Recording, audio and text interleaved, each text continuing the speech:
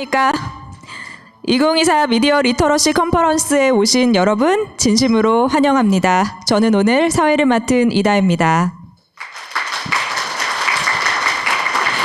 오늘 이렇게 뜻깊은 행사를 마련하게 된 의미를 간단히 소개해드리겠습니다.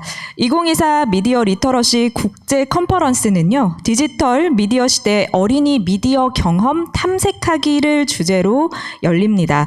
오늘 컨퍼런스는 스마트폰과 디지털 환경에서 나고 자란 우리 알파 세대의 놀이, 학습, 커뮤니케이션, 그리고 일상에서의 미디어 이용 경험을 살펴봄으로써 유아와 어린이 청소년의 삶을 이해하고 또 변화된 디지털 미디어 환경에서 가정, 학교, 정부 차원에서 미디어 리터러시 교육이 앞으로 나아가야 할 방향을 함께 모색하기 위해서 마련되었습니다.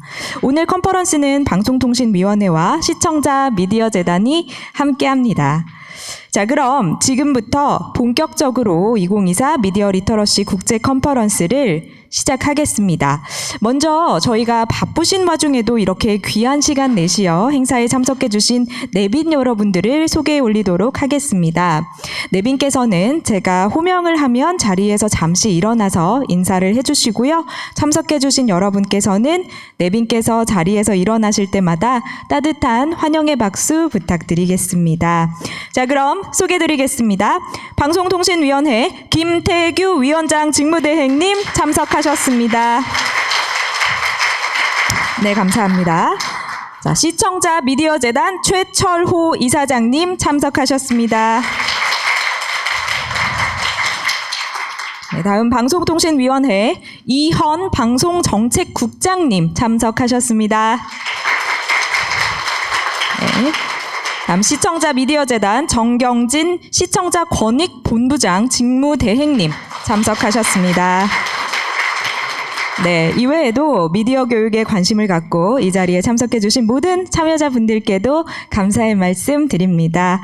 자, 그럼 다음으로 방송통신위원회 김태규 위원장 직무대행님의 인사 말씀이 있겠습니다. 네, 김태규 위원장 직무대행님 무대 앞으로 모시겠습니다. 여러분 박수 부탁드립니다.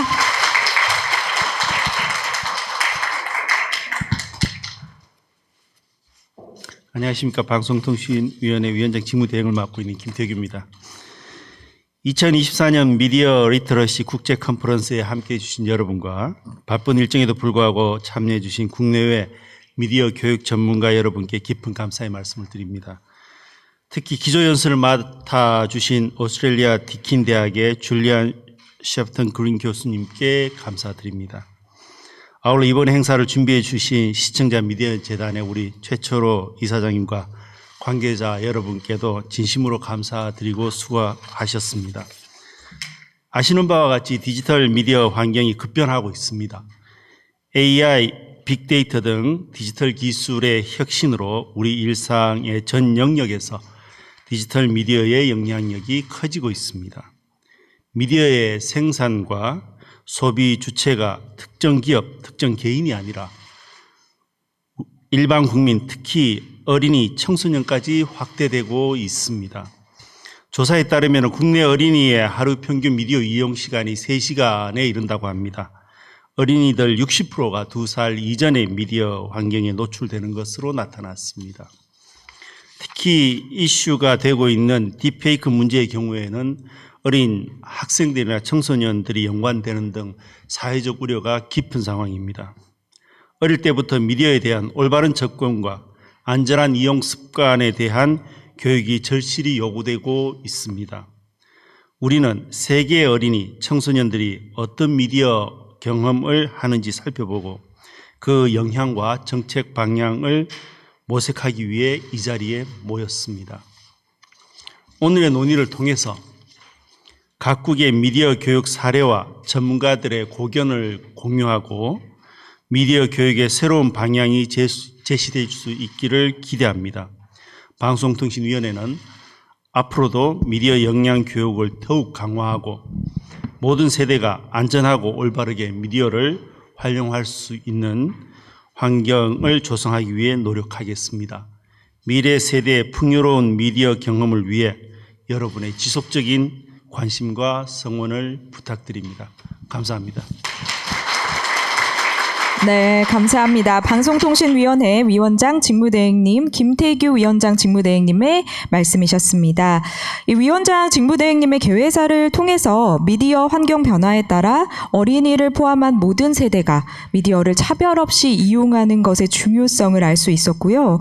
미래 세대인 어린이의 미디어 역량 강화에 대한 방송통신위원회의 정책에 대한 의지도 느낄 수 있었습니다. 말씀 잘 들었습니다. 감사합니다. 자, 그럼 다음으로 시청자 미디어재단 최철호 이사장님의 환영사가 있겠습니다. 여러분 박수로 맞아주시기 바랍니다.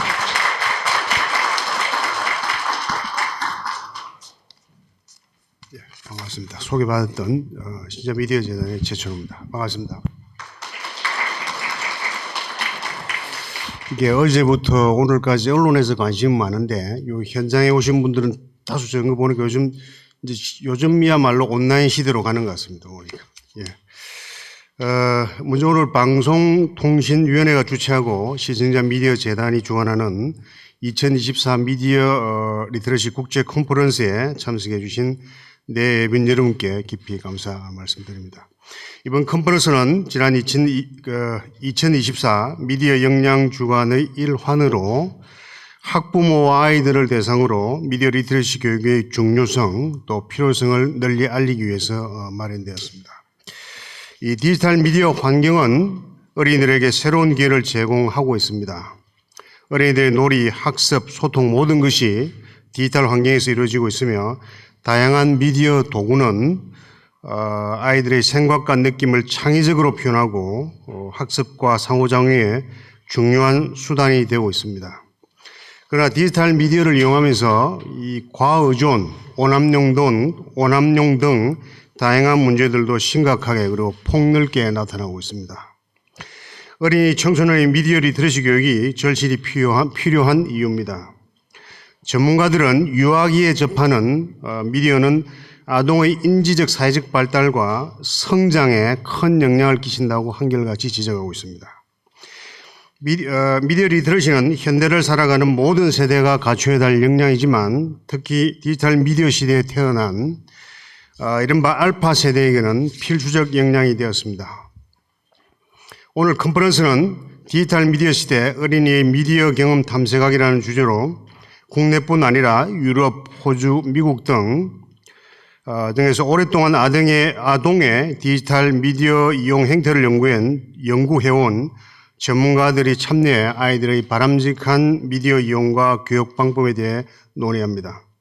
오늘 이 자리가 우리 아이들이 디지털 세계에서 건강하게 성장할 수 있도록 좋은 또 다양한 의견들이 제시되는 소중한 기회가 되기를 바랍니다. 끝으로 오늘 함께 자리해 주신 내외빈 여러분께 다시 한번 깊은 감사 말씀드리며 미디어 리터러시 교육에 많은 관심 부탁드립니다. 감사합니다. 네, 이사장님 감사합니다. 최철호 이사장님의 환영사를 통해서 디지털 시대에서 어린이 미디어 리터러시가 얼마나 필요한지 또 오늘의 컨퍼런스가 어린이 미디어 교육에서 얼마나 의미 있는지 알 수 있었습니다. 자, 이제 다음 순서로는 기조연설이 기다리고 있는데요. 기조연설 전에 저희가 잠시 5분간 커피 브레이크를 갖도록 하겠습니다. 지금 현재 10시 9분인데요. 10시 한 15분까지 다시 장내로 돌아와 주시면 감사하겠습니다. 5분간 커피 브레이크 하시고 10시 15분에 저희는 다시 뵙도록 하겠습니다. 그럼 잠시 후에 뵙겠습니다.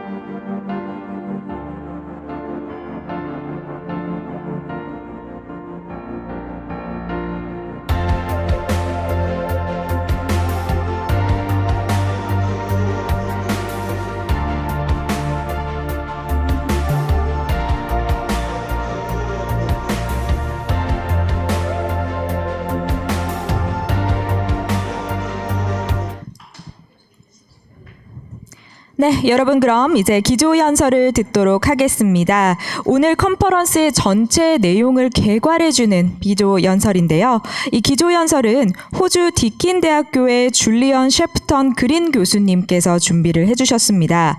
줄리언 셰프턴 그린 교수님은 아동과 디지털 기술 분야의 석학으로 디킨 대학에서 뉴미디어 교육을 가르치고 계시고요. 런던 정경대학의 방문학자로도 활동을 하고 계십니다.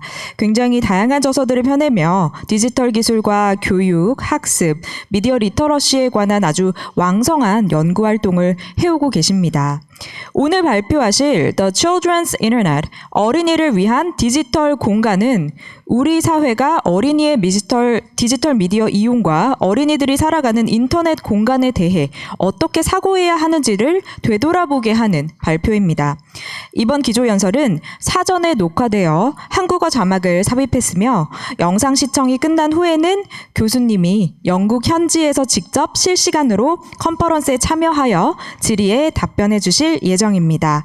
자, 그럼 바로 기조연설을 들어보겠습니다. Good morning. My name is Julian Sefton Green.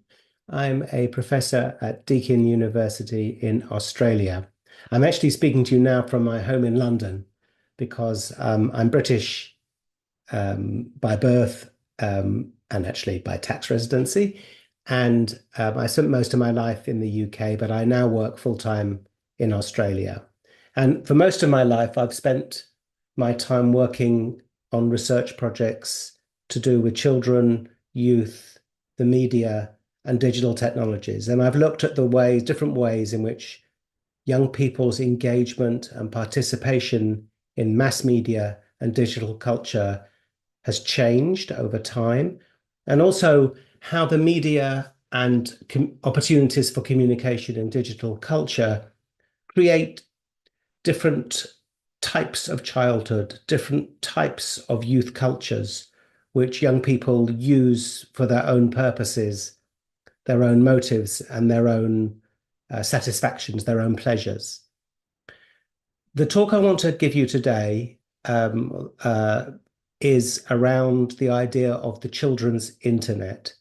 And I'll explain in more detail that this topic is really motivated by a particular piece of work I've been doing at the Centre for the Digital Child, which is an Australian centre. And I do a lot of my work with that centre at the moment. And I'll explain about that in the next phase of the talk. But the reasons I wanted to talk to you about the children's internet are these, that we're very worried as a society about the time that children spend online. Most, actually pretty well all of what it means to be a child or a young person today involves some form of engagement and participation online. There are very few children, even in remote and non-Western parts of the world, who are growing up detached from forms of online participation. But being online can mean lots of different things. It can mean a life where a child wakes up in the morning with a digital, their phone gives them an alarm, and a bit of entertainment comes on the phone. You can be talking or communicating with your friends before you go to school. You can be checking your homework and your tasks for the day online. At school, you might spend a large percentage of your time online in using various kind of educational apps, or simply being involved in whole class activities as directed by a teacher in the school. It kind of depends. When you get home from school, during your playtimes at school, you might well sit down with a group of your friends, play games online as a group in the playground. You might be involved in lots of chat opportunities. If you go into any dining room in a school around the world, you'll see a lot of kids hunched over their phones, even if they're talking to the person that's sitting next to them. When you come home from school, the chances are you're going to watch a bit of television or YouTube, or play games, some sort of entertainment that either is on a phone or a laptop or an iPad or other kind of tablet.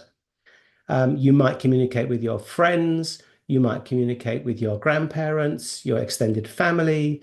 Your mum might ring you and say she's going to be late for work, and you might have a video chat with her, and so on. So we all know that children's lives and young people's lives is totally mediated by all kinds of online participation. So children are on the internet in the sense that there is a children's internet. It's an internet which is already inhabited by a large percentage of children and young people. But that's not to say this is an internet for young people. And it's certainly not an internet that young people have any control over. So you're all going to be familiar with a number of debates around the fact that national governments have very little control over the international and global nature of the internet, that the actual governance of the internet is extremely difficult to control, that questions of age verification, like how we know that a person who says they're a 12-year-old child is that person when they're online. We know that that's very difficult to police. There's enormous moral panic and anxiety about childhood, and this is often expressed in anxiety about predation, sexual grooming, exploitation, around gambling. Most of the discussion, most of the debate about children and young people on the internet is framed in really negative terms. It's framed in terms of anxiety, of risk, and of harm. Now, this is a very difficult point to come to terms with. I'm not saying those harms aren't real, but I do think that the focus of the discussion is unhelpfully and dishonestly skewed in favor of harm and risk and threat, and does not focus on most children's everyday uses of the internet. And this is an important point to understand, because we can't design an internet for children if we are totally motivated by anxiety. And secondly, we need to think a little bit more honestly as a society about why we're anxious about young people online and their experiences, at the same time as we provide them with those experiences, at the same time that we ask our school systems to put young people online. Right, there's a contradiction there, but we need to be a bit more honest about what we want.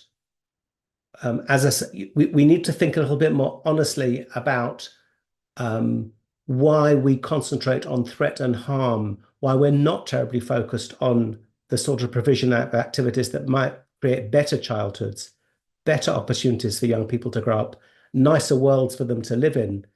And the fact that we choose to focus on these harms and these threats actually has the consequence of making children's lives more controlled, less optimistic, more harmful. So there really is a difficulty even in approaching this discussion of the children's internet, that we don't imagine we can go backwards into a past where there is no internet, because that's stupid and that's not going to happen. But we need to think why so much of the debate about the internet is so negative, and how that is a really unhelpful way of framing children's lives in the future. Okay, so the talk's basically, I've got two more parts to it. In the next part, I'm going to explain the context in which I work, the Digital Child Centre, and I'm going to talk you through a document that I've been a co-author of, which tries to encompass some ambitions about what a better children's internet might be. The project I want to tell you about is called Manifesto for a Better Children's Internet. It was created by myself and colleagues, really led by important colleagues like Michael Dejwani and Alicia Rodriguez, as part of the work that we were all doing and are continuing to do at the Digital Child Centre. And behind me now on screen for you should be the opening splash page for the Digital Child Centre.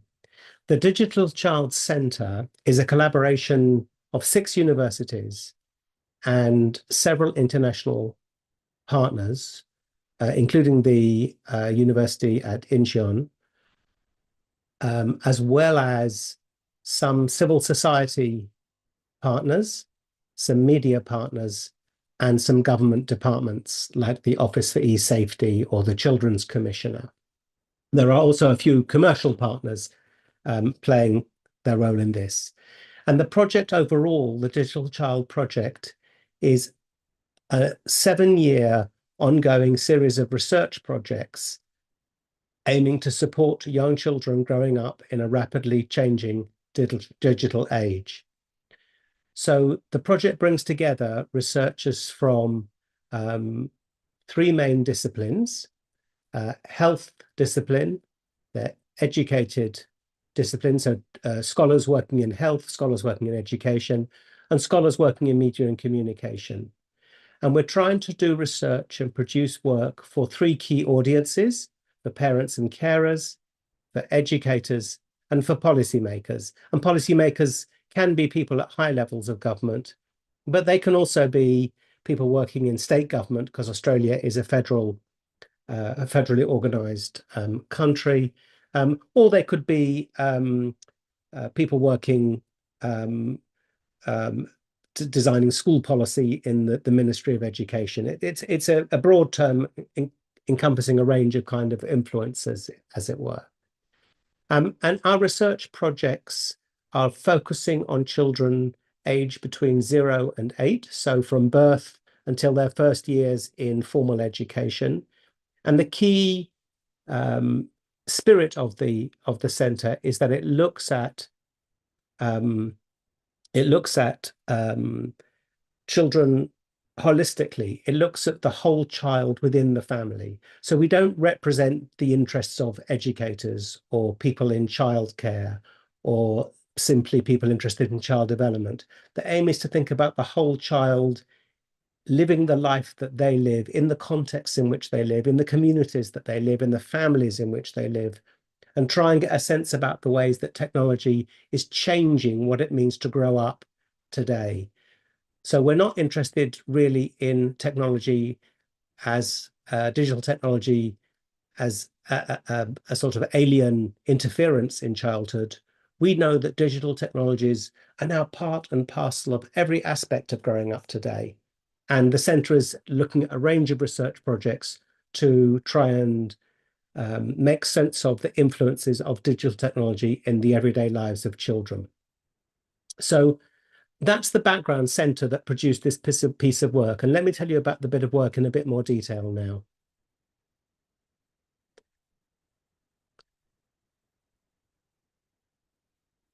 So the piece of work I want to talk to you about today is called The Manifesto for a Better Children's Internet. And you can see that it's a document. It's like, I'm just whizzing through a PDF. You can download it on the website I showed you before. It's about 70 or 80 pages long. And it's a study of something which doesn't exist, but which kind of exists in everybody's minds. I'm going to talk about the manifesto in more detail as we go through it, but just let me introduce it to you as a document. So you can see from the table of contents that there are really 5 main sections. The first section, called Accessing the Children's Internet, just tries to describe how children access the internet. What services do they use? What role do parents play in helping children access the internet? How and in what ways is internet access equal across Australia? Okay, I'm going to come back to these themes, but I just wanted to introduce you to the broad argument. The second question is about the children's internet as a form of imaginary. As I'll talk about in a bit more detail later on, this whole project was influenced by the kinds of ideas around children's television that was developed, particularly by state broadcasting companies in PBS in the US, and of course the BBC in the UK, and in Australia the ABC, where state broadcasting was treated as a particular right and an obligation on broadcasters to produce material for children in the home, And this was a part of the contract between the right to broadcast and what the state believed was right and proper for state broadcasting to offer across all families in the country. So the second section deals with the historical imaginary of childhood. What kind of programs, what kind of stories, what kind of values do we want for our children? And then it tries to apply that principle derived from children's TV to the internet. The third section looks at the way that internet for children these days is a form of commercialized entertainment. So it looks at the ways that children's audiences are addressed by advertisers. It looks at the role of micro celebrities. It looks at video games.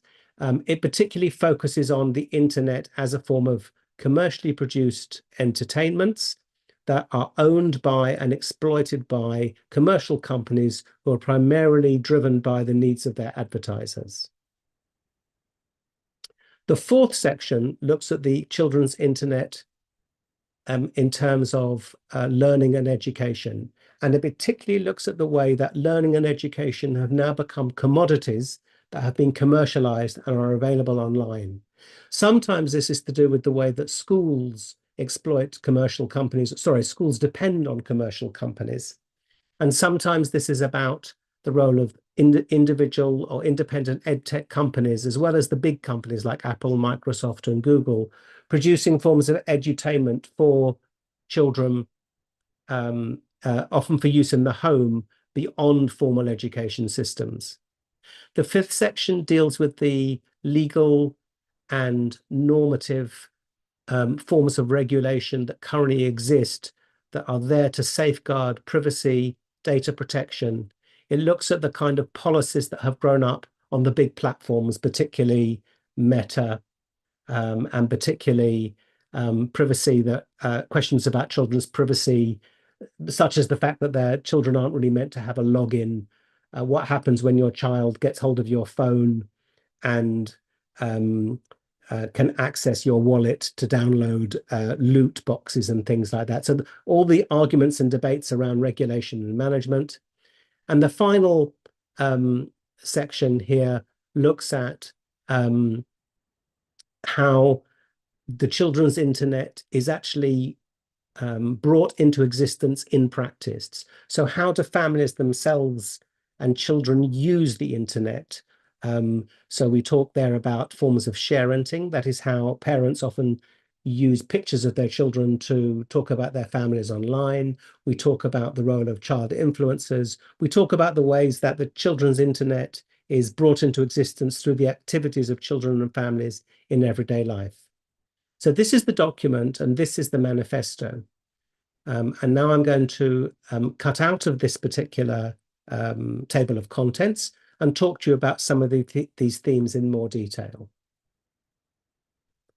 First of all, I want to return to the principle behind the idea of it. It's called the Manifesto for a Better Children's Internet. And we were inspired to create this document because, as I've already hinted at, we were all schooled, we all grew up with a version of children's television in our cultures, and I think this is as true for South Korea as the UK or Australia. In our cultures, the state has reached an agreement with broadcasters to provide certain kinds of programmings for children. So we're used to the idea of there being materials produced for children, which are special, which have quality, which are privileged, and which are protected.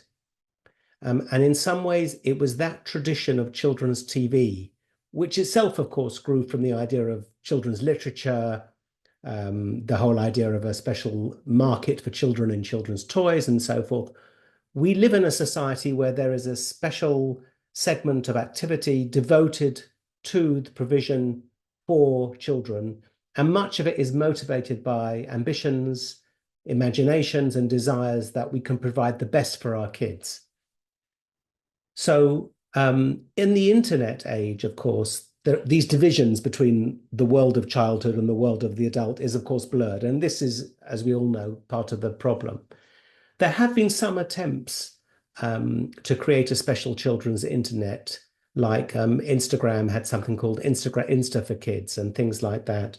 But on the whole, these things are really unsuccessful because obviously there aren't natural boundaries. When you're a broadcaster, you can control the times at which you put on programs for kids and programs for adults. And in the UK, there's something called the watershed where you're not allowed to show certain types of program after a certain time. Other countries have different regulatory regimes. But when you can't control the broadcasting, when you can't control who puts something on where, everything is available all of the time on the internet. So the idea of a children's internet is not something which is practical, and we're not something which I could put to you will be invented and controlled in the next few years.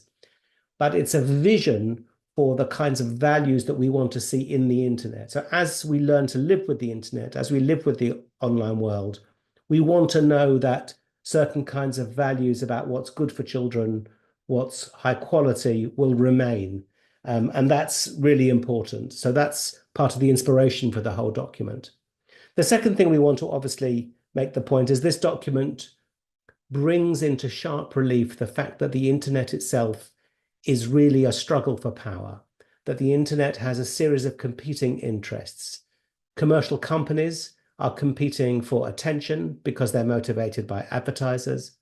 The state, which used to control all kinds of broadcasting and material made available to people, is not in charge anymore because of the global nature of the internet. This obviously varies from country to country, but broadly speaking, that's true. And families, which used to have a way of controlling and mediating children's media use, what you want your children to watch, when you want them to watch it, that form of control has gone. So all the ways in which we grew up, the ways in which certain order of things held sway are not true anymore. So we don't vote, we voted for we kind of vote for our governments. And therefore the way they regulate children's TV is kind of democratic.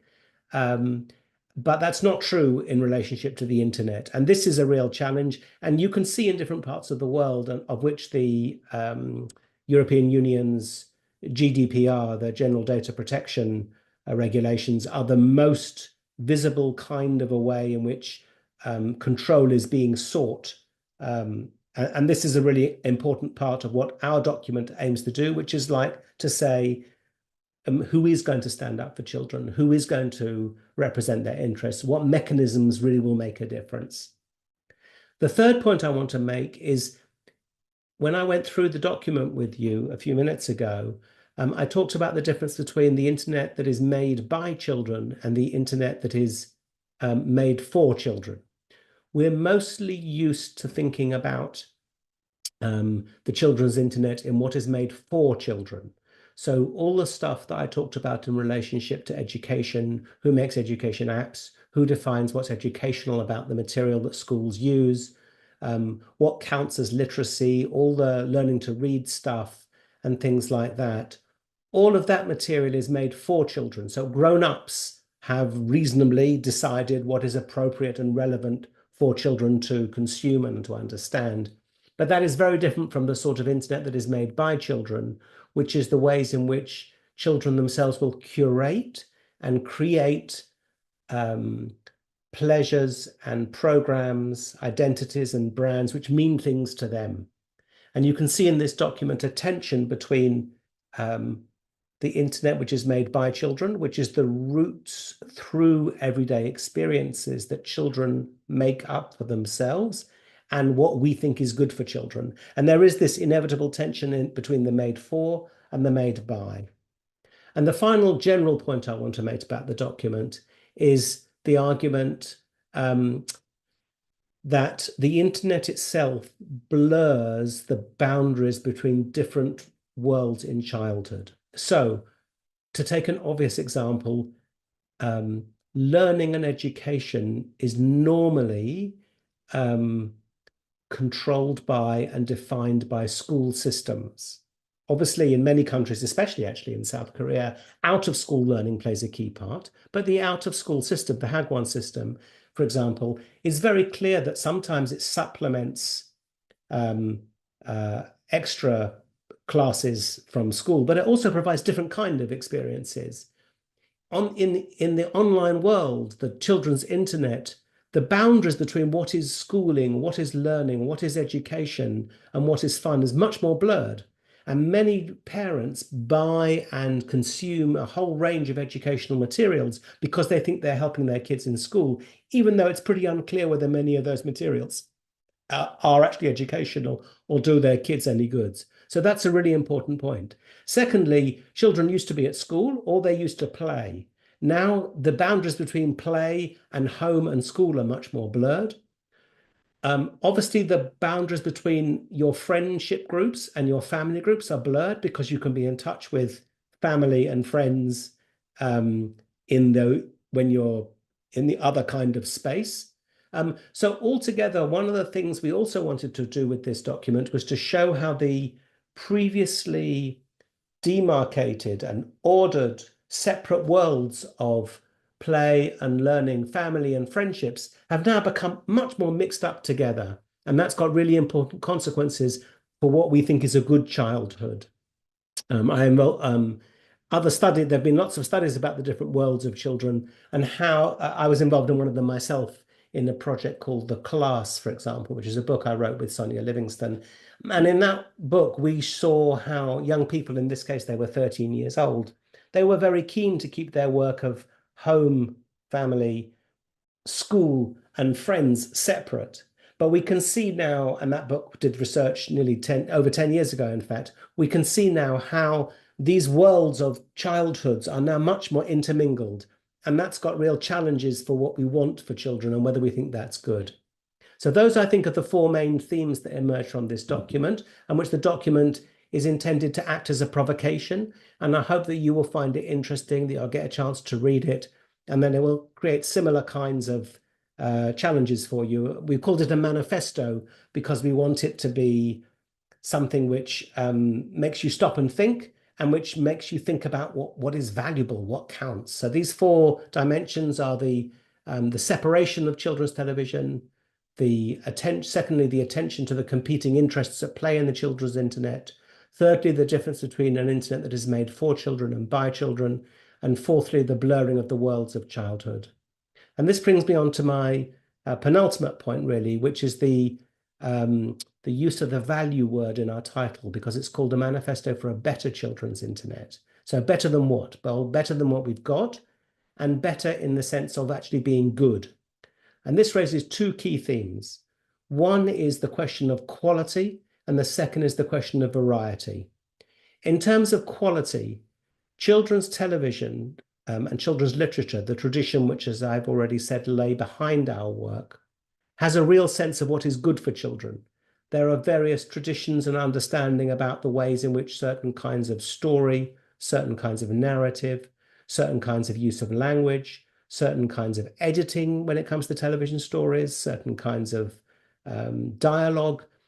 It's not just a question of what is right for children, i.e. things we don't use swear words or other kind of moral questions. There are also genuine questions about quality of artistry, quality of communication, quality of values.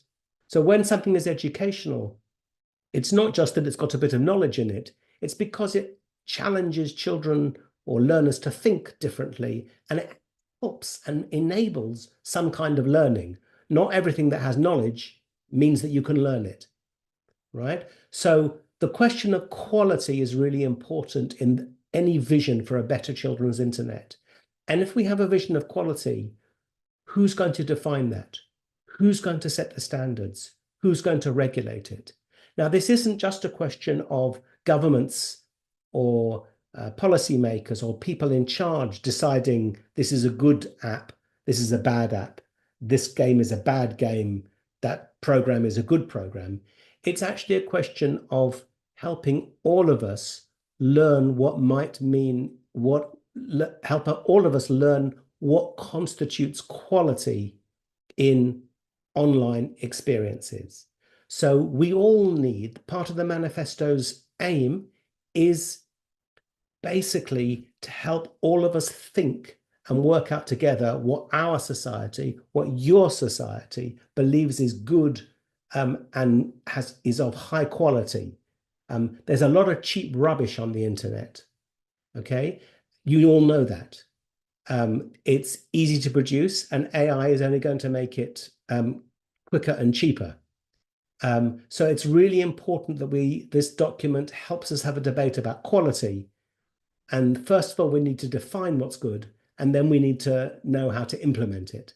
And part of the challenge is about variety and variation, because part of what defines quality is that there should be differences. One of the real problems with a lot of online gaming, for example, isn't that the gaming is bad, but it's just the same.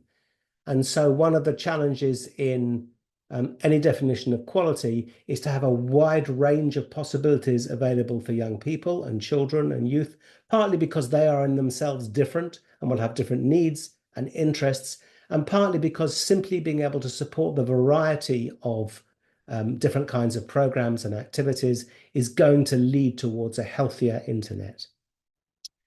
So that's my pitch for this document. And it's not that the document has the answers, it's a challenge to help you think about what our society needs in terms of online provision. And I'm going to end by sharing with you the key principles which we outline in the document as being a way to think about what might make a better children's internet. So I'm just going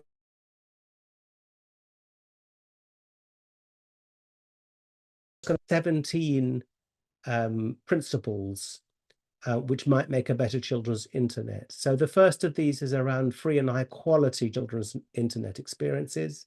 Second, as I've just been talking about, quality standards.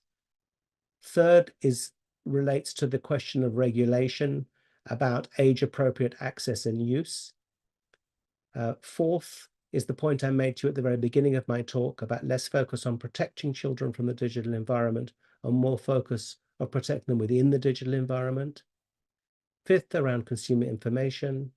Sixth, in terms of helping diversity by encouraging more investment. Seventh, the development of products and services that increase access and use of digital technologies for children at risk of digital exclusion. In other words, those children who don't have easy access should not be left out of the childhood that is available to the richer children in the world. Eighth, avoiding the philosophy of move fast and break things. So much of innovation on the internet is aimed at getting a quick profit.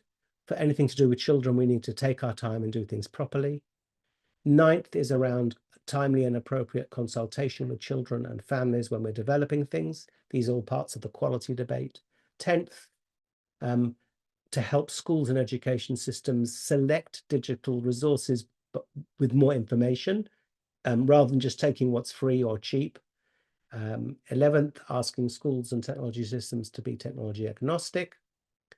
12th, this is a point I've already made, that what is labeled as educational doesn't mean that it's any good for learning.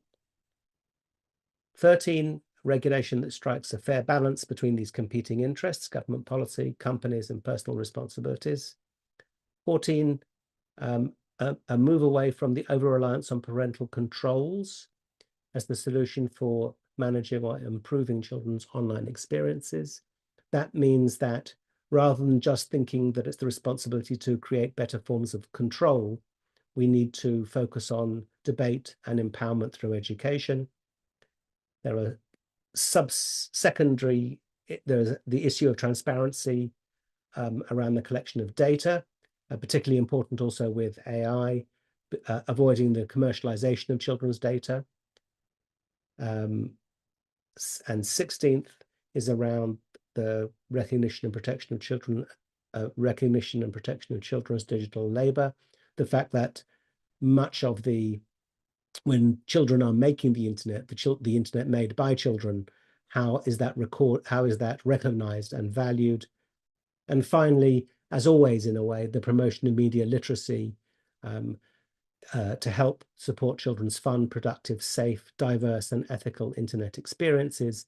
Again, without some forms of media literacy at the heart of all our education systems, we're really letting down our kids and failing to provide proper forms of education that can create citizenship in the future.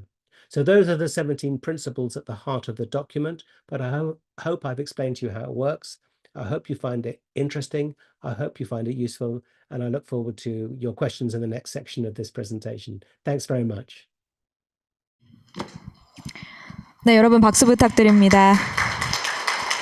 네, 줄리언 셰프턴 그린 교수님의 기조연설 잘 들었는데요. 어린이가 인터넷에서 잘 살아가는 데 필요한 17가지 원칙에 대해서 설명을 해주시면서 미디어 리터러시의 중요성을 강조해 주셨습니다.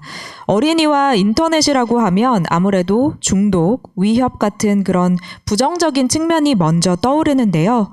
그런 관점을 돌아보는 것에서부터 어린이의 인터넷이 시작되지 않을까 싶습니다. 성인이 생각하는 어린이를 위한 이상적인 인터넷과 어린이에 의해 어린이가 직접 만들어가는 인터넷이 다르다는 것이 바로 오늘 컨퍼런스의 주제를 관통하는 내용이 아닐까 싶은데요. 자, 그럼 이제 기조 강연에 대한 질의응답 시간을 갖도록 하겠습니다.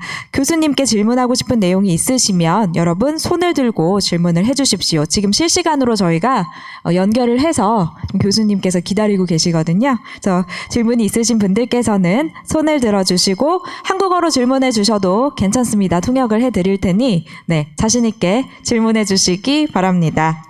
자, 그리고 미디온 유튜브 채팅창에서도 여러분 궁금하신 내용이 있으시면 질문 남겨주시기 바라겠습니다.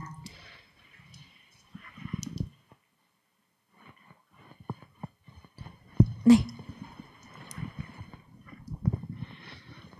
먼저 교수님의 훌륭하신 기조연설 말씀을 잘 들었습니다.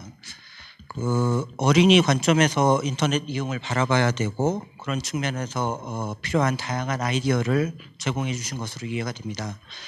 제 질문은 다음과 같습니다. 기조연설 중에 어린이 청소년의 인터넷 이용에 관한 기존 논의가 위협, 해악 측면에 집중이 되어 있다 이렇게 말씀을 하셨습니다. 그래서 기존 논의가 위협, 해악 이렇게 이제 그런 측면에서 집중이 되었던 배경은 무엇이고 그것이 어떤 문제를 야기하고 있는지 교수님의 의견을 듣고 싶습니다. Okay, so Professor Julian Shafton Green, first of all, thank you very much for your keynote speech, and we would like to ask you a few questions regarding your keynote presentation. So the first question is that, we're really thankful it was really enlightening to hear that you have to see the internet based on the point of view of the children. And especially from your speech, you mentioned that discussions about children and adolescents on the internet are rather focused on risks, threats, and harms. So specifically, in what ways do you see these discussions as problematic? And what is the background that what is the background that made you think like that? Hi there. Thank you very much for inviting me to participate in this event. I'm very grateful. I want to thank the organisers for this opportunity. I hope you can hear me okay, and I hope the translation is coming through okay. I think the point I was trying to make, as best I understand your question, is in relationship to the fact that most public discussion, most discussion between teachers, most discussion in the public sphere around online issues is very much focused on harms and crisis. There's a lot of discussion about well-being, about mental health, about the dangers and risks of the internet. And yet we support and we encourage our children to use online experiences all of the time. And we put them in schools, and we make them the basis for many new kinds of educational interventions. So the point I was trying to make there was very much that we need an equal amount of attention to what children enjoy, how they are learning, what pleasures they get from creating and viewing material online, and also from listening to the voices of parents who talk to their children and teachers who work with young people in schools about their full range of kind of learning experiences. Because if we live in a world where public debate is biased towards only paying attention to the risks, and where we don't involve young people in decision making, where we ignore what they're getting from the experiences, then we're really not really looking at the ways in which technology is changing people's lives from a very neutral or sensible perspective. 네, 말씀드리겠습니다. 네, 우선은 저에게 이제 질문 주신 데 대해서 감사드리고 오늘 이렇게 이 자리에 참석해 주신 여러분들께 먼저 감사의 말씀을 전합니다. 제가 발표했던 기조연설에 대한 영상에 이제 자막이 삽입이 되어 있었는데요. 자막을 통한 어떤 번역이 잘 전달이 되어서 여러분들께서 오늘의 내용을 잘 이해하셨기를 바라고요. 그리고 먼저 이제 질문해 주신 그 내용에 대해서 좀 답변을 드리자면 지금 현재 많은 분위기가 공식적으로 이런 아이들에 대한 인터넷을 바라보는 그런 관점이 말씀하신 것처럼 그리고 제가 얘기 드렸던 것처럼 위협이나 그런 위험 이런 것들에 좀 더 관점이 지금 집중되고 있기는 합니다. 그래서 아직까지도 이제 여러 가지 리스크라든지 아이들이 인터넷을 이용하는 데 있어서의 뭔가 건강하게 이용할 수 있을 것인가 하는 그런 점들에 대해서 논의가 집중되고 있다는 그런 이야기인 거죠. 하지만 이제 저희가 아이들을 바라봤을 때 사실 학교에서 수업을 하거나 할 때에도 그런 지원의 관점에서 인터넷이 많이 활용이 되고 있잖아요. 그렇기 때문에 저희가 그런 부분에 있어서도 충분히 동일한 그런 주의를 같이 기울여줘야 된다라고 저는 생각을 하고 있습니다. 어떻게 하면 우리가 더 잘 활용을 할 수 있을까? 그런 걸 활용을 지켜보려면 실제로 많이들 이용하시는 우리 부모님, 아이들을 키우고 있는 부모님이라던가 아니면 학교에서 아이들을 가르치고 계시는 선생님들의 말씀에도 좀 더 귀를 기울여 보는 게 중요하겠죠. 그런 분들이야말로 이제 아이들이 어떻게 더 크리에이티브하게 인터넷을 활용할 수 있는지 그리고 아이들이 인터넷 세상에서 어떤 것들을 좀 더 보고 어떤 것들을 더 체험하는지 하는 부분들에 대해서 지켜볼 수가 있는 부분인 것 같습니다. 그래서 이런 공식적인 토론에 대해서 조금 안타까운 부분은 정책을 만드시는 분들께서는 그런 아이들이 실질적으로 어떤 상황에 처해 있는지에 대한 경험이 저는 부족하다는 것이 좀 안타깝다라고 생각을 하고 있습니다. 그래서 기술에 대한 관심도 조금 더 늘리고 그리고 아이들을 바라보는 그런 정책을 만들 때에도 조금 더 경험이 늘어나면 어떠한가 하는 것이 저의 생각입니다.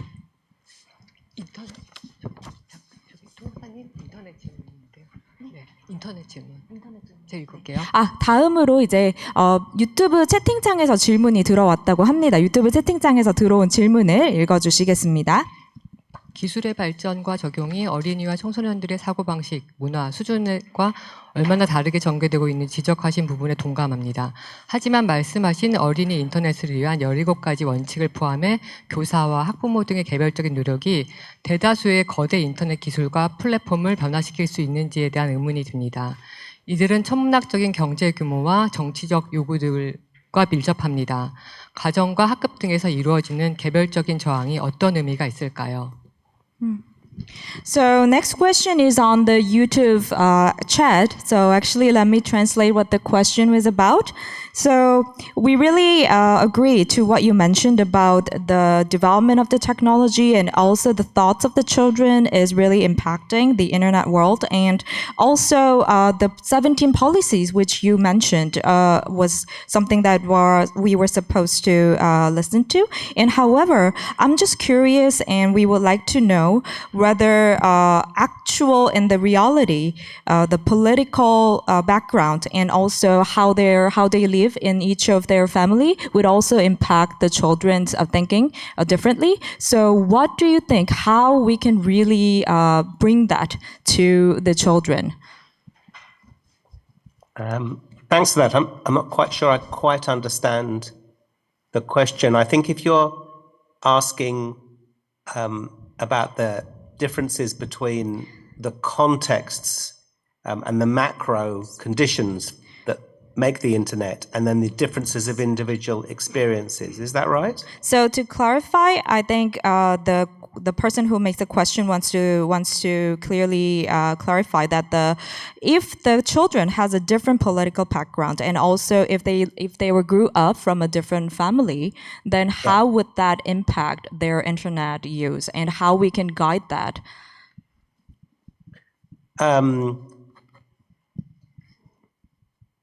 So that's a great question. So I think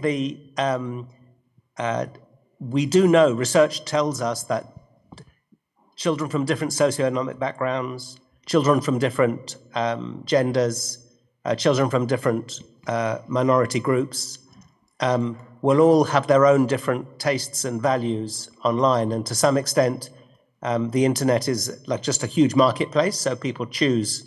So by treating the consumption of information online as a market, we lose the power of educators to help support, develop, and direct young people, because we don't do enough media education, we don't do enough critical evaluation of the online world, we don't do enough media production, we don't do enough media creation. All the things, if we want children to be better consumers, we have to put it into the education system. 네, 좋은 질문 감사드립니다. 아무래도 소수 그런 그룹에 있다 보면 인터넷을 사용하는 것이, 인터넷이 이제 일종의 큰 어떤 마켓플레이스라고 저희는 보고 있는데요. 정보를 수집하는 것에 있어서 그런 관점들을 봤을 때 미디어 커뮤니케이션을 조금 더 비판적으로 보고, 그리고 더 날카롭게 판단하는 것들이 저는 필요하다라고 생각을 합니다. 하지만 이런 것들이 아무래도 잊어버리게 되는 부분들이 있죠. 그래서 더 나은 그 미디어를 활용하도록 하기 위해서는 이런 것들이 저는 교육에 분명히 포함이 되어야 한다라고 생각을 합니다. 투어사님, 또 질문 있습니다. 하나만 도와드릴게요. 네. 인터넷 품질과 다양성에 대한 부분이 굉장히 중요하다는 생각이 듭니다. 공교육이 에듀테크 기업이 제공하는 교육 프로그램을 무료로 사용하고 교육에 인터넷을 적용하려는 움직임이 시작되고 있는 환경에서 공교육에서 인터넷 교육의 품질을 관리할 때 가장 중요하게 고려해야 할 사항은 무엇일까요? Okay, so there is a next question. So I think the quality of the internet and diversification is also a very important part of the internet. And also within edutech, so a lot of training materials are also applied to internet. So as of public communication, in terms of the quality, what is the most important part that we have to consider?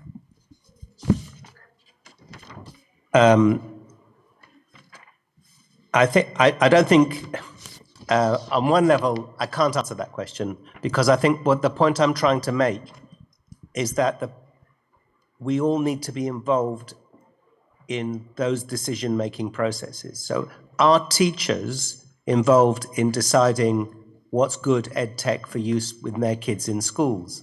Are parents involved? No. Most of the time, the material is produced by large multinational corporations who are much more interested in, obviously, the spread of their materials, the financial success of their materials, than what might count as quality. Most people who use a lot of all the different groups of people who work with children and consume different kinds of media aren't involved in decision-making processes. So when it comes to learning and education, for example, I have some strong opinions about what I think is better forms of learning than others. And I think all of you there will probably have your own views. The point is the way that the material gets taken up, who makes decisions about who buys what bits of material, how the role of the government, the role of the different regulatory agencies, those people don't necessarily have the same interest that I might have or that you might have. And the point that I'm trying to make here is not that there is a single definition of quality, but that people should be brought together and encouraged to have discussions about what is quality, rather than just use what's available on the market. 네, 그래서 이 질문은 제가 직접 답변 드리기는 좀 어려운 질문인 것 같습니다. 왜냐하면 사실 이 품질에 대한 논의는 저 혼자만 논의할 수 있는 것이 아니고요. 여기 계신 여러분들, 그리고 우리의 아이들을 가르치는 우리 선생님들, 그리고 부모님들 모두가 함께 해야만 이 품질에 대한 논의가 가능한 부분이다라고 생각을 합니다. 지금 전 세계에 굉장히 다국적 많은 기업들이 그런 교육 자료들을 이제 내고 있는데요. 그분들의 어떤 목표는 경제적인 그런 점에 있다라고 저는 생각을 합니다. 그러니까 우리가 바라보는 관점과는 완전히 다른 것이죠. 그래서 저희가 생각했을 때 정말로 그런 퀄리티를 생각을 한다면 우리가 직접 나서서 생각을 해봐야 하는 부분이다. 우리 그리고 우리 선생님들 그리고 우리 부모님들, 우리 현업에 계신 분들 생각해줘야 되는 거고요. 그리고 이제 제가 생각했을 때에 어떤 것이 좋은 품질이냐라고 하는 부분과 여러분이 생각하는 품질이라 생각하는 그런 부분과 또 다른 분들이 생각했을 때 이 모든 게 서로가 다를 수 있다라고 생각을 합니다. 그래서 저는 이제 우리가 품질이다라는 단어를 생각했을 때 그렇게 각각이 서로 다른 이해를 가지고 있을 수 있다라고 생각을 하고요. 그렇게 말씀을 드리면서 이 질문에 대한 답변을 마무리하겠습니다. So that was it for the questionnaires. Thank you so much for answering the question. Thank you so much for the wonderful keynote speech. Thank you very much for your help in your translation. Thank you.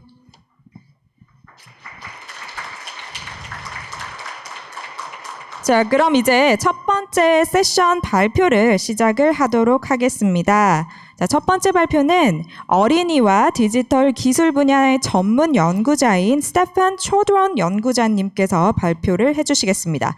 스테판 초드론은 지난 10년간 20개 이상의 국가에서 아동의 발달, 안전, 아동의 권리를 중심으로 아동의 디지털 기술에 관한 연구를 주도하셨고요.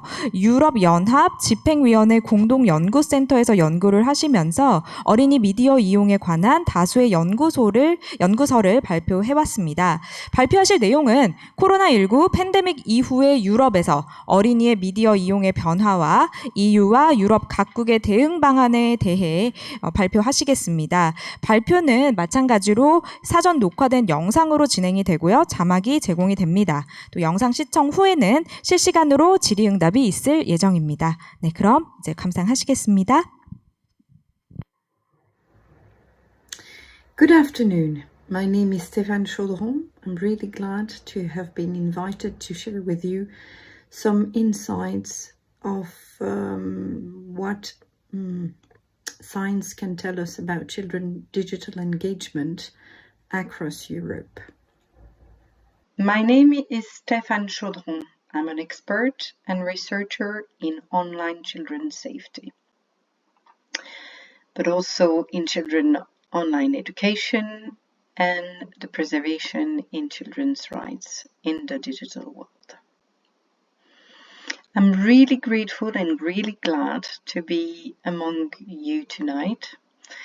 I'm really thankful to the organizer of this event to have invited me so that I can share with you some insights and key results of studies that I've led across Europe in the last 10 years.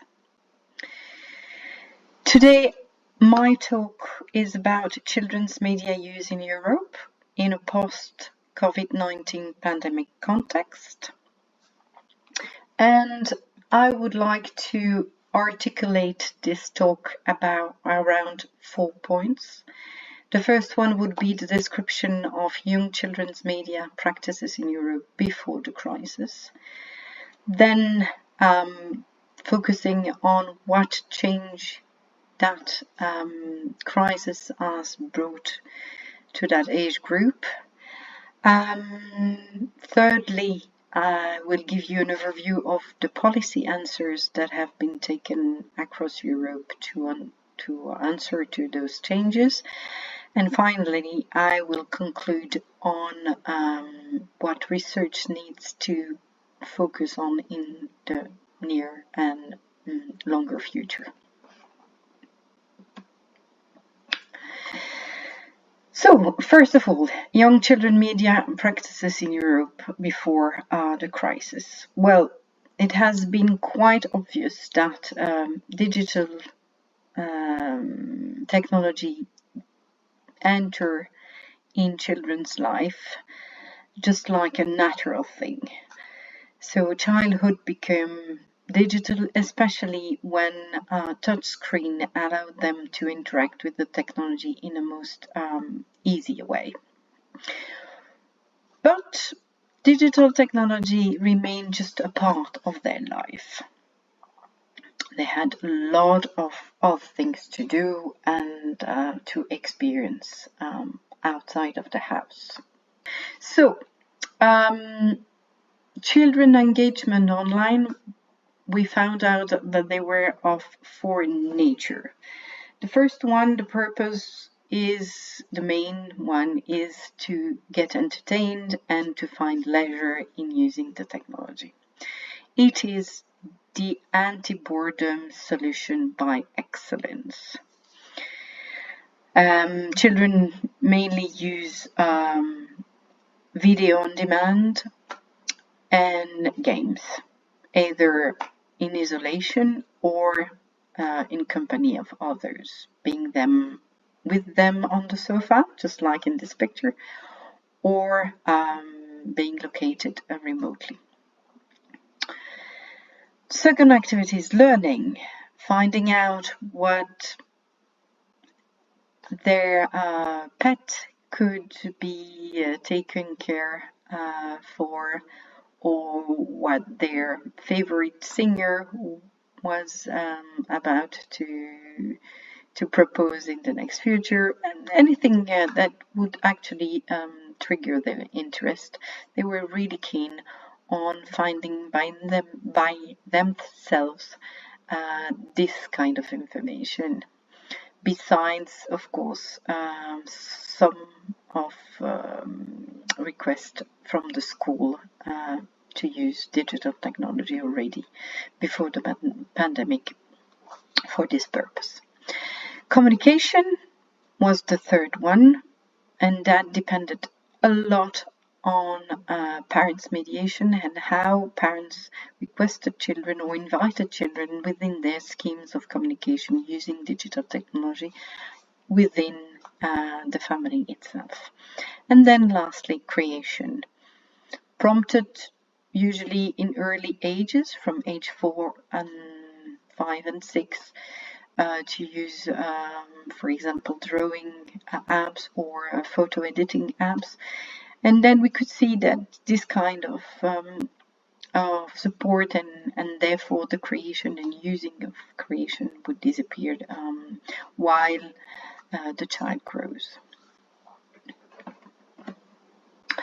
Parental mediation on its side was focusing on time, primarily, on content to some extent, to help to troubleshoot situation and give support when needed. Sometimes some knowledgeable parents regarding digital technology would anticipate also children's needs, or would propose them to discover things that they didn't know together and doing it really together in co-usage. But that was quite at the margin of the proposition of the parents. In this context, actually, we could see, thanks to qualitative study that we've done across 21 European countries, touching more than 600 children, that digital literacy natively coming from home setup was quite patchy and very different from a situation to another, from a child to another, sometimes within the same family. So we underlined at that time the importance of school and how schools had a major role to play, not only in learning, not only in developing skills for problem solving or critical thinking, but certainly in helping children to find a balance between online and offline activities, and to fight against inequalities in terms of digital access and inequalities in terms of digital literacy itself.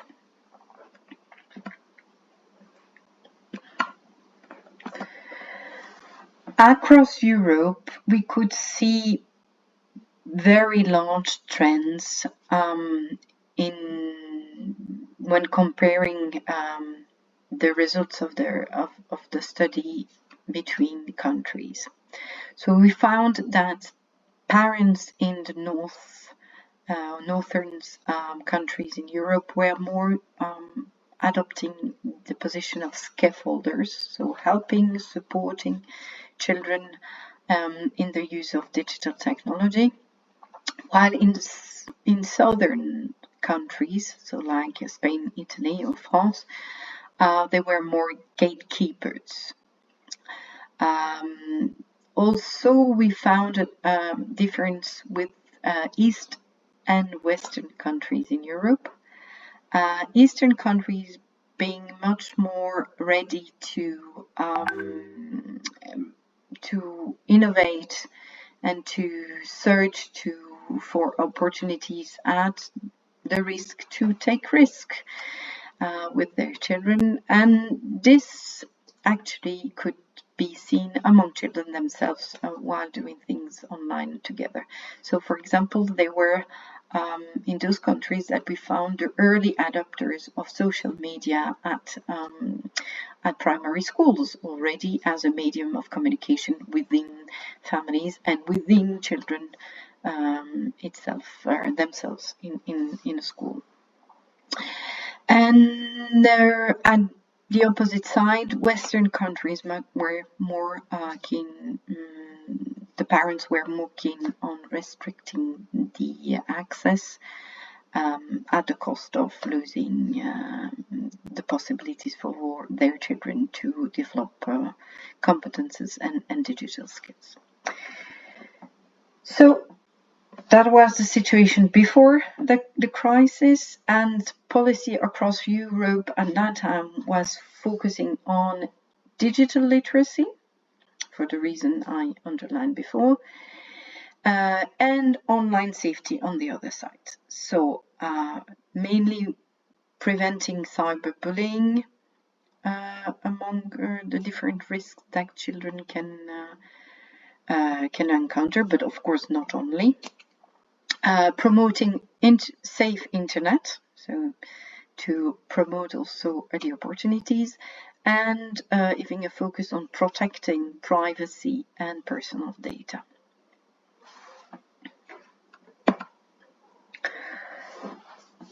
In 2020, early that year, the scene completely changed. COVID forced everyone to stay indoors, to use and embrace digital technology at large to patch up for that situation, to patch up for the social interactions, for entertainment, for the sport, of course for schooling. And that brought a lot of changes in children's life in that time. Another game changer in the last years that we saw was the embracement or the rise of artificial intelligence, especially the generative artificial intelligence that was launched at the end of 2022 in the large public. So during COVID, my team switched focus in its research, and really we looked at how families were handling remote and emergency schooling during that period, and how children experience their online risk in that period too. Without going into details regarding that, because that could be really the subject of an entire presentation, what I would like to highlight here is the results of that. So we saw that definitely a shift in usage of the technology among children, a diversification of the purposes, an enlargement of that, starting with learning itself. We saw really the translocation of schooling completely online during lockdown. Certainly at secondary school and depending on at the primary school, depending on the facility of the schools themselves, on the capacities of the children, the age of the children, and the capacities and skills and competences of the teachers, of course. What we saw is a big shift. So during COVID lockdown, in terms of activities, so as I said, lots of learning. Half of the activities online were learning and schooling. And we saw a double of the time spent online. So before daily, yes, children between 10 and 18 years old would spend between 2 and 3 hours online. During lockdown, the time spent online was in average between 6 and 7 hours. After the pandemic, we could see that some effect or some elements stayed in usage, and we could see some shift in usage. The first one was education itself.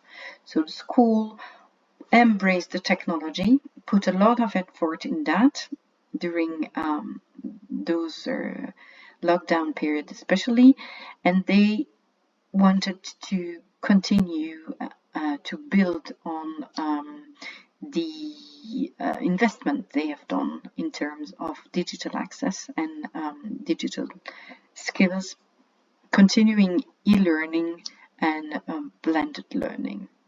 Sometimes not always for the good reasons, sometimes because actually space in schools was becoming scarce, and to patch up for another kind of crisis, meaning the space available in school, they found that e-learning could help to switch classes within the same rooms and at the same time continuing learning for everybody.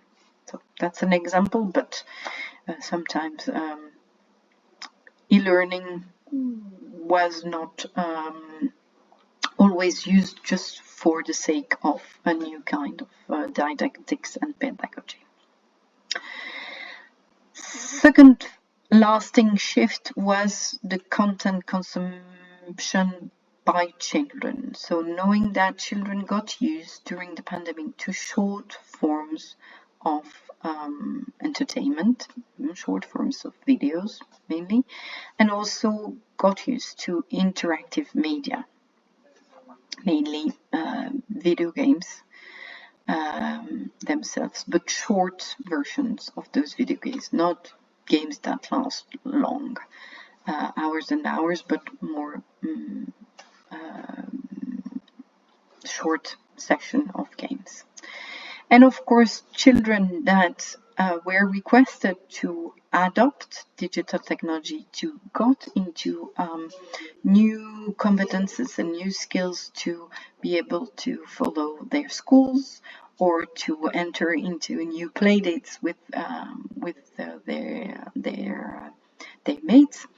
Well, they certainly did not lose that, and actually we saw even more early age in average to adopt technology in life on an everyday basis. So that had some consequences. The first one is the digital pressure that has been put on children. and on families as well. So having the necessity to have internet broadband 7 days a week, 24 hours a day. What we could see also is that in the last years, children have lost time of sleep, and sometimes in a dramatic way. Literature has given the figure of losing up to 1 hour of sleep per night. Also, changes were felt in social interactions. So digital platforms took up a large part of the social interactions outside the house during lockdown, and those elements, or those way to relate with others, stayed in some forms.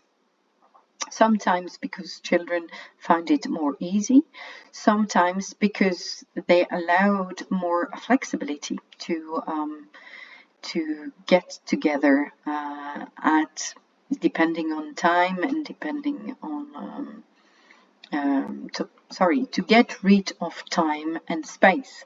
So meaning that actually you could organize a play date even after dinner or before school, wherever you are. Also, we saw with this increase of time online, also an increase of opportunities, certainly, but also an increase of risks that children encounter online.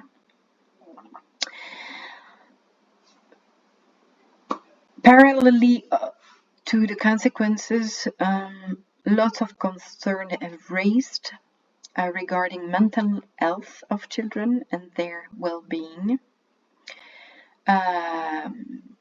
We saw a fairly amount of children complaining about digital stress, crisis of anxiety, and also stress of the screen itself that is generated by the use of digital technology. The same stress is reported by parents that really complain about the difficulty to now mediate the use of digital technology by children when they all have their smartphones in their phone, and as I said before, this possibility to be online all the time. Schools also found it hard to get back in the premises and to deal at the same time with the digital technology and the old way of teaching in the rooms. And finally, what the COVID pandemic has shown is digital inequities that become even more patent than before, and the digital divide as well, that really touched children from a lower socio-economic background. So you might remember what the policy answers were before the pandemic. So focusing on digital literacy and online safety. Well, after the pandemic, those policies have seen another or several other layers on the top of that. So we saw a shift towards enhancing e-learning and addressing digital divides, so meaning the digital access per se and the digital competences on the other side. Improving also well-being and mental health, while still really much try to increase online safety. To give you examples on the first point, enhancing e-learning and addressing digital divide. Well, here are some strategies and initiatives that have been taken at European and national level. So European level, the Digital Education Action Plan that started in 2021 worked on improving digital literacy and on improving digital access per se. The same year we had already recommendations also to help schools to implement blended learning. AI for Kids initiatives started in the year 2020 already to see and to pave the way to get digital literacy, including elements that regards artificial intelligence. Addressing digital divide, well, it starts also and first of all by giving everyone the possibility to get connected, and a lot of significant investment has been done in digital infrastructure per se, especially in Southern and Eastern Europe, where the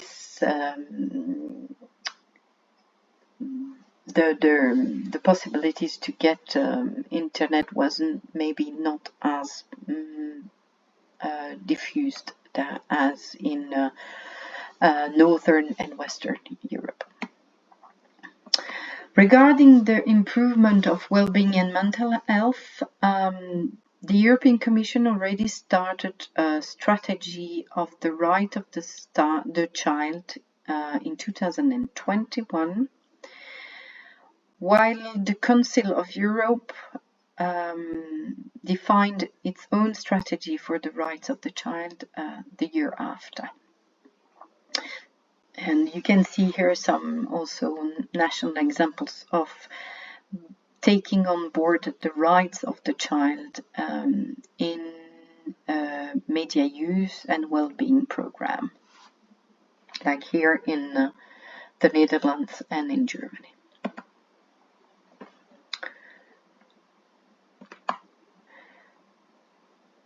So, increasing online safety. So a new EU strategy for a better internet for children, known as Better Internet for Kids Plus, and that started in 2022. Right now, this strategy is being evaluated, and also there is a large consultation of the public and the professionals to review this strategy in the near future. The General Data Protection Regulation that already exists since 2016, so really a focus on its Article 8 regarding children's consent, especially on the use of their personal data. And also a big effort has been requested to the industry to explain and to be more accessible to children what they think yes for when they agree to use and to put an app on their smartphone or their tablet. And also I would like to flag the Digital Service Act and its Article 28, which focus on the protection of minors online for small and large international platforms as well. In this framework, I invite you also to look at the Safer Internet Day. This has been running for several years now at the initiatives of the Safer Internet Centers Consortium called InSafe. It's an international event that happens every February, second day of the second week of the second month, every year, sorry. And that's an international event, really is a perfect way to call for changes towards a better and safer internet for children.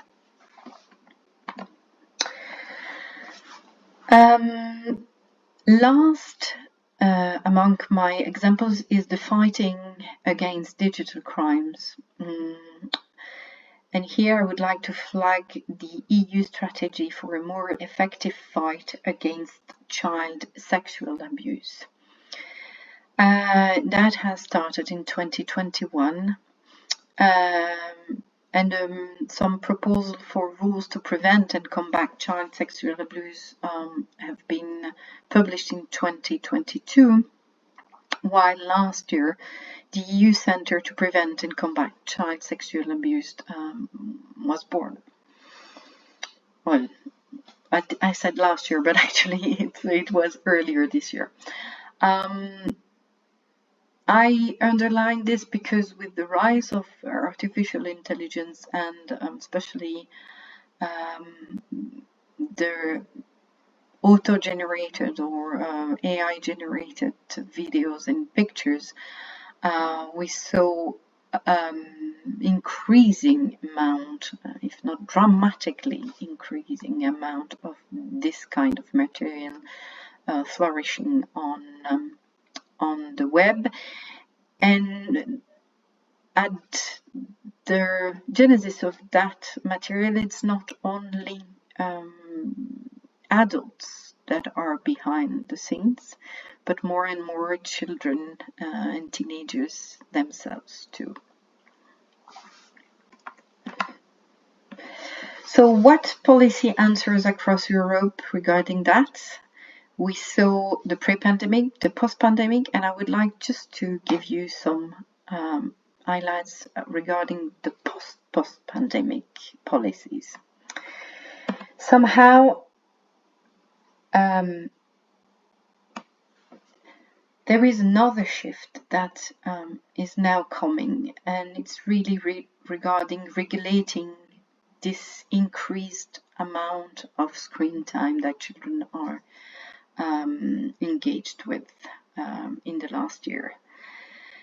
And another trend is to try to regulate and to guide AI.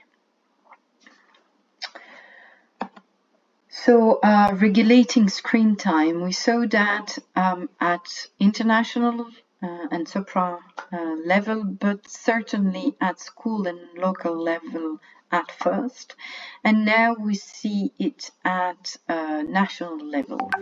So, for example, Italy and France this year followed the example of Spain and asked for a ban of any digital devices in school from this September, and sometimes even for didactic purposes, which might be a little extreme, but this needs to be evaluated and tested surely. So some other mild, let's say, and integrated strategies are of a different approach. And I would like to cite the example of the digital pacts that have been developed in Milan. So those digital pacts are developed on the basis of consensus that researchers and schools and parents find together to regulate and regulate, control on one side, but certainly support children on the other side to develop the right digital access and digital literacy in a more homogeneous way in the society.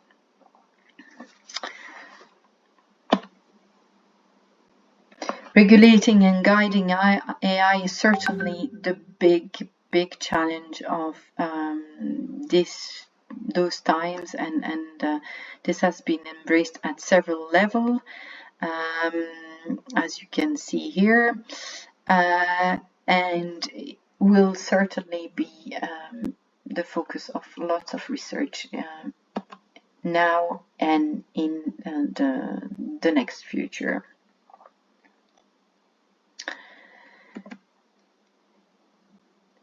Just one word about young people concerns and suggestions regarding artificial intelligence and children's rights. This comes from research that I've led between 2020 and 2022. And actually this report came out just a little bit before the launch of ChatGPT. And children were just saying this: we need more AI-related knowledge and skills. We need more protective rules regarding AI usage. And we would like to have more explicable and transparent AI. Because we have concern, they say. Yes, AI probably is an unavoidable technology. They are concerned about the threats that this technology puts on privacy and trust. And they would like to be ready for AI, and they would like to know what they should learn to use it for its best and not for its worst.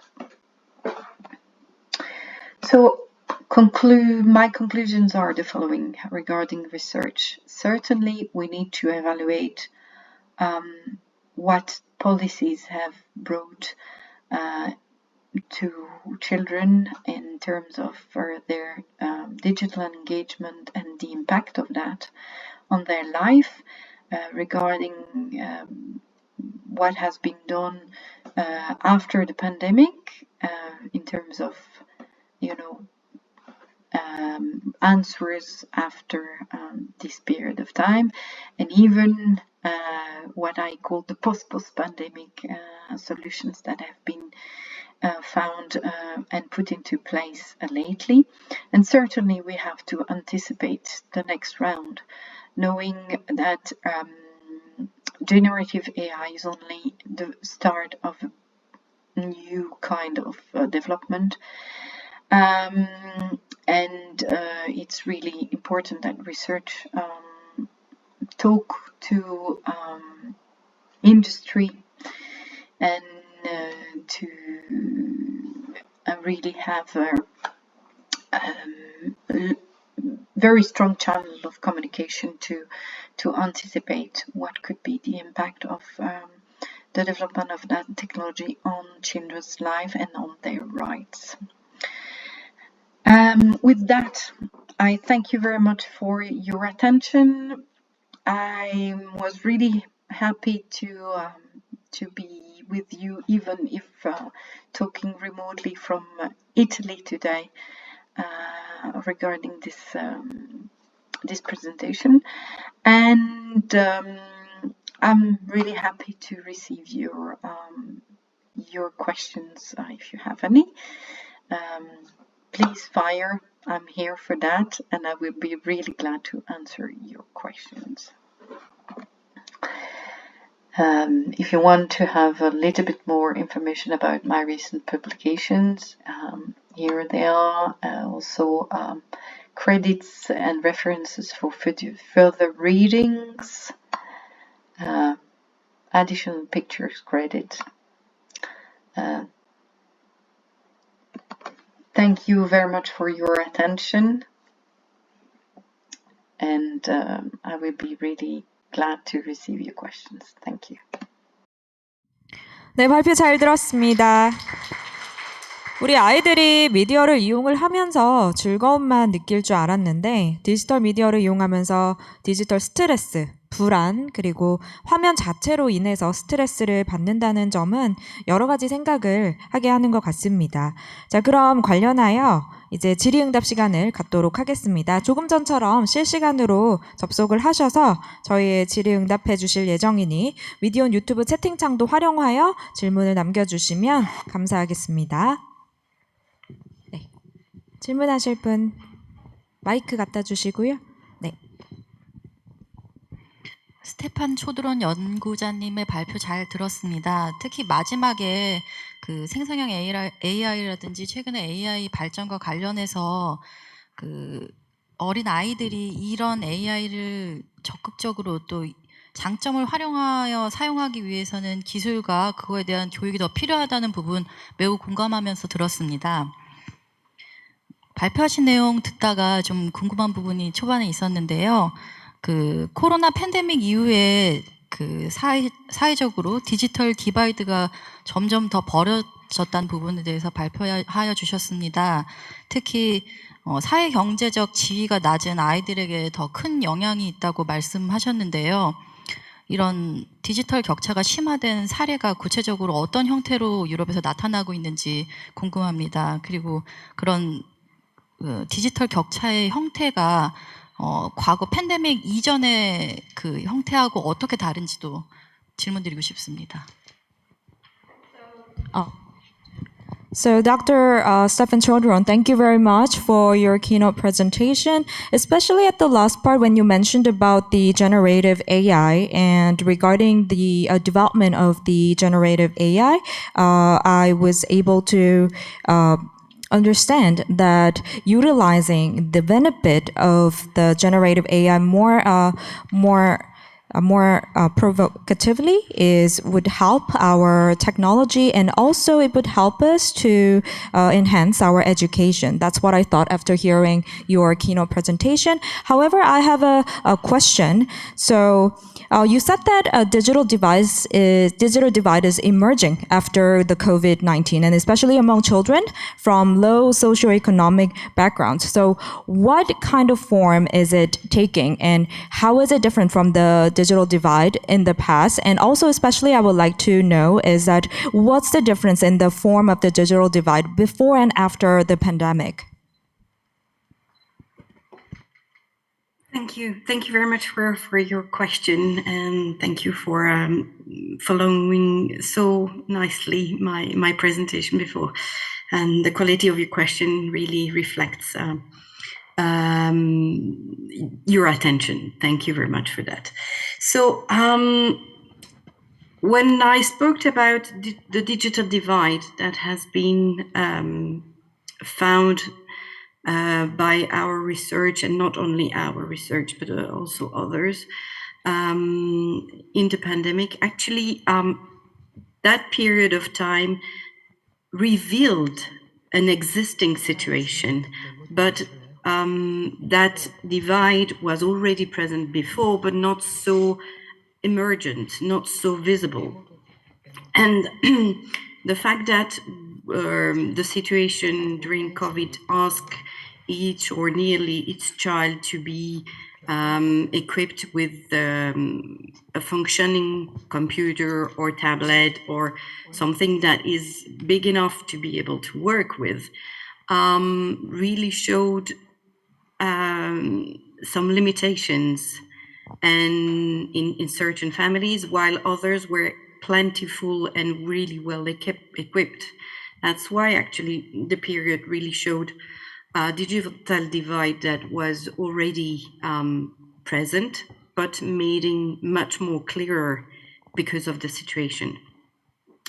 And during that period, a lot of schools made a lot of efforts to, get prices of access down, and B, to really found devices that could be either bought at a very low price or even given and shared among children. And after the pandemic, well, because the schools have invested so much in the technology, they wanted to keep the benefits of the technology at school, even if the need to be online was not so necessary, not so patent as during the pandemic. I hope I answered your question. 네, 말씀드리겠습니다. 우선은 저희 발표를 잘 들어주셔서 감사드립니다. 굉장히 관심 깊게 잘 들어주신 것 같아요. 네, 그래서 디지털 격차에 대한 부분은 사실 우리의 연구, 사실은 우리 연구뿐만이 아니라 이미 다른 곳에서도 많이들 연구가 되고 있는 부분이었고, 디지털 격차라는 것은 그냥 그때 당시에도 이미 저희가 연구를 할 때에도 존재하고 있는 그런 현상이었습니다. 다만 그 당시 때는 그렇게 잘 드러나서 눈에 보이지 않았을 뿐이죠. 근데 우리가 그런 기능들을 이제 활용을 하려면 기능적인 면에서 컴퓨터라든지 태블릿이라든지 이런 디바이스들이 있어야 하고, 그래서 결국은 이 디바이스들을 well equipped라는 단어를 사용하셨는데, 우리가 충분히 그 디바이스들로 준비가 되어 있어야만 이거를 활용을 할 수 있다. 이런 정보들을 활용을 할 수 있다. 그런데 이제 그런 점들이 시간이 갈수록 더욱더 명확해져 가는 것 같습니다. 그래서 우리 아이들이 그에 대한 어떤 접근, 그런 것들을 디바이스를 이제 받지 못하면 이제 접근하지도 못하게 되는 경우도 안타깝게도 생기는 거죠. 그래서 팬데믹 이후에 대한 것과 이전에 대한 것도 좀 궁금하다라고 질문을 주셨었는데, 팬데믹에 대한 것을 말씀을 드리면 요즘은 이제 학교에서도 굉장히 투자를 많이들 하시는 것 같습니다. 그래서 장점을 이제 조금 더 학교에서도 활용을 하려고 하는 거죠. 그게 꼭 온라인으로 접속해서 그런 정보를 얻어야 되는 니즈가 꼭 있지 않더라도 학교에서는 이제는 많이들 활용을 하려고 하시는 그런 추세인 것 같습니다. 네, 제가 드린 답변이 질문에 좀 잘 답변이 됐으면 좋겠네요. 다음 이제 질문은 온라인에 올라온 질문이 있다고 하셔서 한번 확인을 해드리겠습니다. 먼저 정현선 님이 질문을 해주셨는데요. 팬데믹 이전에서 현재에 이르기까지 유럽에서 이루어진 어린이 미디어 이용에서의 변화와 유럽의 여러 연구와 정책들에 대한 스테판 초드론 박사님의 방대한 리뷰에 감사드립니다. 현재 여러 유럽 국가들에서 특히 유아들의 디지털 미디어 이용을 유아 교육 기관과 학교에서 금지하거나 조금 더 후퇴하고 있는 것에 대해 좀 더 주요국, 핀란드, 스웨덴, 덴마크 등의 맥락과 정책에 대해서 어떻게 바라보고 계신지 설명 부탁드립니다. 라고 질문 주셨는데요. So, Dr. Chodron, I'm just going to read what's on the chat. There is a questionnaire. So before the pandemic and from now, so there were a lot of reviews and your insight was really thankful. So it was a massive amount of study, and also there were a lot of information regarding the new policies and the changes from Europe about the usage of the media, especially for the children. So thank you very much for your review. And also what I would like to know is that recently, especially in the European countries, regarding the use of the children's digital media, is that I think it's just keeping kind of backwards rather than developing. So even for a lot of schools and also training agencies are trying to ban them from using media. So what would you think about the policies, especially from Finland or Sweden or Denmark? So can you please explain? So for this presentation, I've been asked to provide an overview of the different post-pandemic policies, answering the different challenges that have raised during the pandemic and just after. So as you can see that now we are in a period where screen is apparently a little bit too present in children's life, at least at the level of view of adults, so parents and educators. And that is reflected in the policies that have been taken on board recently in different countries. And as you might have connected yourself as well during the presentation, those restrictive measures have been taken by mainly southern and centered European countries. And your spectator or the audience has underlined other kind of policies from northern countries like Denmark, Sweden, or Norway and Finland, which are more balanced in their views and integrating and have been integrating digital technology for years, and they were the first one to do so already 15 years ago, if not more.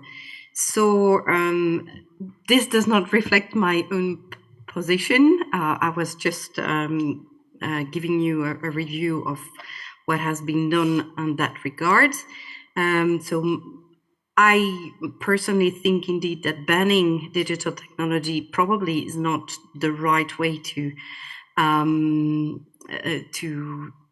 get children towards better internet. But I really think that media education and digital literacy, accompanying children together to find the right rhythm, the right and appropriate usage for, of course, for fun, because this is what they like in that environment. But not only, we know that it can be also really good tool for education. I don't want to add too much here, but I think control the usage of internet is different than knowing what children do with the technology. And knowing what children do means doing together with them, not only handling the device and leaving them quiet in a sofa, looking at things that make them calm, right? But installing a tradition of co-usage, of asking them what they like on the internet, showing and sharing things together, and asking them, what has been your day online today? What have you seen interesting? What triggered your imagination or your interest? Those are new behavior as parents, as carers, as teachers that we need to internalize. That's my opinion. Thank you. 오케이. 네, 그래서 아까 이제 궁금하셨던 점을 이제 질문을 해주셨는데, 어린이들의 어떤 미디어 이용에서의 어떤 변화와 이런 이제 어린이들의 미디어 이용을 유럽이나 이런 학교에서 좀 금지하고 후퇴해가고 있는 점들에 대해서 질문을 주셨었어요. 이제 답변이 좀 길어져서 혹시 이제 질문을 잊어버리셨을까봐 제가 다시 한번 질문을 좀 요약을 드렸습니다. 근데 이제 답변이 우리 어른들이 보기에 그런 위험하다라고 생각하는 그런 사용에 대해서 점점 더 그런 정책들이 현실화가 되고 있는 것 같다라는 말씀으로 이제 시작을 하셨어요. 그게 지금 유럽 국가들에서의 그런 현황이고요. 그게 이제 덴마크나 노르웨이나 그런 핀란드와 같은 곳에서 그렇게 되어가고 있다, 정책들이. 이렇게 말씀을 하셨고, 그리고 사실 디지털 기술을 차용하는 것은 이미 15년 전부터도 이미 되어 왔던 일입니다.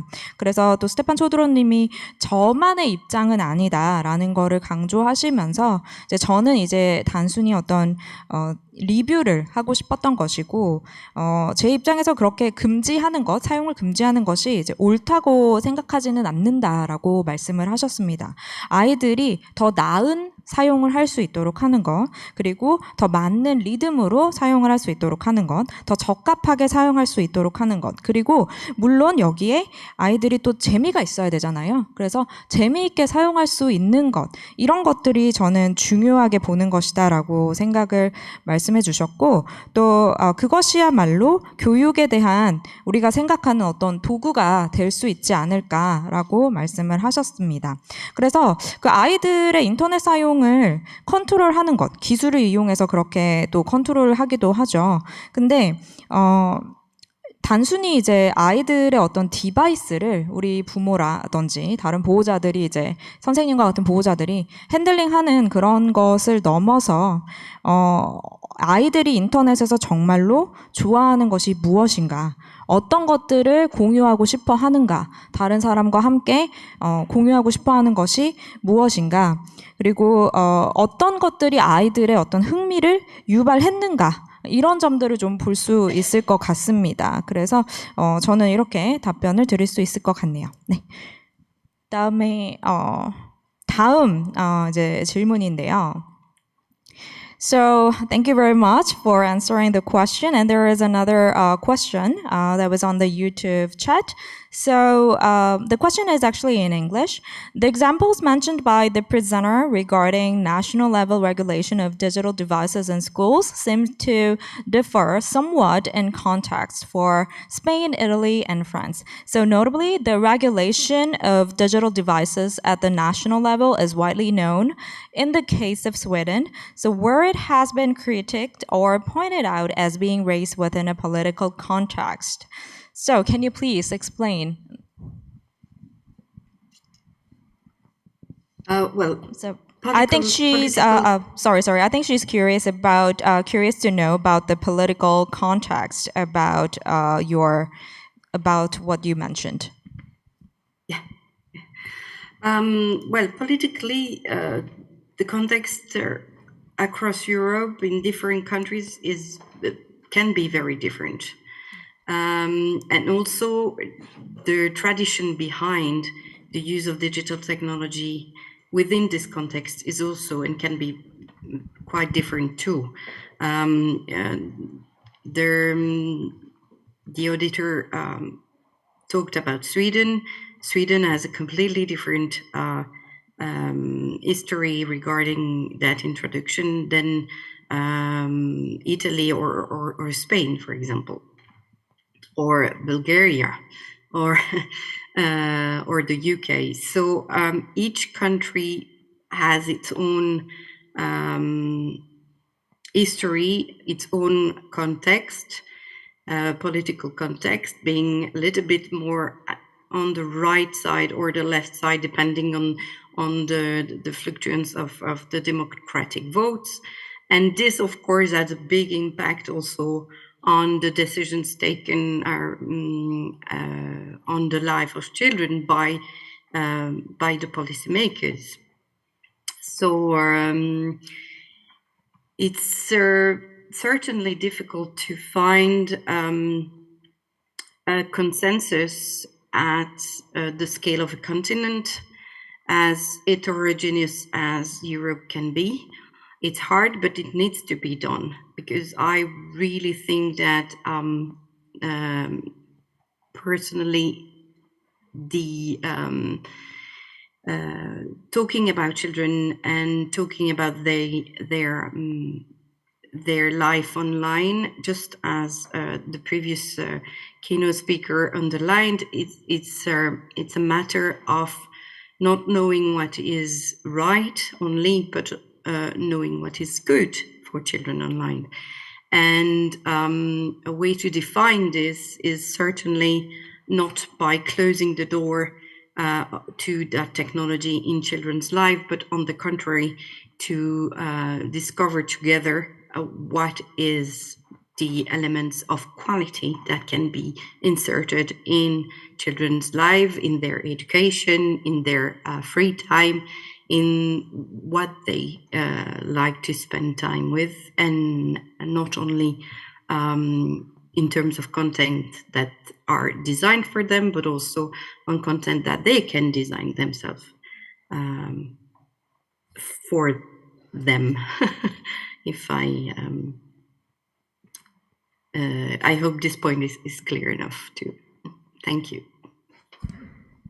네, 정치적인 맥락에 대해서 좀 궁금해 하셔서 그에 대한 이제 답변을 드리도록 하겠습니다. 이제 말씀하신 것처럼 어떤 이태리와 스페인 그리고 불가리 그리고 영국의 유럽에 굉장히 많은 각각의 나라가 각국들만의 어떤 이유와 또 정치적인 컨텍스트에 따라서 우측이 됐든 또는 좌측이 됐든 그에 따른 정책적인 그런 계획을 하시겠죠.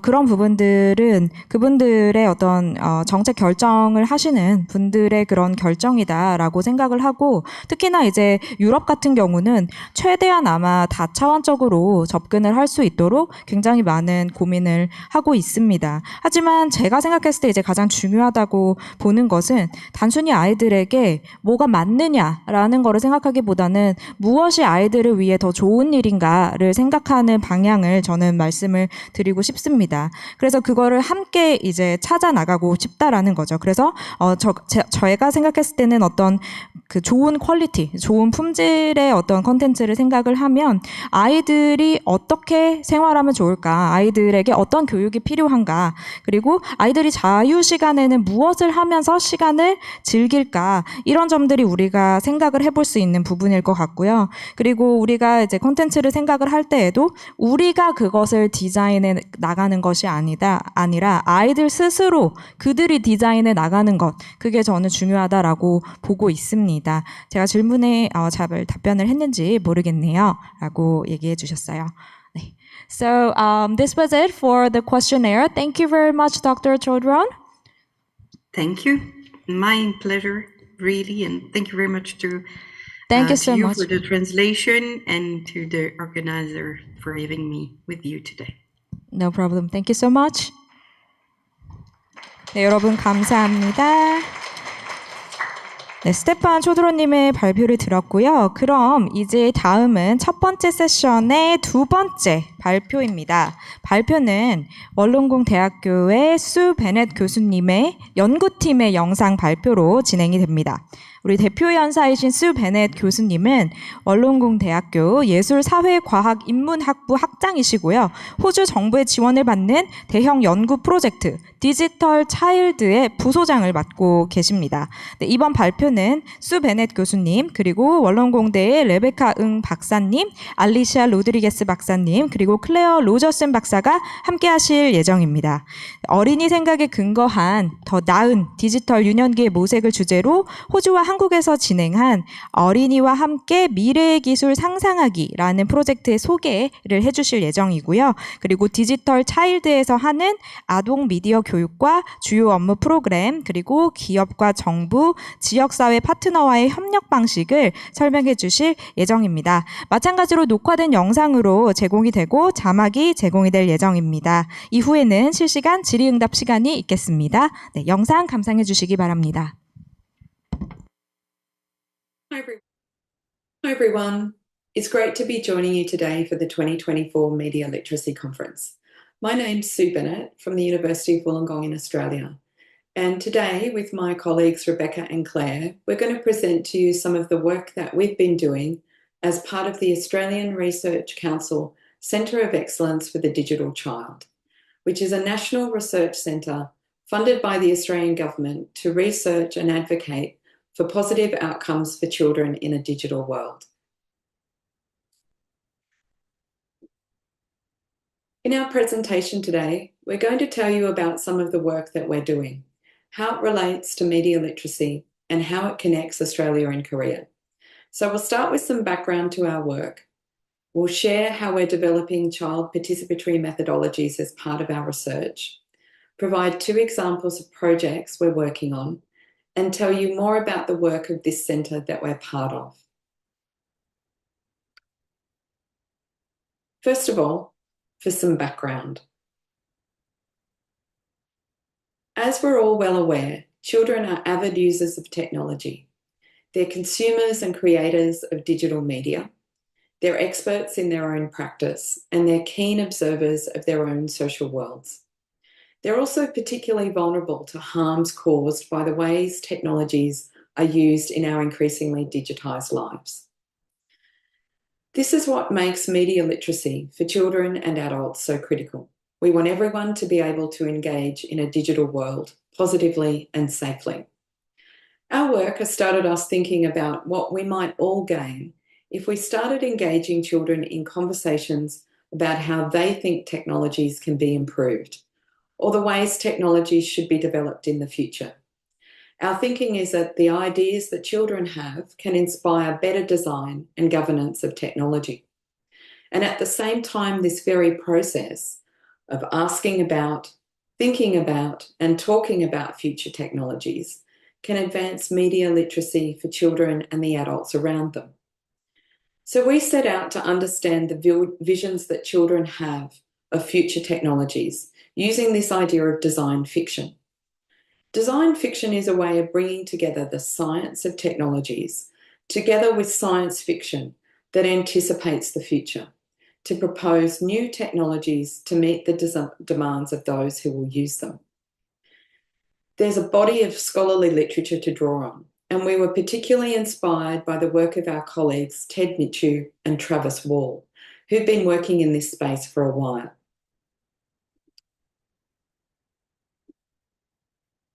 Our goal through this work is not just to develop new research knowledge, but to develop methodologies that can be used to work with children and to inform practice and policy.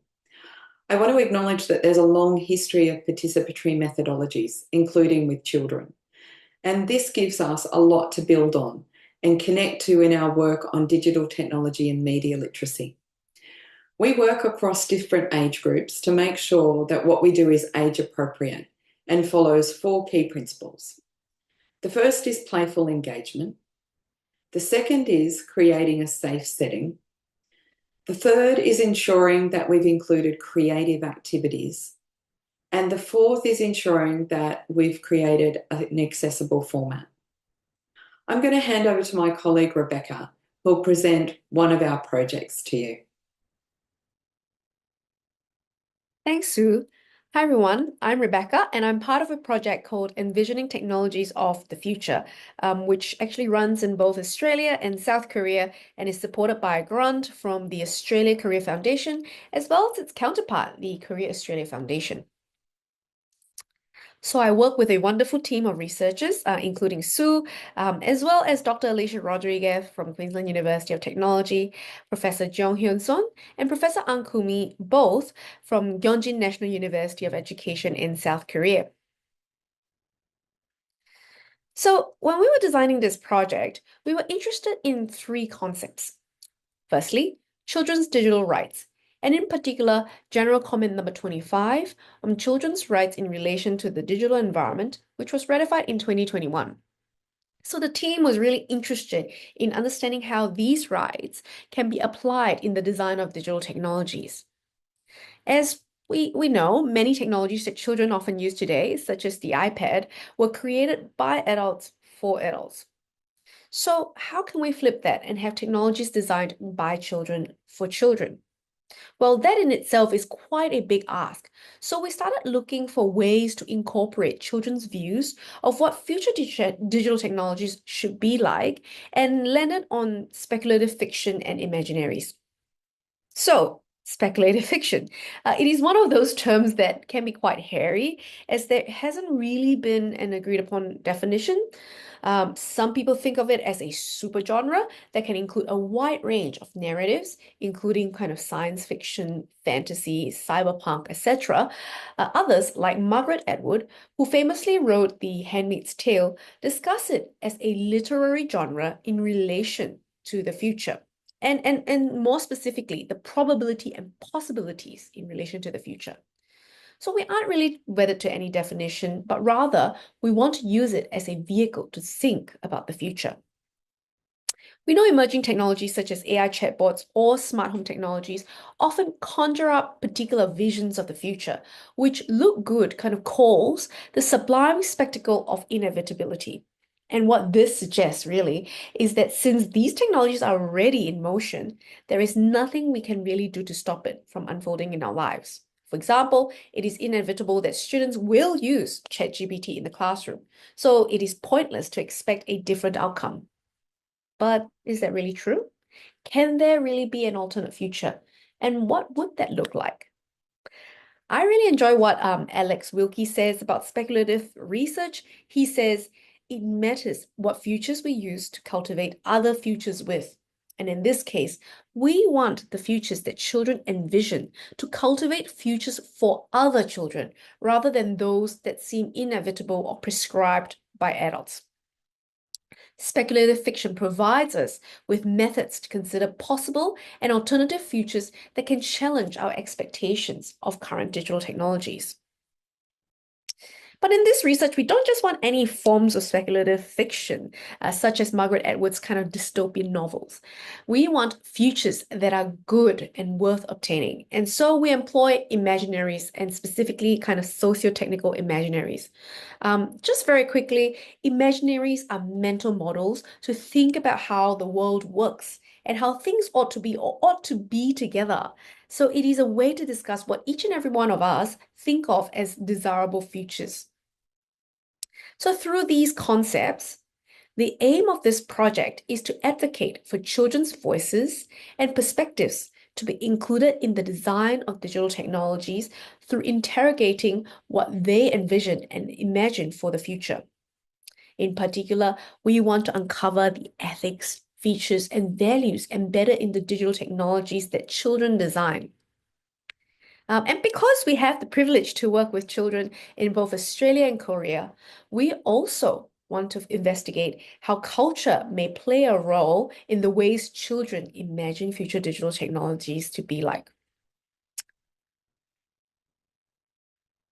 So in terms of methodology, we are using speculative fiction, but through design and prototypes instead of literary fiction to encourage children to think quite critically about issues that the design embodies, how things might be different, might be in the future, and why things might be that specific way. However, speculative design fiction as a method has really only been used with adults, and our challenge was to make it work with children. We did choose the method because we felt that it could be an age-appropriate methodology. Well, it is creative to begin with, and a safe way for children to explore issues that they have around kind of current digital technologies without necessarily having to articulate it. And I'll show a few examples to explain that in a little bit. But the main challenge for us was to make the method accessible and playful. So we had to include quite a lot of scaffolding activities as well as ways for young children who have not learned the skill of abstract thinking to consider the future. So we engaged kind of children between ages 6 and 8 who are in primary schools. And in these kind of workshops, which are about 1.5 to 2 hours, we have 4 very clear segments. First, they do a series of scaffolding activities where we ask children to think about the digital technologies they use today, why they want them, and how they make them feel. Then we ask children to consider the future. When is the future? So then at this point, we got out our makeshift portal, as you can see on the right, where we got children to kind of physically walk through it and walk through into the future. And what we are trying to do is to shift children's mindset from concrete to abstract, present to future. And after they go through the portal, they then sit at their desk and then they design or draw a future digital technology.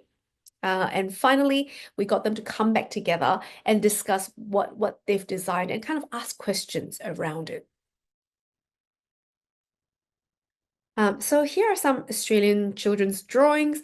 Keeping in mind, we actually haven't done any analysis because we collected this data a few days before doing this recording. But I thought I'll show a few to give us a flavor of what they look like, right? On this page, we see a lot of robots, and the majority of drawings included kind of recognizable technologies. And while on the surface, they may seem quite similar to current perceptions of robots, right? And for this age group, kind of that look of the robot, this blocky look with kind of maybe a blocky eyes as well, but squiggly ears, I thought that was interesting. they each embody different values and features. And so from the top right, you'll see kind of one that dispenses cake and chocolate, another that reads to them, have fun with them, and help them with chores. A third one that looks that allows them to live in the robot and protects them from its residents. And finally, one that actually talks and dispenses drinks and money, a random selection of things. And when we consider kind of Luke Good's idea of the spectacle of inevitability, perhaps it is inevitable that we will have robots, but they don't necessarily have to do the things we perceive, we think that they'll do, or at least from an adult perspective. Then there are technologies that we know already exist, but designed in different ways, such as this vending machine that dispenses kind of candy and different foods. So what I thought was lovely about this drawing is that it's heart-shaped. And when I asked, why did you draw it kind of in this shape? And she says, because it's fun, right? Because it's fun. And more importantly, the child sort of goes on to talk about the fact that this vending machine is going to be affordable for all children and all her peers, and that they don't have to wait for someone to make you food. So the idea of independence, using technology to gain independence. So this is a hover chair that can help you walk very far, and I said to the child that I would really love one of these as well. So considering that children, at that age, they probably usually a lot smaller than adults. Perhaps, what adults think as reasonable distance may be very far for them. And that's maybe why they're thinking about having a technology like this to solve some of their frustration. There were a lot of mind reading technologies, and this is one of them, a mind reading phone. So, when asked kind of what the phone does, there's nothing different that the phone does. The child is pretty happy with what the phone does, right? Calling, messaging, etc. But then they wanted to sort of just type or message their friends from just them thinking. And from an adult perspective, you think immediately, oh yeah, that's pretty convenient. I think that's really convenient. But if you consider a child's kind of literacy level at that age, and how they may not be able to spell many words at that point, perhaps the current phones where we have to type a lot to communicate is very difficult for children. And so a mind reading phone actually helps them to gain that independence again. All right, so we see a lot of technologies, like I mentioned, that they're recognizable, but not just recognizable. They actually do exactly the thing that it does. So an iPad, you play games and watch TV. A Nintendo Switch, you're playing games, etc., etc. But what this child drew, and I think it sort of conveys the things that we want to talk about very well, is that she says she wants screens that can play anything that you want. Children are not considering the commercial aspects attached to digital technologies, such as streaming services that have exclusive rights to program, or the proprietary nature of software and hardware where, an iPad may not necessarily be compatible with an Android TV. So this really speaks of what children may be observing as very strange, or something that isn't working the way they ought to be, right? So going back to children's digital rights, we wonder whether these technologies are built with children's best interests in mind, or are they simply built by adults for adults? Finally, I sort of wanted to show this picture because this child drew a live-in SpongeBob home underwater. And, as mentioned earlier, it is something that is recognizable. But what I thought was interesting was the fact that when asked why he wanted it, he said, because it is silly. And if we consider how digital technologies are often thought of as practical tools with features that help us to, get through our day-to-day work, perhaps we need to step back to think about what children may want in their digital technologies if we're designing it for them, because it may very well be enough for something to just be enjoyable and silly. So I'll just show some South Korean children's drawings, and I won't talk about them.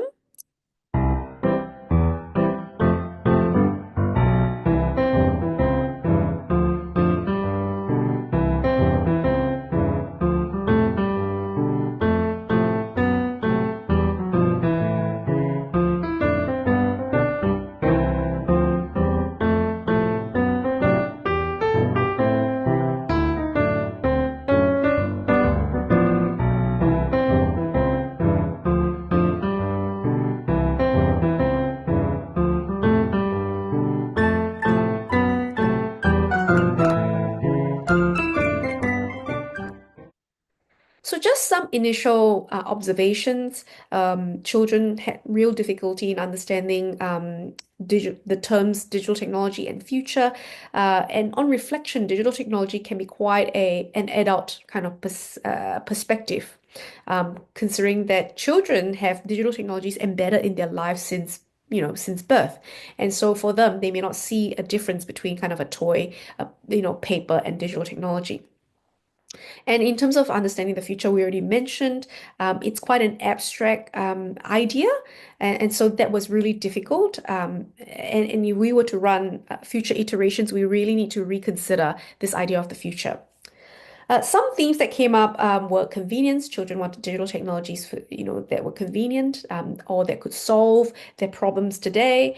They wanted digital technologies that kept them safe or they could have fun with, right? And some children also thought about it as technologies that would be helpful for them as well as other people, like their grandparents. I thought that some of them were really lovely. And often, and I was surprised that with next two, which is affordability and sustainability, children are thinking about how digital technologies can be affordable to them, excuse me, or to their families. And they're also thinking about how it can be sustainable, like how, it can be solar powered instead of battery powered, or that it can sort of charge on its own without necessarily using kind of, for flying cars, for example, without using petrol. So one of the things we're wondering is are there any cultural differences between the drawings? We know that South Korea is quite a family, community-oriented society, while in Australia, individualism is highly kind of valued. We suspect that they have come through the drawings, but without doing kind of further analysis, we don't really know. And this concludes my presentation. Thank you. And I'd now like to hand over to Claire, who will talk about kind of other approaches and methods that we are using in our work. Thank you. Hi, my name is Dr. Claire Rogerson, and I'm here to talk to you about some other methods and approaches for working, advocating, and researching with children. Now, you've just heard a little bit from my colleagues about the ways we get kids to think through future technologies and possibilities, but we also get them to think through current issues they're facing and work through possible solutions. In this way, we consider children as experts of their own experience and context. We believe in their ability to articulate issues that they face and help enact authentic change about them. One way we do this is through working with programs such as the Children's Parliament. This is a Mission Australia project started about 8 years ago now, and it works with local government councils to seek voices of children on issues that face their community. 11 local schools are each invited to select 4 students to be part of a series of workshops. This first involves a process of identifying issues before developing questions. They work with a research team to turn those questions into a survey, which is then sent to peers and schools to gather a range of different perspectives. The team helps students to collect, analyse and make sense of the data that's been returned and provide a strong foundation for future discussions they might like to have. Students then use this data, along with their own ideas and stories, to provide a speech to local parliamentarian members and key stakeholders about the issues they see and the solutions that they want. During their speeches, they provide a call to action and require solutions from the adults in the room. At the end of the year, these stakeholders report back to the students about what was done in response to the problems and solutions that they required. This provides a level of stakeholder accountability and reporting back to the children. There's also an authentic issue that we get to see, and the students work through realistic solutions while they propose their speeches. The really exciting thing is to get kids to look through real data sets, particularly ones with questions and items that they've helped design.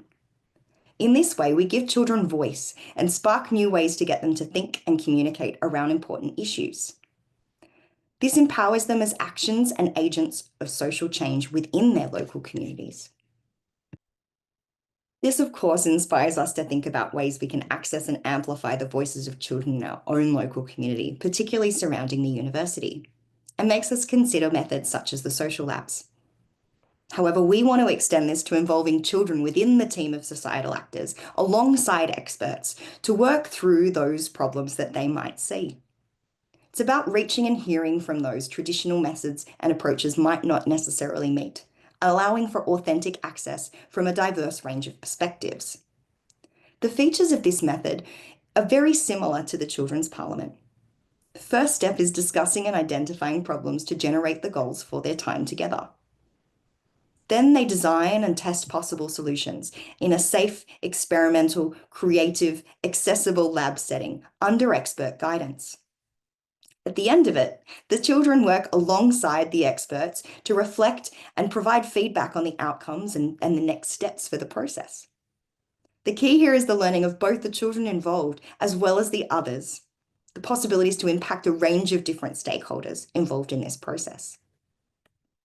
Some ideas we have for next year is to gather local children together for a week-long school holiday program. They'll work to identify digital issues that concern them alongside experts.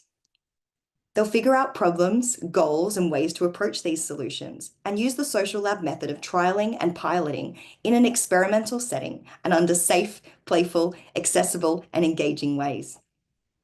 At the end of this, they'll reflect on their outcomes and be invited to a panel discussion with academics and local community members.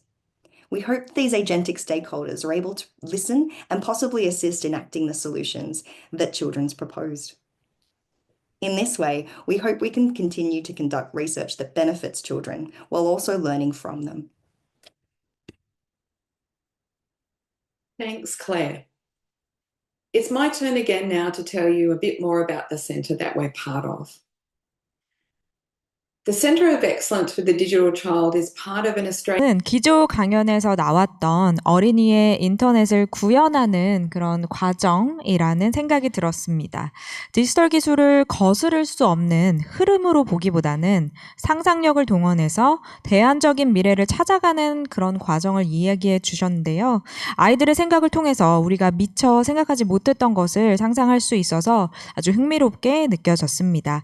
자, 그럼 관련하여 질의응답 시간을 갖도록 하겠습니다. 지금 질의응답은 레베카 응 박사님과 클레어 로전슨 박사님께서 대기해주고 계십니다. 자, 질문 있으신 분들께서는 말씀 부탁드리겠습니다.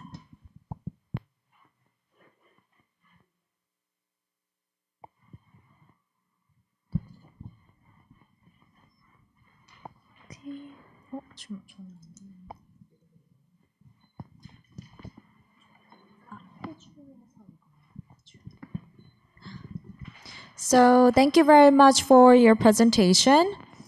So we have a question.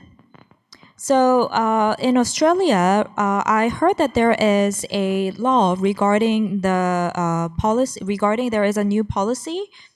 So that is going to be about to be elected regarding the use and the restrictions about the use of the SNS, social network services of the adolescents in Australia.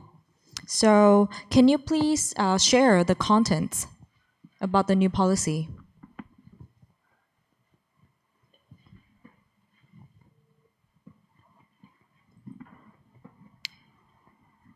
I think you are muted right now. Yes. Okay. Sorry, I actually haven't. I haven't. I'm not entirely sure, but I know that they're going to ban. So is this about the social media ban that they're going to put a potential like age? Yes. Age yes. limit? That's right. Yeah. So I guess. So the idea from what we understand so far is that it is going to be a ban, but it's very difficult to enforce. And I think the government has said that themselves, that it's going to be very difficult to enforce for the age group. But the problem, I guess, with something like this is it's not a blanket ban wouldn't actually help a lot of our young people. And there's a lot of consideration currently around what does that mean for accounts that have already been created. So then to put a ban on it, what does that look like? So there's been a lot of responses, I guess, in relation to this social media ban, talking about kind of thinking around literacy, for example. What does that mean? How will that impact literacy? And how will I guess families respond to something like a ban? Because we know historically, any sort of ban hasn't really worked out very well. Thinking around like things like screen time, for example, has been a very interesting conversation in Australia as well, with say, recommendations for very young ages to say no screen time at all from 0 to 2. But that's again, is that realistic, I guess, in households where, I think in Australia that there's an average of 21 devices per household, something along those lines, quite a high number. And so something like the social media ban, which is still in discussion really, would it be then effective? And what does it mean to be effective if the government cannot enact it? So that conversation is still ongoing, and we're really just waiting to hear and see what will happen. Thank you so much. 네, 그래서 이 지금 말씀해주신 어떤 이 질문 내용이 실제로 이런 제가 질문 내용을 아까 안 읽어드린 것 같아요. 그래서 질문 내용을 좀 말씀을 드리겠습니다. 호주에서 청소년의 SNS를 사용을 제한하는 그런 법안이 지금 추진이 되고 있다고 들었는데 이와 관련된 내용을 알고 싶다라고 지금 미정김이라는 아이디를 가지신 분이 질문을 해주셨어요. 근데 이것을 지금 현재 사실 호주에서는 실질적으로 시행하기는 조금 어려운 상황에 저희가 직면을 했습니다. 왜냐하면 아이들에게 과연 이것이 정말로 도움이 될 것인가, 그리고 과연 이것이 정말로 어떤 의미를 가지는가 하는 것에 대한 논의가 굉장히 뜨겁고요. 그리고 만약에 정말로 하게 된다면 과연 어떤 형태로 해야 하는가라는 그런 질문들이 굉장히 많이 오가고 있습니다. 그리고 SNS를 사실 금지하는 것은 리터러시와도 굉장히 밀접한 관련들이 있고요. 그리고 그렇게 된다면 과연 그 청소년들의 가족들의 반응은 또 어떠할 것인가, 그런 얘기들도 오가고 있어요. 그래서 굉장히 그런 흥미로운 대화와 토론들이 많이 진행이 되고 있고, 과연 이것이 현실적인가라고 생각을 해봤을 때에도 지금 호주에서 어떤 조사에 따르면 한 가정당 21대의 디바이스가 있다고 합니다. 상당히 많은 숫자죠. 이 모든 것들을 어떻게 과연 우리가 통제할 수 있나 하는 점들도 생각해 볼 수 있는 부분이고, 그래서 SNS를 금지하는 것에 대해서는 호주에서는 아직까지는 토론이 진행 중인 것이지 이것이 실제로 법안으로 진행이 되었지는 않습니다. 그리고 여전히 이제 정부에서도 이것이 효과적인가 하는 부분에 대한 그런 질문은 아직 많이 되고 있는 그런 상황입니다. 네, 그래서 답변이 잘 되었으면 좋겠고요. 또 질문이 혹시 장내에 계신 분들도 혹시 질문 있으신가요? 만약에 없으시면 유튜브 지금 채널에 채팅에 질문이 있어서 채팅 질문을 말씀을 드리겠습니다. 네. 지금 정현선님께서 질문을 해주셨는데 두 분 박사님께 드리는 방법론에 대한 질문입니다. 어린이들이 지역의 대학 연구자들과 함께 작업하는 것이 매우 흥미롭고 중요하다고 생각하는데 어카운터빌리티와 에이전시를 기르기 위한 스캐폴딩도 중요하고 어려울 것으로 생각이 됩니다. 그리고 이 스페큘레이티브 픽션이라고 하는 방법론을 적용한 어린이와 Children's Parliament, 그것을 적용한 어린이의 연령과 경험이 굉장히 달랐을 것으로 생각이 되는데 좀 더 어린 유아나 초등 저학년 어린이들에게도 이것이 적용이 가능하다고 보시는지요? 그렇다면 어떤 방법으로 가능할까요? So also there was a question on the chat. I'm going to read the chat and going to just translate it to you. So it's a question for both of you doctors. So I think it's really interesting to know about the children studying together, doing the research together with the researchers of the university. And I think it's also important for them to raise their accountability and agency. And also I think scaffolding is one of the important part. And also the Children's Parliament that is applying the speculation fiction methodology. So I think that would also be differ based on the children's age and based on their experience. So do you think this is also applicable to the very young children or children who are before fourth grade? Elementary. The bit on speculating futures. So interestingly, this project has actually not just been with school children. So we've done it with school children, but we've also done with younger children as well as older children. So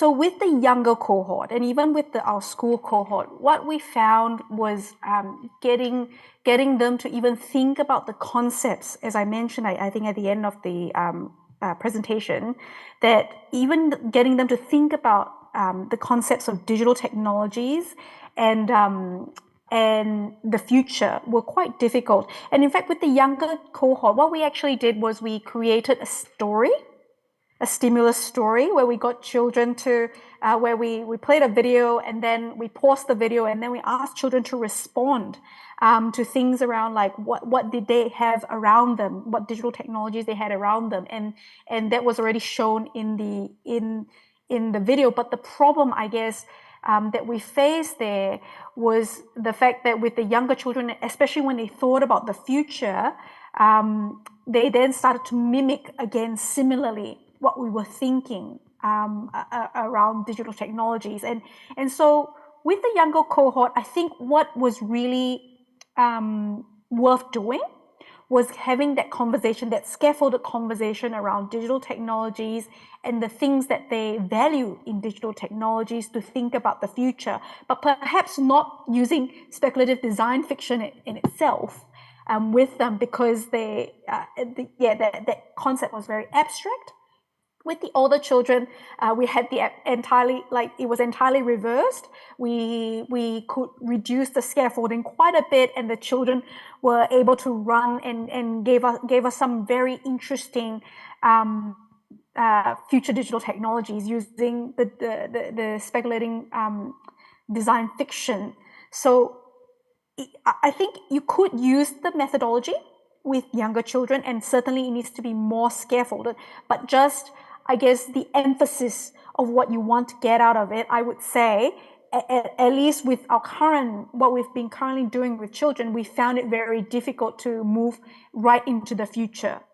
So perhaps what you might want to find, you could still use the methodology, but what you might want to find, you may want to refocus to something different, compared to using with the older children.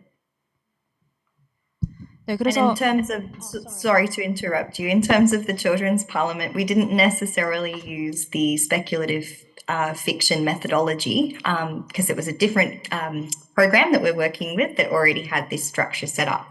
So those were a slightly older set of children, and the reason that those group of children were chosen is because they were able to sort of construct a speech and write a speech and hold space when talking to those adults and those council members. But because those children are slightly older, they're able to pull on their experiences from being younger as well. So while I might not put a 4-year-old in front of the Parliament, it's still one of those participatory methodologies of finding out what issues are, allowing children to go through the process of asking questions about why that's an issue, and that accountability, that reporting back to adults that could actually do something about it, that methodology definitely could be sort of brought into a younger group of children as well. 네. 그러면 저학년에 대해서도 이것이 효과적일지에 대한 궁금점을 이제 말씀을 해주셨는데, 저학년에게 적용하는 것은 이제 디지털 기술은 저희가 이제 이야기를 아이들과 해보고 있지만, 어떤 미래에 대한 이야기를 하는 것은 아이들이랑은 아직까지는 조금 어렵다라는 생각을 하고 계시다고 합니다. 실질적으로 많이 그렇게 부딪히고 있다라고 하시고, 예를 들어 이제 저희가 아이들에게 어떤 유사한 스토리를 저희가 이제 틀어주고, 그 다음에 비디오를 이제 틀어주고 나면 아이들이 어떤 식으로 이제 반응을 하는지를 보는 거죠. 조금 전에 이제 발표에서도 제가 간단하게 공유를 해드렸었는데, 어떤 디지털 기술들이 아이들의 주변에 있나 하는 것들을 보고, 그리고 저희가 계속 이제 대면하고 있는 것은 나이가 어리면 어릴수록 미래에 대해서 이야기를 하는 것이 조금은 어렵다라는 점을 저희가 느끼고 느끼고 있고요. 대신에 이제 아이들이 어떤 생각을 가지고 있는가, 디지털 기술에 대해서 어떻게 생각하는가 하는 식으로 저희는 오히려 접근을 하고 있습니다. 아이들에게 질문을 함으로써요. 그래서 그런 스캐폴딩이라든지 디지털 테크놀로지라든지 이런 부분들은 상당히 이제 아직은 조금 더 컨셉이 좀 추상적으로 느껴질 수가 있어요, 아이들에게. 그래서 그런 부분들을 저희는 좀 질문을 하는 형식으로 다가가고 있고, 스캐폴딩 방식이라든지 디자인 어떤 픽션이라든지 이런 방법론들은 조금 더 나이가 있는 아이들에게 물어보고 있습니다. 그래서 현재 그리고 아이들이 어떻게 이제 다시 그런 디지털 픽션이라든지 이런 것에 어떻게 아이들이 다시 이제 포커스를 할 수 있도록 하는가, 이런 점들이 저희가 지금 연구를 하면서 시행하고 있는 부분들이고요. 그리고 이제 이어서 그 칠드런 팔라멘트 이 부분에 대해서도 같이 이제 궁금한 것을 이야기를 하셨는데, 이제 디지털 픽션이라고 하는 것과는 좀 다른 방법론으로 저희가 접근을 하고 있습니다. 저희가 이제 4살짜리 아이한테 디지털 팔라먼트에 서라라고 얘기할 수는 없기 때문에 아이에게는 저희가 조금 더 질문을 많이 하죠. 그래서 질문을 해서 어떻게 느끼고 있는지 질문을 한 후에 그 이후에 이제 어른에게도 이것을 함께 이제 적용을 시켜서 발표를 한다던가 이렇게 하고 있고, 그리고 이제 아이들이 이제 조금 더 경험에 노출이 될 수 있도록 저희가 더 경험을 제공을 하고 있습니다. 그래서 아무래도 이제 디지털 팔라멘트와 같은 경우는 저학년들보다는 조금 더 나이가 있고 자신의 의견을 이제 표출할 수 있는 고학년들에게 대상으로 진행이 되고 있습니다. 네, 그러면 이상으로 이제 요 발표는 이제 질의응답 시간 마치도록 하고요. So thank you very much for your participation. Thank you very much for your keynote presentation. Thank you so much for your time. Thank you. 자, 그럼 이제 제1 세션이 끝이 났습니다. 그리고 이제는 점심시간을 갖도록 하실 텐데요. 약 60분 동안 점심시간 가지시고 휴식 취하시고 저희는 1시 40분에 다시 뵙도록 하겠습니다. 점심 식사 맛있게 드시기 바랍니다.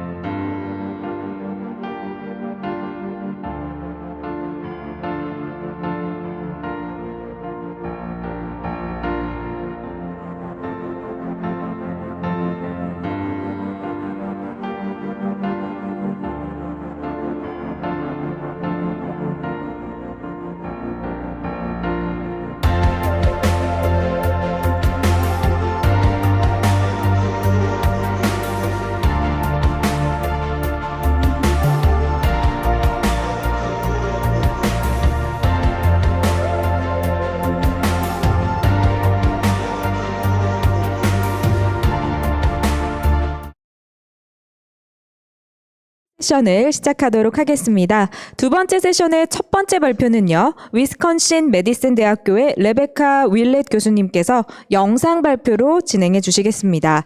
네, 레베카 윌렛 교수님은 위스콘신 대학교 정보대학 주임 교수로 놀이, 리터러시, 정체성, 학습에 초점을 맞춰서 어린이의 미디어 문화를 아주 오랫동안 연구해 오셨는데요. 네, 이번 발표는 윌렛 교수와 함께 연구를 하는 위스콘신대 박사과정생인 레일라 콜먼 그리고 제클린 코치북이 함께 했습니다.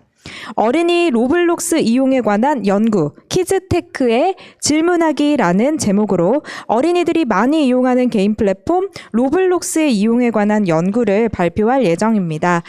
이후에도 이제 원래 질의응답 시간이 있었어야 했는데요. 안타깝게도 개인 건강상의 문제로 참여가 어려워지셨다고 합니다. 따라서 이후에 이제 이메일 주소가 나올 텐데요. 이메일을 궁금하신 점들은 이메일 통해서 보내주시면 답변 주시겠다고 하셨습니다. 네, 그럼 지금부터 발표 감상하시겠습니다.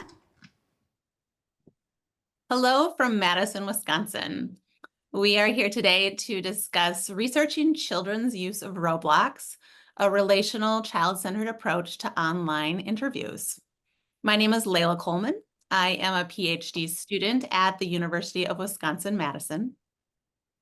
And I'm Jackie Kosabak. I'm a PhD candidate at the Information School at the University of Wisconsin-Madison. And I'm Rebecca Willett, a professor at the UW-Madison.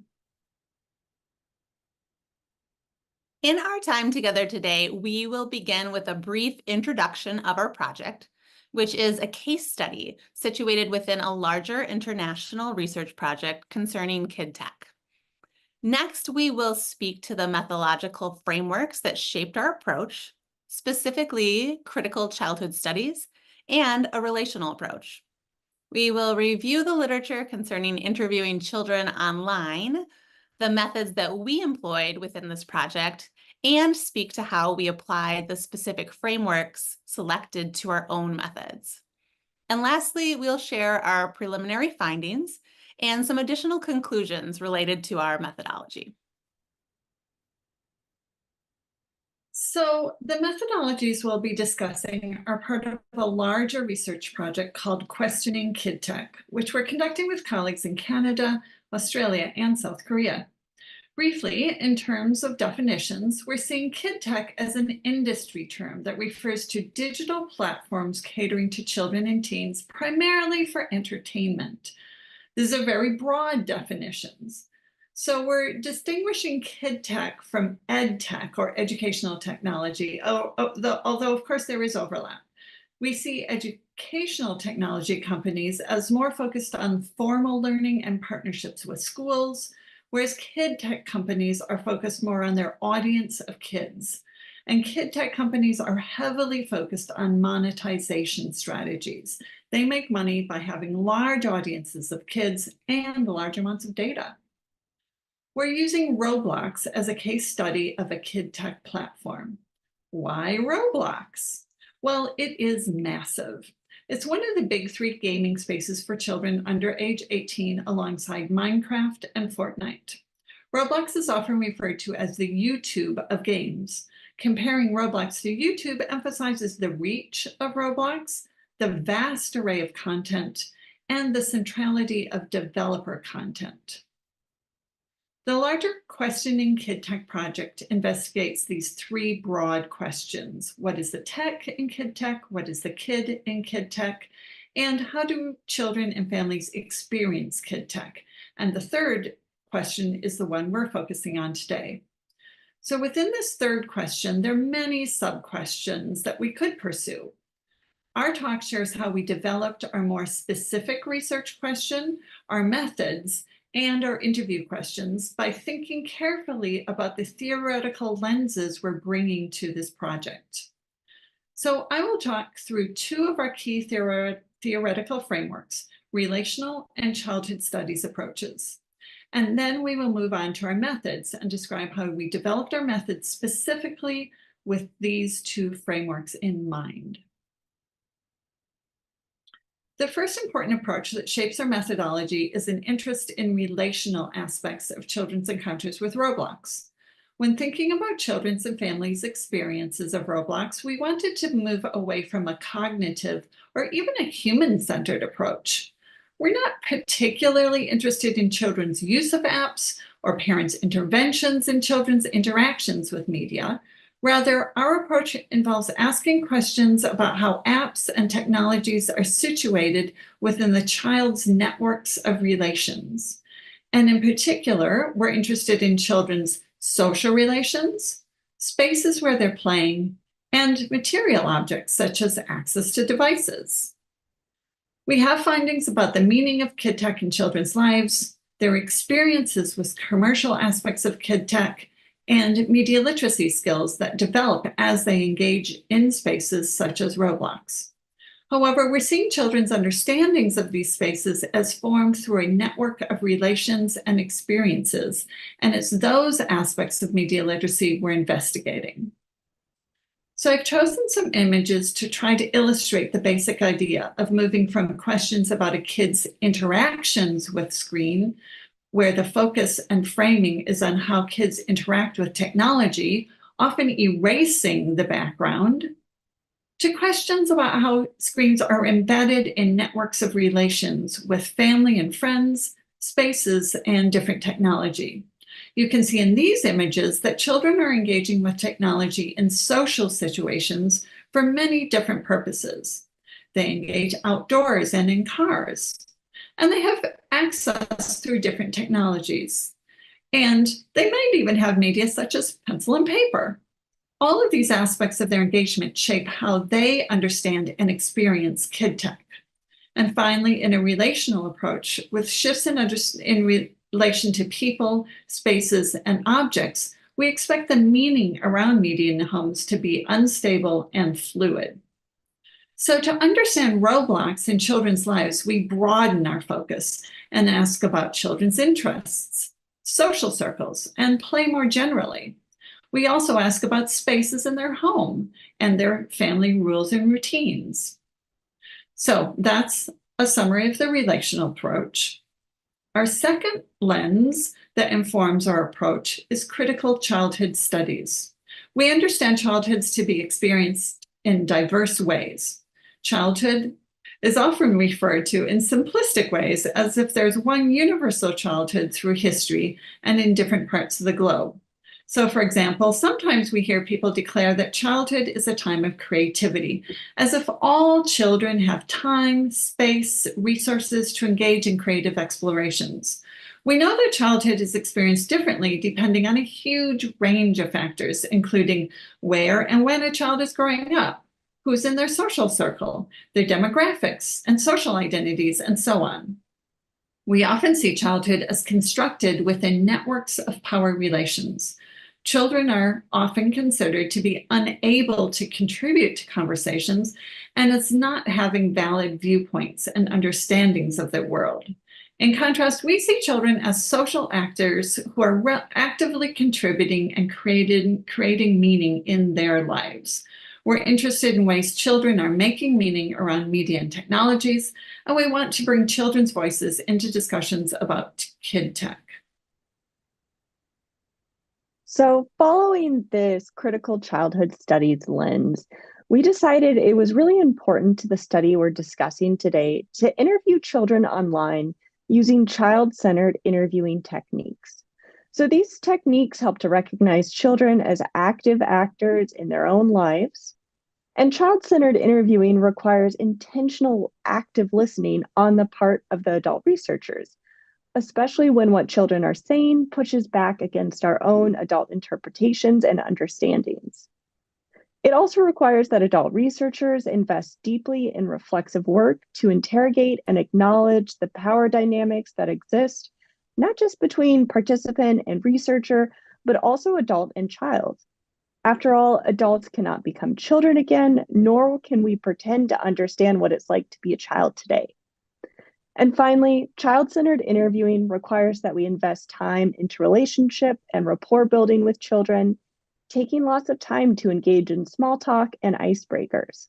Not only does this help build up trust, but it also allows us as researchers to follow up on their interests and better understand the context of their lives during the interview. So with these frameworks in mind, our specific research question for the work we're doing with children and parents is, how are meanings and practices connected with Roblox co-constituted in children's families' lives within social, spatial, and material relations? So we conducted interviews with children and at least one of their parents online, and we emphasized these as separate interviews from each other. So we ended up with 13 interviews with children and 7 interviews with parents. And we offered children the chance to talk with us twice, and 6 of our 7 child participants did and participated in 2 30-minute online interviews. We recruited a diverse sample of children in terms of social, spatial, and material relations. In terms of social relations, there was a difference in who is in the home, access to friendship groups varied, and there were varying geographic settings. In terms of spatial relations, the sizes of domestic spaces varied from a very small one-room house to a larger suburban house. And there was diversity in terms of material access to tech and the internet, and different access to tech due to parental regulation as well. When it came to conducting interviews with child participants, we wanted to design the process so that children held agency during the interviews themselves. Our process began with an assent script that clearly stated that participants could stop, pause, or walk away from the interview, not answer a question, or just say, "I don't know," at any time. And throughout the interview, we shared a slideshow that was co-constructed with the child participant. We asked what they would like to see on each slide and how they might want their verbal answers to be visualized. Well, one researcher led the interview conversation, another researcher captured notes and added those visuals to the slides in an attempt to best represent the child's responses. We also emphasized the private nature of the interview. We asked the children if they would like to keep these slides private or share them with their parent. We discussed the use of pseudonyms when sharing our research and asked children to select a pseudonym of their choice if they wish. And at the end of each interview or prior to the second interview, we would review the slides and engage in a member checking protocol, sharing the co-constructed slides, our preliminary analysis, and asking children for their response. This process also helped us to practice active listening techniques and build relationships with our participants by acknowledging what they had shared previously and indicating our own connections and our responses to their interests. So here on the next slide, you can see a screenshot of the slideshow co-construction technique that we use during these interviews. This is the view that our child participants would see. And researcher Rebecca here is leading the interview. And a second researcher, in this case it was Jackie, is adding visuals to represent the topics and add items that children are sharing with us. And while the interviews we conducted followed a semi-structured interview protocol, they were quite heavy on the semi part of the interview. In acknowledgement of the relational and childhood studies frameworks that we employ in the study, we viewed it was important to be responsive to children's context, to their pacing, and to the interests that they shared with us. One additional component that supported our epistemological approach to kids and kids tech was prioritizing time for researchers to reflect after the interviews. So this continual reflection and an interrogation of what we did and how the children responded really supported our efforts to adjust interview questions that we were receiving perhaps just one-word answers. We sought to rephrase or reframe questions, particularly to elicit storytelling or narrative responses from children that shared more about who they are, their interests, and the ways that they engage with people, spaces, and objects in their own lives. We're going to focus our findings discussion on what our two approaches, relational and childhood studies, reveal about the data that we collected. So starting with material relations, we found that most of our participants played Roblox only on a tablet or phone, which aligns with Statistica data that indicate that worldwide, across all ages, 80% of Roblox users access Roblox via a mobile device. All but one of our participants had quite a casual relationship to Roblox. And their lack of investment in Roblox aligns with the things they told us about their access via tablets and phones. Several children mentioned battery life and Wi-Fi connection as factors that determine whether or not they would play Roblox. Most children did not have access to a phone with a data plan. Therefore, they were limited to playing Roblox on their tablet when they were connected to Wi-Fi, which was usually at home or in a relative's home. On the other hand, participants also emphasized that accessing Roblox on tablets or phones meant that it was easy to pick up and put down. They could play Roblox for a few minutes or for longer periods of time until their battery ran out. Children mentioned playing Roblox during downtime or in between commitments or activities at home, again stressing the casual nature of their play and the affordance of playing on a device they could quickly pick up and set down.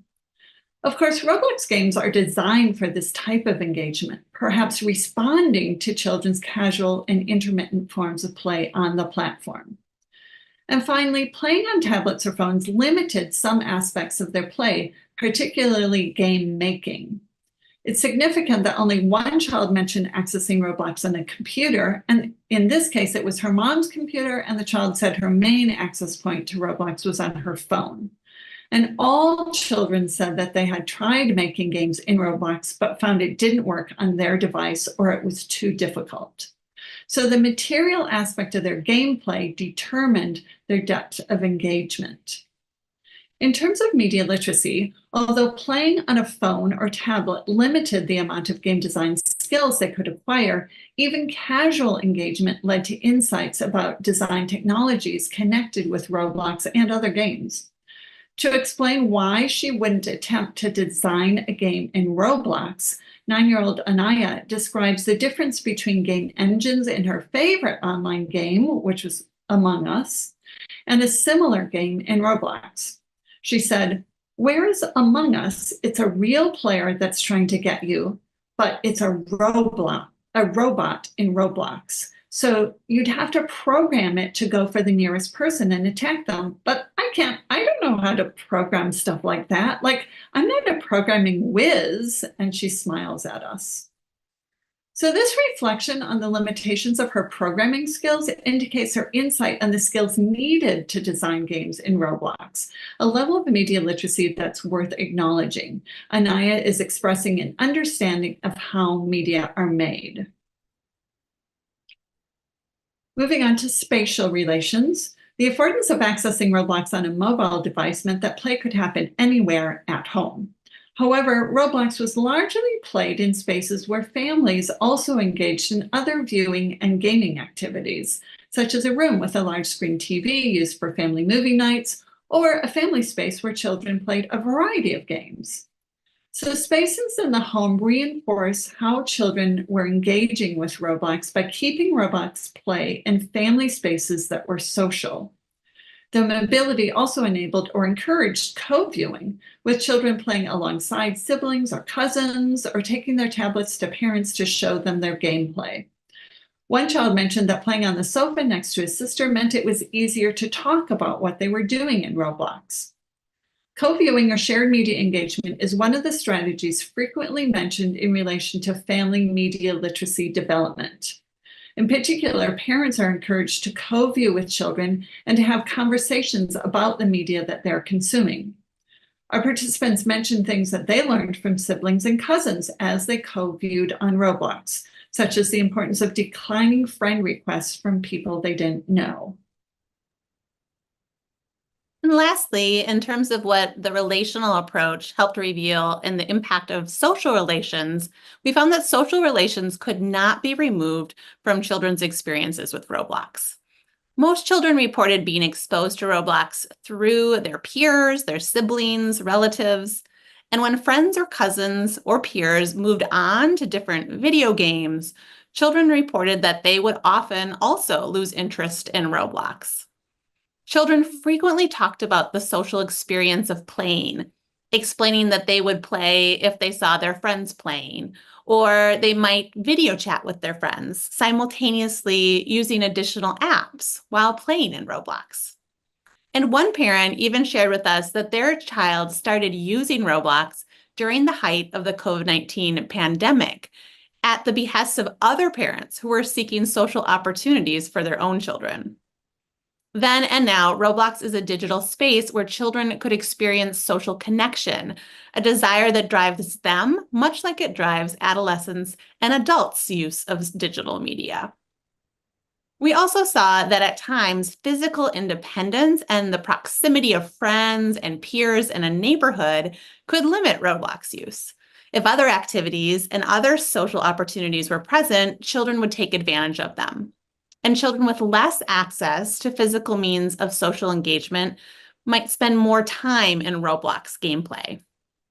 Importantly, if we think of media literacy as a social practice, we need to pay attention to how the meanings of Roblox are constructed within these social relations. For example, the most popular Roblox games that we heard about included fashion and horror games played amongst friendship groups. Roblox might be seen as spaces where children are exploring broader cultural media texts and practices and are making sense of genres such as the fashion and horror that they experience in other parts of their lives, other media, TV shows, or movies. By playing these games with friends, children are potentially developing media literacy around broader cultural texts through their play and participation in their peer cultures. So as we discussed earlier, we focused on taking a critical childhood studies approach to this work. And we found that by talking with children, we were able to gain a deeper understanding of how children think about and experience Roblox and other kid tech. They are, after all, insiders to this world, making their understandings inherently important to gather. Indeed, when we asked their parents and caregivers about Roblox, the majority of parents self-reported a lack of understanding about the game and/or their children's motivation to play Roblox. For example, one mother shared how she is very much in the dark as far as what the game is or what it entails. Further, we as researchers and as humans are not active players of the game. Although one of our child interviewees, Carson, age 7, recommended that we should be in order to get better answers to our questions. However, even if we were players, we know from the childhood studies approach that our perceptions and experiences of Roblox would be inherently different because of our adult lens. We can't remove ourselves from our adult lens. One thing that arose that we did not get from the adult voices were the critical critiques children had about Roblox, especially around commercial structures that were built into the game. One of the children, Anaya, talked at length about how greedy Roblox was and that they were taking advantage of kids by pushing popular skins and clothing for avatars, creating a culture within the game where children felt pressured to use Robux to buy these items in order to participate with other peers. Others, like siblings Laura and Felix, viewed these purchasable items as wasteful or simply a way to keep up with trends, even if they seemed silly.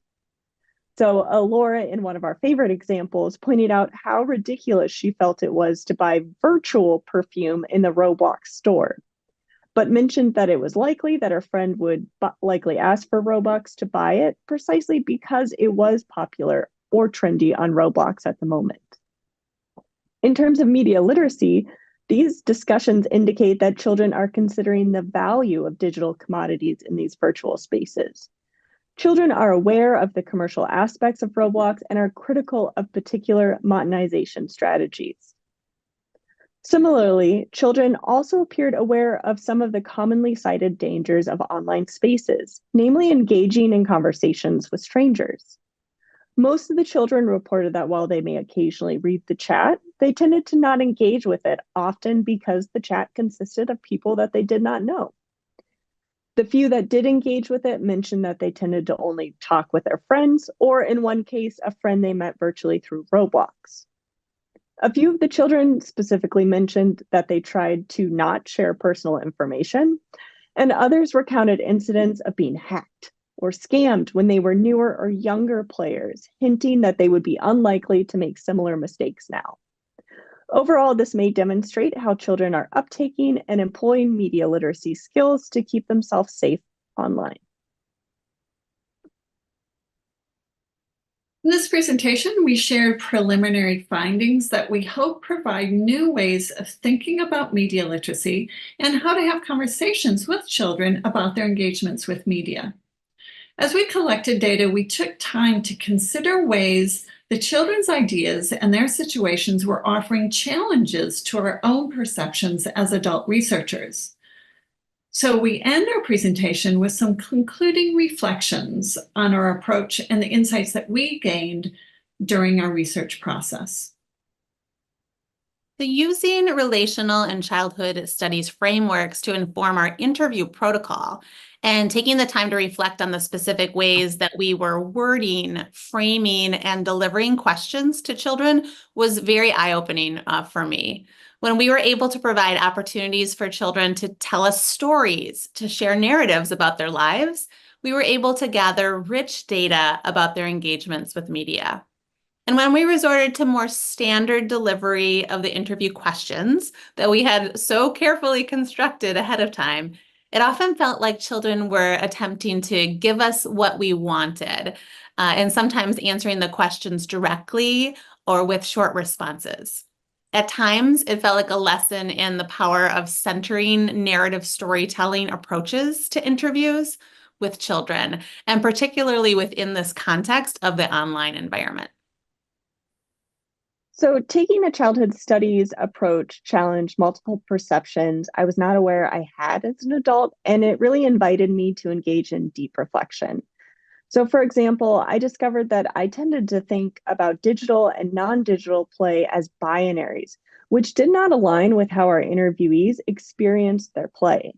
For the children we talked with, playing Roblox with a friend could look like video chatting or messaging while playing Roblox in separate locations. Playing alongside each other in person during a sleepover, sharing one device and taking turns during recess, or even pretend playing a video game on the playground with no digital devices at all.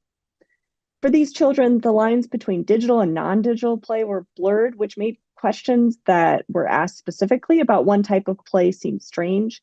And it also made it difficult at times for me to fully understand their responses because children didn't value these varied forms of social play in the same way I did. So being reflexive about the interviews and what we were hearing from children really helped me better understand my responses and be more receptive to what they're telling us, which is what I'm carrying forward. And finally, taking a relational approach, highlighting different childhoods, which, as we've mentioned, is a key component of our critical childhood studies approach. So by asking questions about their interests, their friendship groups, their environments, we gained a holistic understanding of how Roblox fits into their lives and how and why children's experiences of Roblox differed. I think this has implications for media literacy discussions. We need to understand that media are consumed in relation to people and places and technologies and other material objects. Children do not consume media in a vacuum. Children are consuming media in ways that blur lines between digital and non-digital, within varying friendship and familial constellations, and in relation to different living spaces and geographies. In this context, the meaning of media texts and practices is fluid. This suggests that media literacy efforts might do well to focus on the meaning that children are making and the understandings of media that children bring to a space. This will help educators and policymakers know how best to support and further children's media education. So thank you for listening, and please feel free to email us with any questions or suggestions related to what we've shared with you today. We hope you enjoy the conference, and we look forward to responding to your questions. 네, 레베카 윌렛 교수님의 어린이 로블록스 이용에 관한 연구 키즈테크의 질문하기라는 발표였는데요. 어린애들의 어떤 기술에 대한 이용이나 사회적 참여에 있어서 로블록스와 같은 이런 게임이 미디어 리터러시를 더욱 증진시킬 수 있다는 이야기가 굉장히 인상적이었습니다. 또 성인들이 우리가 디지털로 연결되어 있는 것처럼 어린이들도 디지털로 연결되어 있다는 것 또한 새삼 확인할 수 있었습니다. 궁금하신 점은 조금 전에 이제 이메일 주소가 지나갔었는데요. 그래서 이 박사님의 이메일로 궁금하신 점이 있으시면 보내주시면 질문에 대답해 주신다고 하시니까요. 궁금하신 점이 있으면 박사님께 이메일 부탁드리겠습니다. 나눠드린 카탈로그에서 아마 이메일 주소 확인하실 수 있으실 겁니다. 자, 그럼 이제 컨퍼런스 현장에서 발표를 듣는 순서가 되겠습니다. 경인교대 정현선 교수님께서 유아의 디지털 미디어 이용 경험에 관한 연구에 대해 발표해 주시겠습니다. 정현선 교수님은 경인교대 디지털 미디어 교육 석박사과정 전공 주임 교수님이시고요. 현재 경인교대 미디어 리터러시 연구소의 소장, 방송통신위원회 시청자 권익위원회 위원도 맡고 계시고 어린이 미디어 이용과 미디어 리터러시에 대한 다양한 연구를 해오시고 계십니다. 오늘 컨퍼런스에서 정현선 교수님이 연구팀을 대표해서 시청자 미디어 재단의 의뢰를 받아서 진행한 연구를 바탕으로 한 유아의 활동을 관찰하고 부모들을 인터뷰해서 유아 디지털 미디어 경험을 분석한 연구를 발표를 하신다고 합니다. 자, 그럼 정현선 교수님을 무대로 모시겠습니다. 여러분 박수로 환영해 주시기 바랍니다.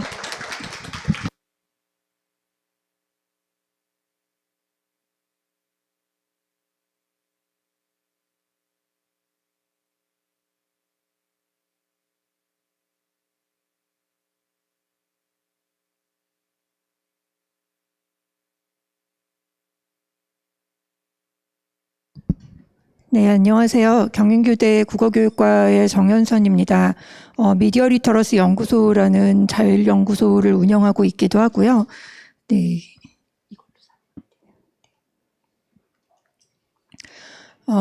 제가 오늘 이제 말씀드리려고 하는 것은,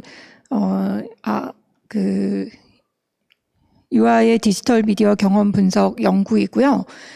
이 연구는 오늘 제가 이제 발표할 주제는 이제 지금 2024년 시청자 미디어 재단의 이제 정책 연구로 이제 저와 저희 연구팀이 함께 수행하고 있는 연구의 중간 결과입니다. 연구의 최종 결과는 오는 12월에 마무리될 예정이고 내년 1월 정도가 되면 보고서를 보실 수 있을 거라고 생각합니다. 그래서 중간 결과라는 점 이렇게 감안해서 들어주시면 좋겠습니다. 그래서 오늘 발표할 내용의 이제 전체 개요와 순서는 보시는 바와 같고요. 오늘 제가 발표는 혼자서 하지만 여기 저희 공동연구원들이 같이 와 있습니다. 이제 두 분은 온라인으로 참여하고 계시고요. 세 분은 지금 여기 와 계십니다. 그래서 그 육아정책연구소의 강은진 박사님, 그리고 저희 미디어리터러시 연구소의 권은선 박사님, 그리고 신유진 선생님, 박지원 선생님, 강우정 선생님 이렇게 같이 참여하고 있습니다. 저희 연구는 이제 경인교대 생명윤리위원회 승인을 받았고, 연구 참여자 모집에는 서울, 경기, 인천에 있는 총 4곳에 2군데 어린이집 그리고 2군데 국립유치원에서 연구 참여자 모집에 도움을 주셨습니다. 연구는 이제 3가지 필요에 의해서 시작이 되었습니다. 오전과 조금 전에 이제 발표를 해주신 여러 이제 해외 학자들도 말씀을 해주셨지만, 유아의 디지털 미디어 경험에 대한 심층적인 질적 사례 분석이 정책을 만들어가는 데 있어서 매우 중요하다고 보았고요. 그리고 그것에 의해서 부모 가이드라인이 만들어지는 것 또한 중요하다고 보았습니다. 지금 이제 유아교육 현장에서 유아들이 여러 가지로 주체적으로 다양하고 자유롭게 어린이집이나 유치원에 가면 자유놀이부터 시작을 하잖아요. 그렇게 하는 데 있어서 디지털도 아이들에게 자유놀이의 공간이 되고 소재가 될 수 있을까, 도구가 될 수 있을까, 이런 부분에 대해서 많은 이제 가정에 계신 부모님들이나 또 이제 선생님들의 인식, 또 이제 재미있을 것 같지만 또 정보도 부족하고 걱정되는 부분도 많고, 이런 여러 가지들이 학교 현장에서나, 그러니까 유아학교 현장에서나 가정에서나 또 우리 사회에서 유아들이 디지털 미디어에 대해서 접근하는 데 있어서 부모들이 가지고 있는 부정적인 인식이라든가 또 양가적인 태도에 의해서 이제 한계로 이제 작용을 하고 있습니다. 디지털 아동기라는 용어들이 이제 사용이 되고 있고, 또 이제 팬데믹 시기를 거치면서 많은 유아와 어린이들이 디지털 미디어 기기와 프로그램들을 활용한 학습에 여러 가지로 노출이 되었고, 이제 부모들도 가정에서 아이들을 관찰하면서 이것이 부정적인 측면만 있는 것은 아니구나, 굉장히 창의적인 측면, 또 이제 긍정적인 측면도 있구나라는 걸 관찰하게 되었지만, 아직까지 많은 부모님들은 과도한 디지털 기기 이용 시간이라든가 이것에 대해서 지금은 아이가 괜찮지만 나중에 집착하게 되면 어떻게 되지? 라고 하는 것에 대해서 또 끊임없이 계속해서 경고하고 있는 전문가들의 의견을 접하면서 혼란과 고민에 빠져 있습니다. 그리고 최근 이제 교육부에서는 2021년부터 2019 개정 누리과정에 이게 초중 고등학교에 적용되는 거는 2022 개정 교육과정이지만 누리과정은 도입된 시기가 좀 다르기 때문에 연도가 다릅니다. 근데 2019 개정 누리과정에 디지털 요소를 반영하고 미래형 유아 중심 놀이 교육과정을 도입해서 이제 실행하고 있는데요. 그래서 이제 현장 지원 자료로 이제 교육부에서 만든 것들을 보면 인공지능이라든가 디지털 역량 강화, 디지털 놀이 환경, 미디어 문해 교육, 안전한 디지털 환경, 이런 여러 가지 유아 대상의 디지털 기술과 미디어 교육 자료들을 개발해서 온라인으로 제공하고 있기도 합니다. 여기 시청자 미디어 재단을 비롯한 미디어 관련 공공기관에서도 유아 미디어 교육 자료들을 개발해서 보급하고 또 미디어 강사를 파견해서 현장 교육에 도움을 주고 있습니다. 하지만 이런 부분과 관련해서 여전히 아이들이 어떤 경험을 하고 있는가에 대한 구체적인 이해와 이런 부분이 좀 약하기 때문에 가이드라인을 들어도, 그리고 또 이런 교육 과정을 접해도 부모들은 여전히 혼란스러운 부분들이 있습니다. 둘째는 이제 실제 유아의 경험과 발달, 그리고 부모의 인식과 요구를 통합적으로 이해하는 질적 연구가 필요하다는 것입니다. 계속해서 이제 다른 나라에서 지금 현재 가장 최근에 또 최신의 연구 방법들을 계속 고민하고 그러면서 이제 이루어지고 있는 연구들을 좀 접하셨는데요. 사실 우리나라 같은 경우에도 부모 미디어 교육의 필요성이 여러 계기를 통해서 계속 제기되고, 최근에는 다양한 부모 교육 프로그램들도 개발되어서 실행되고 있습니다. 하지만 최근까지도 이제 보호자가 자녀의 미디어 이용에 대해서 관여하는 중재 방식은 자녀의 텔레비전이나 스마트폰이나 게임 이용량이나 이용하는 콘텐츠나 이용 시간대, 이용하는 장소, 이런 것들을 제한하거나 관리하는 앱을 설치함으로써 통제하는 방식이 지배적인 것으로 나타나고 있습니다. 한국에서 이루어진 유아의 디지털 미디어 경험에 대한 연구들은 대부분 대규모 설문조사에 의한 부모의 인식을 물어보는 방식으로 진행되고 있습니다. 그렇기 때문에 그 조사 내용은 미디어 이용 시간이라든가 과몰입이라든가 과의존, 중독, 이런 것들, 한국 사회가 특히 가지고 있는 그런 유아나 어린이들의 디지털 미디어 이용에 대한 부정적인 시각과 우려가 전제되어 있는 경우가 많습니다. 그래서 우리가 사실은 유아들이 이런 콘텐츠를 수용하는 데 있어서 다만 수동적인 존재가 아니라 성인들이 많이 우려하는 디지털 미디어의 여러 측면에 대해서 스스로 질문을 제기하기도 하고 미디어 콘텐츠를 주체적으로 해석하기도 하고 자신들의 경험이나 지식, 기술을 활용할 수 있는 주도성 또는 행위 주체성을 가진 존재라는 점을 우리는 해외 연구를 통해서 접하기는 하지만 우리나라 아이들도 그럴까? 우리나라 아이들은 특히 미디어 환경이 좋지 않잖아 라고 생각하면서 그것에 대해서 부정하는 경우들이 많이 있습니다. 그렇다 보니까 유아대에 대한 미디어 교육 정책이라든가 또 이제 부모에 대한 미디어 교육 프로그램 이런 것들은 한편으로는 기술을 추종하기에 급급한 기능주의적인 방식, 또 한편으로는 보호하고 제한하고 통제하고 그래서 중독에 빠지지 않도록 하는, 그래서 결국은 학습을 강조하는 그런 방식으로 이루어지고 있다는 생각이 듭니다. 그런데 이제 뭐 해외에서는 여러 가지 유아의 디지털 미디어 경험과 아동 권리에 주목한 연구들이 다양하게 수행되어 왔고요. 그리고 또 국내에서도 일부 연구자들에 의해서 이런 질적 연구 방법을 통해서 유아의 디지털 미디어 경험을 세밀하게 다루는 그런 연구들이 이루어져 왔습니다. 잠시 후에 발표하실 동플립 교수님 연구도 그런 연구 중에 하나입니다. 그렇지만 개인 연구들이 가지고 있는 한계가 분명히 있기 때문에 정책 연구다라고 하면 반드시 양적 연구를 대규모로 설문조사를 돌려서 해야 된다. 이런 생각을 벗어날 필요가 있다는 생각이 들었고 그것이 이 연구의 두 번째 필요성이 되었습니다. 세 번째 필요성은 유아 친화적인 디지털 미디어 환경 구축을 위한 기초 연구가 필요하기 때문입니다. 오전에 기조 강연을 해주신 호주 디킨 대학교의 줄리안 세프턴 그린 교수님께서 설명해 주셨었던 이 어린이들의 인터넷을 위한 보다 나은 어린이 인터넷 이용을 위한 원칙, 그러니까 상상을 해보는 것입니다. 이런 것이 있을 수 있다, 이것이 있어야 한다라고 하는 상상을 해보기 위해서는 우리가 어린이들의 실태를 보고 아이들의 경험과 실제적인 어떤 활동을 통해서 어린이들을 믿는 그런 과정들이 좀 필요하다고 봅니다. 그리고 실제로 우리는 어린이들이 어떻게 이용하는지 모르고 부모들이 가지고 있는 어떤 기대 그리고 때로는 어떤 절망 또는 굉장히 어려움 이런 것들에 대해서 우리가 좀 깊이 있게 듣는 그런 과정들이 필요하다고 생각합니다.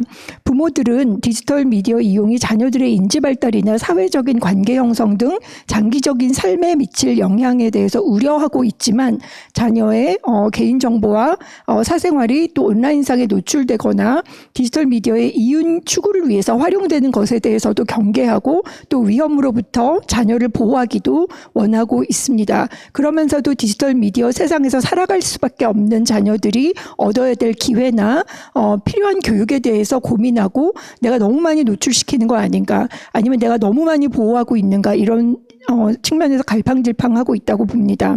그래서 정부와 기업이 전 세계적으로 디지털 역량을 강조하고 또 교육부에서도 유아교육 체계의 디지털 기술에 대한 경험을 반영한 그런 교육을 강조하고 있는 상황에서 유아의 안전과 사생활을 보호하고 또 유아의 발달에 적합한 미디어 콘텐츠나 유아에게 적합한 방식으로 기술을 설계하는 그런 유아 친화적인 디지털 환경 구축을 위한 정책 수립은 단지 부모에게 자기 아이를 잘 간수해라 이렇게 말하는 것으로는 부족하다고 생각합니다.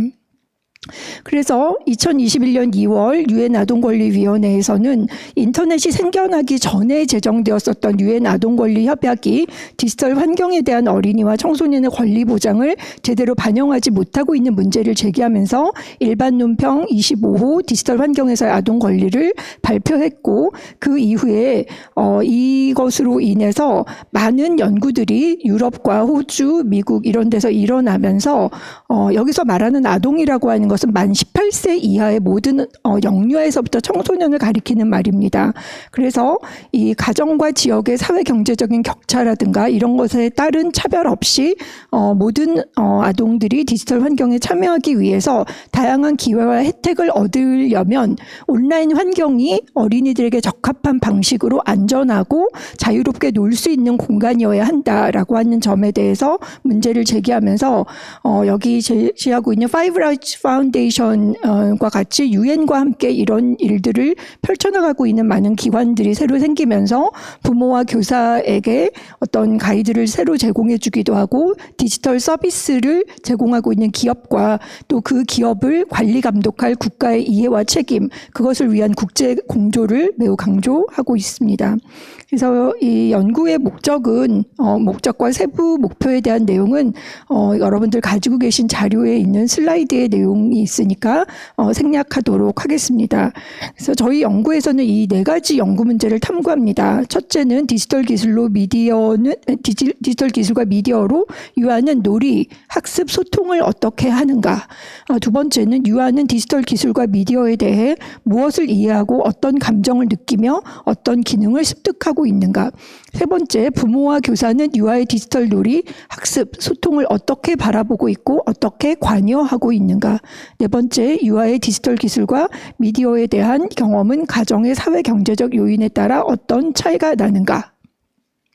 8월 달에 저희 아까 발표하셨었던 그 호주의 디지털 아동기 중점 연구소에 가서 제가 이 연구에 대해서 소개한 일이 있었는데요. 많은 호주의 학자들이 놀라서 저를 쳐다보면서 이 연구가 몇 년짜리냐라고 물어보더라고요. 그래서 올해 5월에 시작해서 12월에 끝난다라고 얘기했더니 뭐라고? 라고 얘기를 했습니다. 그런 절박함과 사실은 불가능한 프로젝트임에도 불구하고 이 연구를 수행할 수 있게 이런 정책 연구 과제를 만들고 이제 이거를 도와주고 계시는 시청자 미디어 재단 관계자분들한테도 감사의 마음을 드리고 다음에는 좀 여유로운 시간과 이런 것을 가지고 저희가 연구를 할 수 있기를 바랍니다. 여기 높으신 분들이 안 계시긴 한데 나중에 전달이 되기를 바랍니다. 저희 연구 절차와 연구 방법에 대해서 간단히 말씀드리면요. 저희 이제 문헌 연구를 하고 이제 연구 계획서를 쓰면서 이제 동시에 IRB의 심의를 맡겼습니다. 그래서 IRB 통과하는데 2달이 걸렸습니다. 그러고 나니까 6월 말이 되었고요. 이제 곧 유치원과 어린이집은 방학을 할 때가 되었습니다. 그래서 7월 중순에 다급하게 저희가 이제 그때까지 컨택했었던 그런 유치원과 어린이집의 도움을 받아서 몇 군데는 많이 거절을 당했고요. 저희 이제 4군데의 도움을 받았고 그렇게 해서 이제 진행을 하게 되었습니다. 그 과정에서 저희가 만들었던 설문과 그러니까 부모 대상, 유아 대상, 그리고 유아 교사 대상의 설문과 면담 질문지 여러 가지 활동에 대한 계획은 IRB에 의해서 반려되고 수정되고 그렇게 했습니다. 유아를 데리고 도대체 몇 분을 데리고 하려고 하냐 뭐 이런 이야기들을 많이 들어서요. 저희가 이제 많은 연구 방법을 수정을 했습니다. 자, 연구 참여자는 만 3세에서 5세 유아 20명과 그 부 또는 모 20명. 하지만 아버지가 한 분 하시겠다고 하셨다가 탈락을 하셨습니다. 그래서 안타깝게도 부모는 모두 어머니이시고 19명입니다. 그런데 그 중에 한 가족이 오빠를 보내는 줄 알고 보냈다가 나중에 보니까 여동생이어서 중간에 바꿔치기 하는 사태가 벌어졌습니다. 그래서 유아는 20명이 되었습니다. 그리고 이제 유아교사 4분에게 이제 저희 1차적인 연구 결과에 대해서 말씀드리고 좀 피드백을 받는 과정까지 거쳤고요. 연구 참여 유아들이 다니는 유아교육기관은 경기도 안양에 소재한 중산층 및 고소득층 거주지역의 공립유치원 1곳, 경기도 시흥에 소재한 저소득층 및 이주 배경 가정이 다수 거주하는 지역의 공립유치원 1곳, 서울과 인천의 중산층 및 저소득층 가정 중 맞벌이 가정이 다수 거주하는 공립유치원 2곳, 이렇게 4곳을 섭외했습니다. 그래서 저희는 이런 연구 목적에서 다양한 사회경제적 변인을 가지고 있는 유아와 그 부모님들이 참여하기를 바랬기 때문에 그런 한목적적 표집에 따라서 유아교육기관의 협조로 다양한 배경의 가정에서 아이들과 부모님들이 참여하실 수 있었습니다. 저희 연구에 대해서는 간단하게 설명드릴 텐데요. 우선 이제 유아 대상 활동, 그러니까 놀이 활동 기반의 면담을 했습니다. 그래서 유아들이 이제 유아교육기관에서 연령 집단별로 이제 3세는 2명 그리고 별도의 면담 집단을 구성하였고요. 3살 살짜리 아이들하고 4-5살짜리 아이들은 차이가 굉장히 많더라고요. 그래서 4-5살짜리 아이들은 좀 모아서 4명씩 통합 연령 집단으로 구성해서 유아들을 먼저 다니고 있는 기관에서 면담을 했습니다. 그때는 유아들이 이제 다양한 색깔의 클레이로 자기가 좋아하는 놀이를 간단하게 얘기를 해보고 나서 이제 그것을 만드는 그런 활동을 하는 동안 저희가 여러 가지 디지털 기기에 대한 사진이라든가 이런 것들을 보여주는 방식으로 해서 이게 뭔지 인식하는지, 이걸 가지고 어떤 활동을 하는지 이런 것들에 대한, 그리고 가정에서는 이런 걸 이용할 때 부모님은 뭐라고 하시는지 이런 것들을 좀 물어보는 그런 방식으로 해서 유아들의 디지털 기술과 미디어 이용 경험을 파악을 했습니다. 그리고 이제 오른쪽에 보시면 이제 부모 대상으로는 그러니까 유아를 만나기 전에 먼저 부모님들이 사전 질문에 온라인으로 응답을 하셔서 저희가 이제 부모 대상 심층 면담 시의 자료로 사용을 했고요. 가정적인 요인, 예를 들어서 집에 어떤 디지털 기기가 있는지, 그리고 가정의 소득 수준은 본인이 생각하시기에 상중하 중에 어디에 속한다고 생각하시는지 이런 것들도 물어보았고요. 그리고 이제 저희가 과제를 좀 내드렸습니다. 저희가 직접 집에 갈 수가 없었기 때문에 부모님들에게 1분에서 1분 30초 정도의 3개의 동영상을 촬영하시는데 유아들이 가정에서 하고 있는 어떤 소통이라든가 놀이라든가 학습이라든가 이것에 있어서 의미 있는 장면이 있다고 생각하면 그것을 한 3개 정도 촬영하셔서 저희에게 제출하지 마시고 스마트폰에 그대로 담아오셔서 그것을 보면서 면담을 하고 그중에서 의미 있는 부분을 저희가 캡처를 해서 동의하에 캡처해서 사용하겠다라고 해서 그렇게 진행을 했습니다. 그리고 연구진 회의를 통해서 저희 연구진에는 아동학을 전공한 분, 그리고 이제 미디어 교육을 전공한 사람, 그리고 또 이제 유아교사 등등이 이제 다양하게 포진되어 있습니다. 그래서 저희 연구진 회의를 통해서 다층적으로 수집된 자료의 삼각 검증과 분석, 그리고 면담 결과의 타당성을 검토하고 유아 미디어 교육 프로그램과 정책, 그리고 부모 미디어 교육의 방향 등에 대한 시사점을 논의했습니다. 그리고 맨 위에 있는 디두스라고 하는 이제 프로그램은 질적 자료를 분석하는데 쓰는 프로그램인데 아틀라스를 쓰시는 분도 있고 엔디보를 쓰시는 분들도 있는데 이 프로그램을 사용한 이유는 온라인 협업이 가능하고 가장 가격이 저렴하기 때문입니다. 네. 자, 그리고 이제 저희가 예를 들어서 데이터 수집한 것 중에 이거 보여드리는 거는 유아 연구 참여자의 클레이 작품 예시입니다. 유아 면담에서는 자신들이 좋아하는 놀이에 대해서 이야기해 보도록 한 다음에 클레이로 표현하고 연구자들이 준비한 질문을 중심으로 해서 대화를 나누는 방식, 이런 시각적 방법과 놀이 활동 기반의 면담을 한 것이고요. 지금 여기서 보이는 로로로나 꼬물이는 모두 가명입니다. 그래서 왼쪽에 보시는 것처럼 만 4세의 로로로는 게임, 블록놀이 등 다양한 놀이에 대해서 이야기를 했고 실제로 메타버스 게임인 로블록스를 이용하고 있는 것으로 나타났고요. 하지만 이 클레이 표현에서는 로블록스를 표현한 게 아니라 엄마와 꽃을 표현했습니다. 오른쪽에 있는 꼬물이는 만 3세의 남자아이고 자동차 놀이를 좋아합니다. 클레이로 표현한 것은 자동차의 창문과 엔진, 자동차 바퀴의 모습이 담긴 자동차입니다. 유아들을 만나보신 분들은 한눈에 이게 자동차라는 것을 아실 수 있을 것 같습니다. 유아들이 클레이로 표현한 작품에 직접적으로 디지털 미디어 경험이 표현되는 경우도 있었지만 그렇지 않고 표현 활동을 하면서 나눈 대화 속에서 자연스럽게 디지털 미디어 이용 경험이 나타나기도 했습니다. 그리고 이 클레이 작품은 작품 표현 자체가 목적이 아니라 유아들과 자연스럽게 면담을 하기 위한 방법으로서 활용이 되었습니다. 연구윤리와 관련된 각 단계별 고려사항은 슬라이드로 대신하겠습니다.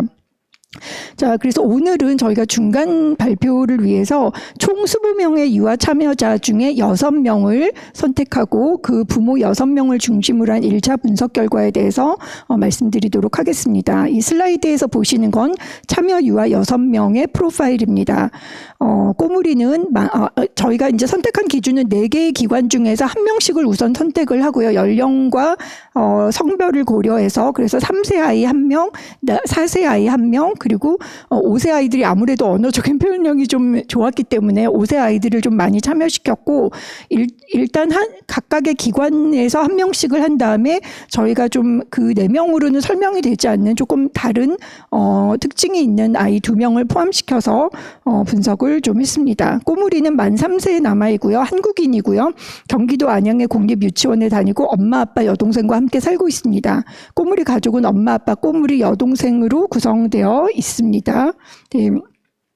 꼬물이의 주 양육자는 엄마이고 육아를 위해서 휴직을 한 상태였고요. 같은 아파트 단지에 거주하는 조부모님으로부터 양육에 도움을 받고 있었고 꼬물이의 아빠도 일찍 퇴근하셔서 저녁에 아이와 놀아주는 편이었습니다. 가정에는 스마트 TV와 컴퓨터가 있고 꼬물이는 하루에 약 1시간 정도 미디어를 이용합니다. 꼬물이 엄마는 자녀의 미디어 이용에 대해서 별로 우려하지 않는 편이라고 응답했습니다.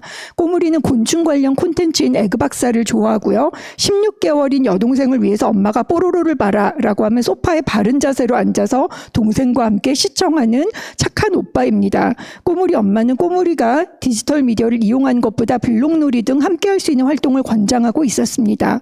꼬물이 엄마는 자녀를 독립된 인격체로 존중하고 대화를 통해 소통하고자 노력한다고 말했고요. 참을성이 있고 울거나 때를 잘 쓰지 않는 성향이라고 했습니다. 텔레비전을 시청할 때 부모는 자신의 선호 채널뿐만 아니라 꼬물이의 선호 채널도 고려하여 시청하고 시청 시간이 길어질 경우에 함께 합의해서 스크린 타임을 조절합니다. 한때 학습 목적의 홈스쿨링 에듀테크 기기를 사용한 적이 있었지만 꼬물이가 별로 흥미를 느끼지 못해서 사용을 중단했다고 말했습니다. 꼬물이의 부모님은 가정소득 수준에 대해서 중으로 표시하셨고 가정에는 스마트 TV와 컴퓨터가 있고 꼬물이의 미디어 이용에 대해 우려하지 않는 편이라고 하셨지만 미디어 교육을 받은 경험은 없었습니다. 저희가 분석하다가 알게 된 건데요. 이런 아이를 갓기라고 얘기한다고 합니다. 신이 내린 아기다라는 뜻인 것이죠. 그래서 우리가 어쩌면 지향하고 있었던 정책에서 지향하는 유아들의 바람직한 디지털 기기 이용과 바람직한 가정의 소통의 모습을 모두 갖추고 있는 하지만 매우 드문 그런 아이였다고 생각을 합니다. 자, 로로로는 만 4세 여아이고요. 한국인이고 인천의 공립 어린이집에 다니고 있습니다. 엄마, 아빠, 오빠, 초등학교 3학년인 오빠와 함께 살고 있고요. 주 양육자는 엄마이고 가정에는 일반 TV, 컴퓨터, 게임 콘솔을 보유하고 있었습니다. 로로로의 미디어 이용 시간은 하루에 약 3시간 정도이고요. 엄마는 자녀의 미디어 이용에 대해서 우려하는 편이라고 응답했고 아빠가 여기 오셨다면 어떻게 생각하셨을까요? 했더니 아빠는 더 걱정이 많다고 얘기를 하셨습니다. 저에게 인터뷰를 하면서 혹시 저 오늘 혼나러 온 건가요? 아이가 너무 미디어 이용을 많이 해서 오늘 혼나는 날인가요? 라고 물어보시기도 했었습니다. 로로로 엄마는 자녀들과 함께 챌린지를 보면서 춤을 따라 추거나 마리오 카트나 로블록스 게임을 하고 로로로와 함께 한글 요가를 하면서 디지털 미디어를 활용한 놀이를 즐기고 있었습니다. 로로로는 로블록스 중에 입양하세요 라는 게임을 즐겨하고 스마트폰으로 전화번호를 누르는 것에 성취감을 느끼고 페이스톡이나 이런 것들을 이용해서 화상통화하는 것도 즐겁게 하고 있었습니다. 가정에서 유튜버를 흉내내면서 동영상을 촬영하기도 하고 어린이집에서는 디지털 역량 교육 프로그램으로 지원받은 디지털 모션 플레이를 통해서 신체 활동을 경험하면서 즐거움을 느끼고 있었습니다. 취침 시간 전에 로로로 가족은 부모와 자녀가 함께 디지털 기기를 끄고 거실에 충전기에 보관하는 약속을 지키고 있었고요. 로로로 엄마는 직접 아이가 디지털 기기를 끄도록 하고 있었습니다. 이런 방식으로 해서 로로로의 생활도 볼 수 있었고요. 다른 아이들의 경우에 예를 들어서 윤호 같은 경우에는 남자아이인데 미디어 이용 시간이 5시간에 이릅니다. 아기였을 때부터 디지털 미디어에 노출이 되었고 엄마하고 둘이 사는 아이입니다. 엄마는 일을 많이 하셔야 되기 때문에 아이를 데리고 차 안에서 이동하는 시간이 많고 그 시간 동안 아이는 많이 미디어를 보게 되고 있었습니다. 이런 부분들이 좀 있었고요. 그리고 벤두카라는 아이는 소득 수준을 이제 가정에서 중이라고 표현하셨고요. 그 이주 배경 아이들이 많이 살고 있는 시흥에 살고 있습니다. 공립 유치원에 다니고 있었고요.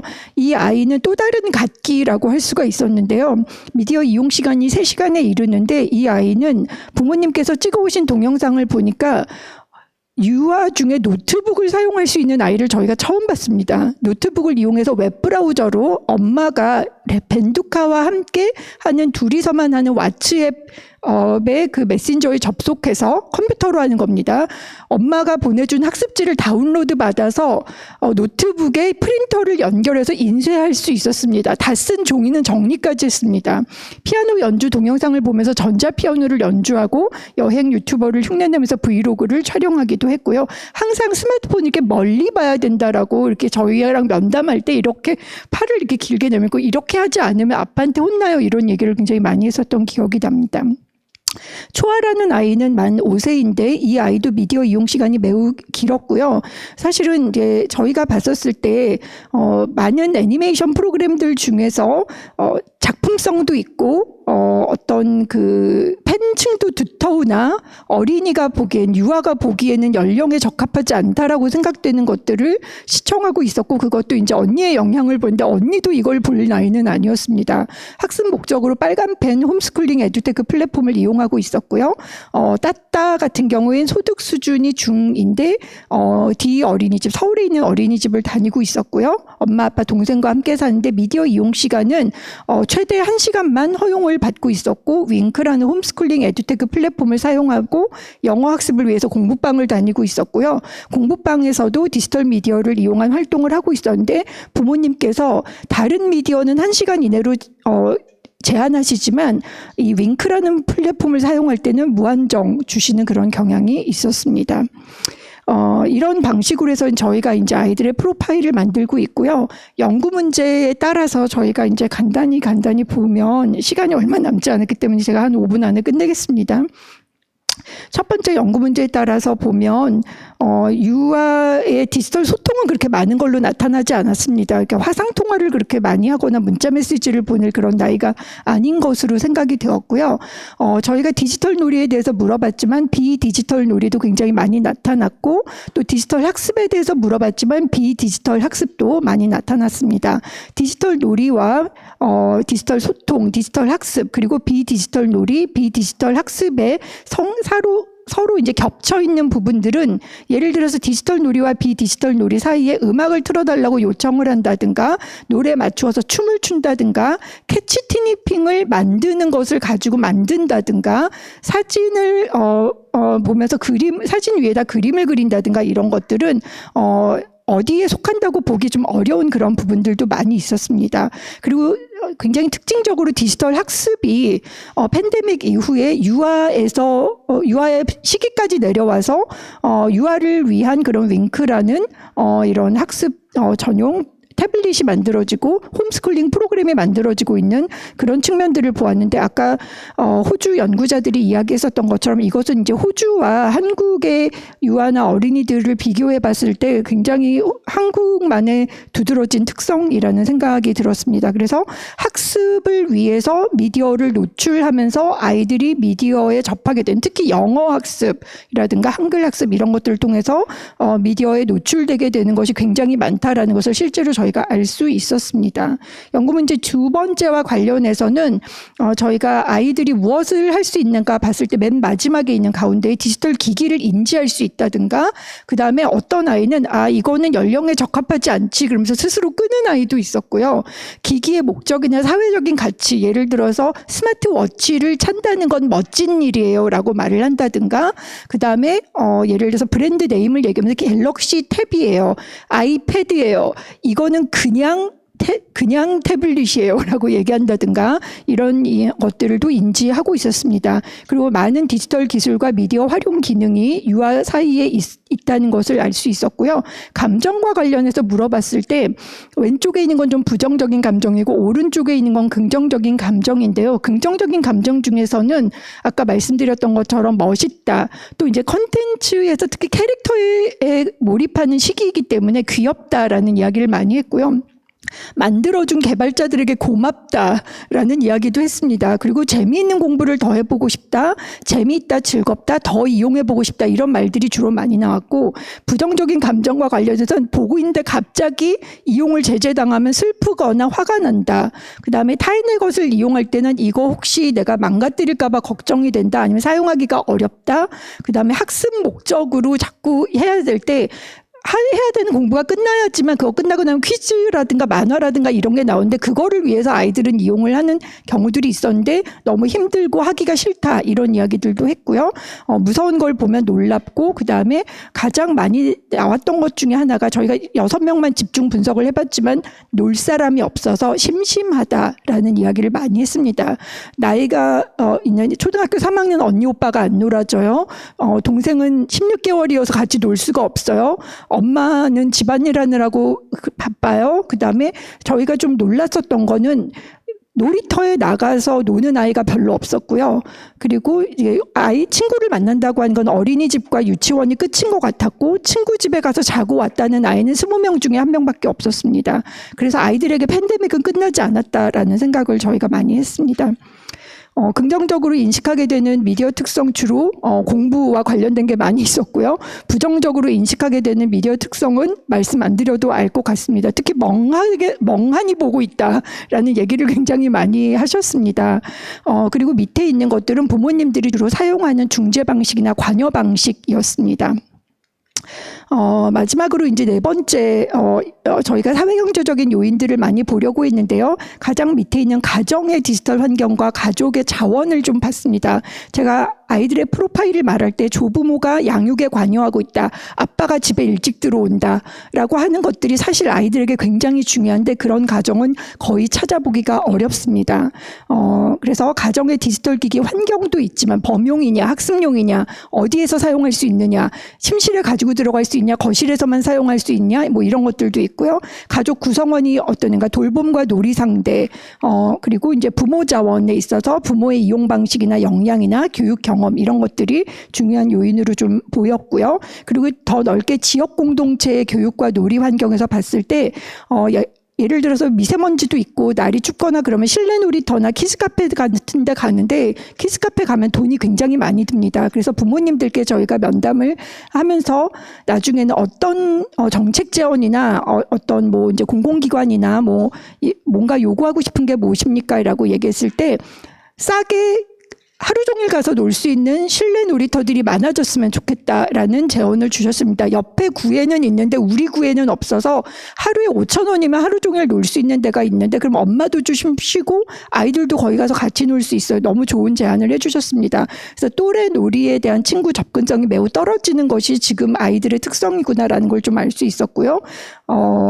예, 그리고 이제 마지막으로 이제 위에 있는 게 자국의 디지털 공동체 문화, 특히 이주 배경 공동체를 저희가 접했었을 때 오히려 한국 아이들 같은 경우에는 집에서 고립되어 있는 경우가 많았던 반면에 이주 배경 아동들의 경우에는 그 자국 커뮤니티가 있어서 거기서 같이 논다든가 같이 이야기를 나눈다든가 아니면 대가족이 산다든가 이런 경우들이 많아서 그런 부분에 있어서의 이제 정보 교류의 네트워크라든가 공동의 돌봄 문화 이런 면에서 조금 차이가 있는 경우가 있었고요.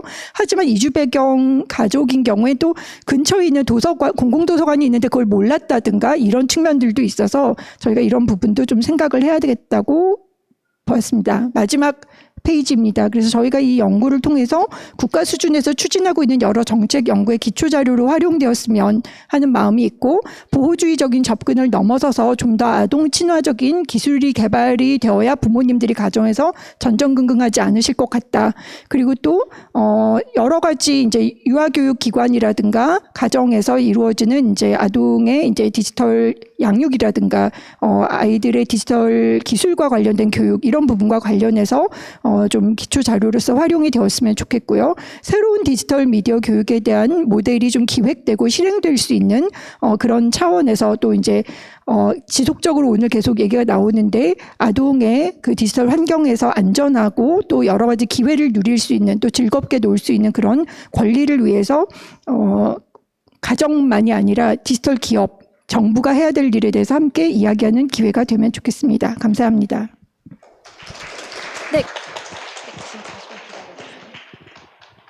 네, 교수님의 발표 잘 들었습니다. 보통은 우리가 유아의 어떤 미디어 이용에 관한 것이면은 예전보다도 유튜브 이용 시간이 참 많이 빨라졌고, 그리고 이제 어려서부터도 아이들이 많이 미디어를 벌써 이용한다는 이야기들은 저희가 많이 들었는데 실제로 무엇을 하는지는 좀 알기가 어려웠어요. 근데 교수님의 이제 발표를 통해서 아이들이 디지털 기술이라든지 미디어를 활용해서 어떻게 놀이를 하고 어떻게 또 학습을 하고 소통은 어떤 식으로 하는지, 또 이런 과정에서 어떤 것을 느끼는지도 저희가 조금 더 깊이 있게 이해할 수 있는 그런 기회였습니다. 굉장히 아까 또 제한된 시간 안에 준비하시느라 어려움이 좀 많으셨을 것 같은데 그럼에도 불구하고 이렇게 귀중한 연구를 공유해 주셔서 정말 감사드리고요. 교수님 이하 연구팀 분들에게도 감사의 말씀을 드립니다. 자, 그럼 지금부터 질의응답 시간을 갖도록 하겠습니다. 네, 그래서 질문 있으신 분들께서는 손을 들어주시면 저희 직원이 마이크를 가져다 주도록 하겠습니다. 네, 질문 있으신 분들은 손을 들어주세요.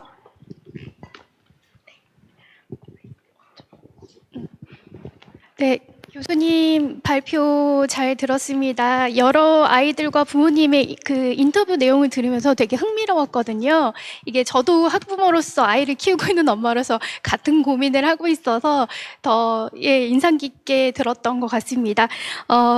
말씀하신 미디어 이용을 배경으로 유아 인터뷰나 관찰 등 내용들을 들어보면 국내 정착에서는 좀 찾기 힘들었던 내용이기도 한데요. 연구하신 바를 근거로 볼 때 그럼 앞으로 우리 유아 미디어 교육의 방향은 어떻게 설정되는 게 좋을 것인지 좀 구체적으로 설명을 해주신다면 도움이 될 것 같습니다. 네, 좋은 질문이라는 생각이 들고 질문해 주셔서 감사합니다.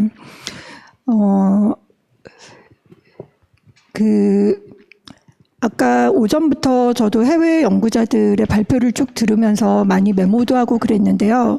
저희가 연구를 하면서 좀 느낀 것 중에 하나는 어린이 자신의 미디어 경험에 대해서 아무리 유아라 할지라도 그것에 대해서 조금은 편안하게 다른 아이들과 함께 경청해주는 어른들 앞에서 이야기를 꺼내놓을 수 있는 자리를 마련해주는 것이 가장 중요하다고 생각합니다. 그리고 부모님들 같은 경우에 저희가 인터뷰를 하면서 좀 인상적이었던 장면들이 좀 떠오르는데요. 저희가 이제 질문지를 이렇게 구성하면서 중간에 이런 질문을 했습니다. 아이들 이런 모습을 보실 때 어떻게 느끼세요? 어떻게 느끼세요? 이런 것들을 다 질문을 한 다음에 이제 마지막으로 아이의 입장이 한번 되어 보실게요. 아이는 디지털 미디어를 이용할 때 아까 유튜브를 본다고 했는데 로블록스를 한다고 했는데 스마트폰으로 뭘 한다고 했는데 그때 자녀는 어떤 마음일까요? 라고 질문을 했을 때 대부분의 부모님들이 이런 반응이셨습니다. 그런 질문을 받아본 적이 없으신 거예요. 그리고 생각해 보지 못했다. 그러다가 한참 생각을 하시다가 즐거울 것 같아요. 신기할 것 같아요. 재미있는 것 같아요. 그럴 것 같네요. 라고 말씀을 하시는 부모님들이 많으셨습니다. 그리고 인터뷰를 마치고 나가시면서 이렇게 질문을 하고 얘기를 나눌 수 있는 기회를 갖게 되어서 고맙다라고 말씀하시는 부모님들이 많이 계셨습니다.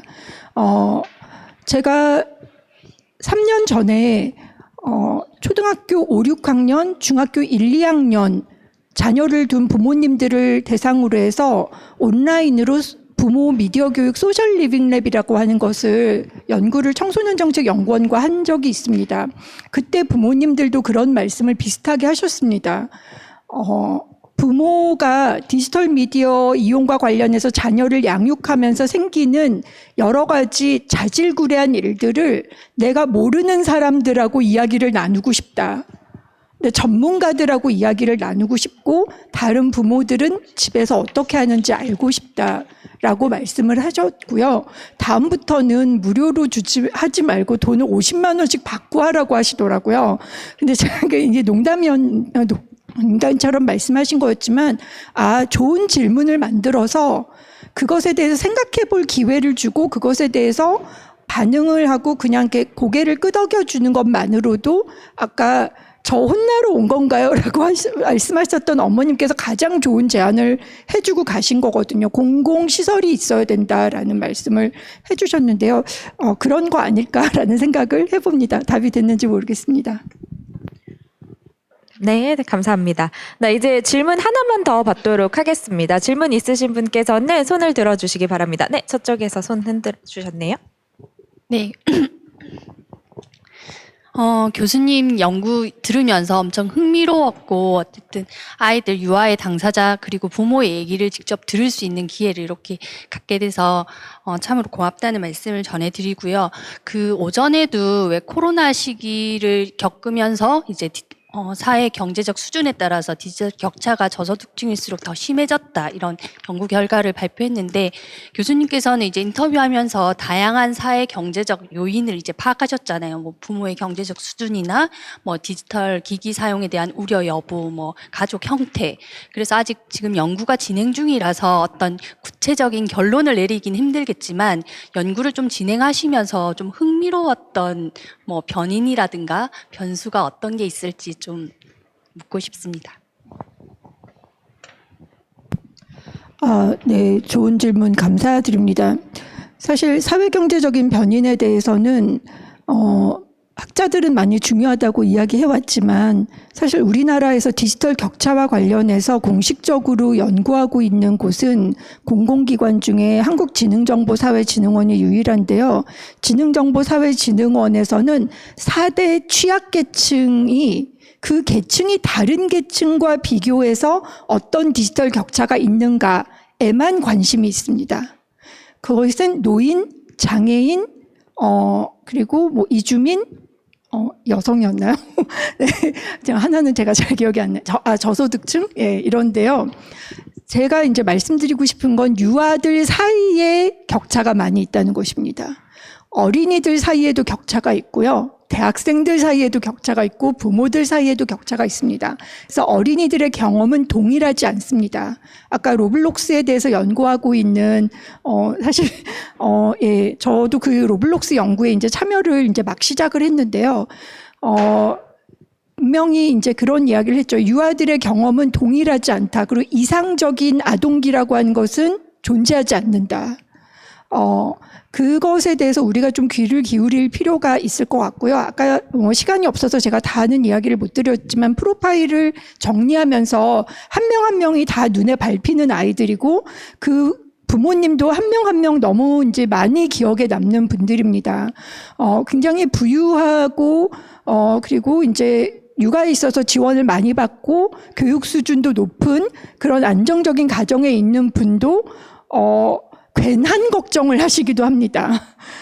그리고 그 아이는 또 아까 얘기했었던 갓기라고 얘기가 된 그 만 3세에 정말 너무 예쁘들, 저런 애는 열도 키우겠다, 그런 아이들 있잖아요. 그런데 그 아이는 또 그 아이 나름대로 사회가 요구하는 디지털 미디어 이용에 있어서의 바람직한 아동의 모습에 끼워 맞춰지면서 살아가면서 힘들 수도 있습니다.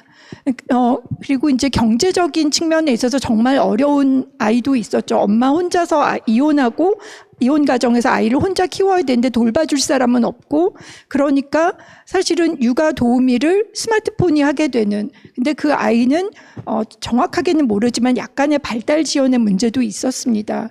그래서 굉장히 고립되어서 아이를 키워야 하는 그런 힘든 분들이 많이 있습니다. 저는 저희 연구가 이런 여러 가지 그 격차들을 보면서, 누구는 이러니까 이렇게 도와줘야 돼, 누구는 저러니까 저렇게 도와줘야 돼, 이런 어떤 대응적인 그런 방식이라기보다는 부모님들의 이야기가 좀 진솔하게 나오면서, 우리 세상이 좀 이렇구나, 우리 아이들이 이런 환경에서 자라고 있구나, 굉장히 경쟁적인 사회여서 유아들마저도 예비 초등학생인 거예요. 그런 것이 너무 안타까웠거든요. 그래서 그런 격차들의 측면에 있어서 단지 경제적인 측면만이 아니라 양육에 있어서의 격차라든가, 놀 친구에 있어서의 격차라든가, 같이 몰려 있을 수 있고 고민을 나눌 수 있는 공동체의 일원이 되지 못하는 사람과 그런 공동체가 있는 사람 간의 격차, 이런 것들을 우리가 생각하면서 단지 미디어에 집중해서 미디어 양육에 대해서 고민하는 것이 아니라 아까 그 리베카 윌렛 교수가 얘기했었던 것처럼 관계 중심의 접근이라고 하는 부분을 우리가 좀 많이 생각하는 계기가 되었으면 좋겠고, 어떤 부모도 비난받지 않고 모든 부모가 다 위로받는 그런 연구가 되었으면 좋겠다고 생각하고 있습니다. 네, 교수님 말씀 잘 들었습니다. 네, 정현선 교수님께 여러분 다시 한번 박수 부탁드립니다. 네. 자, 이제 세 번째 세션이 시작되겠습니다. 세 번째 세션의 첫 번째 발표는 국립창원대학교 동풀립 교수님께서 발표해 주시겠습니다.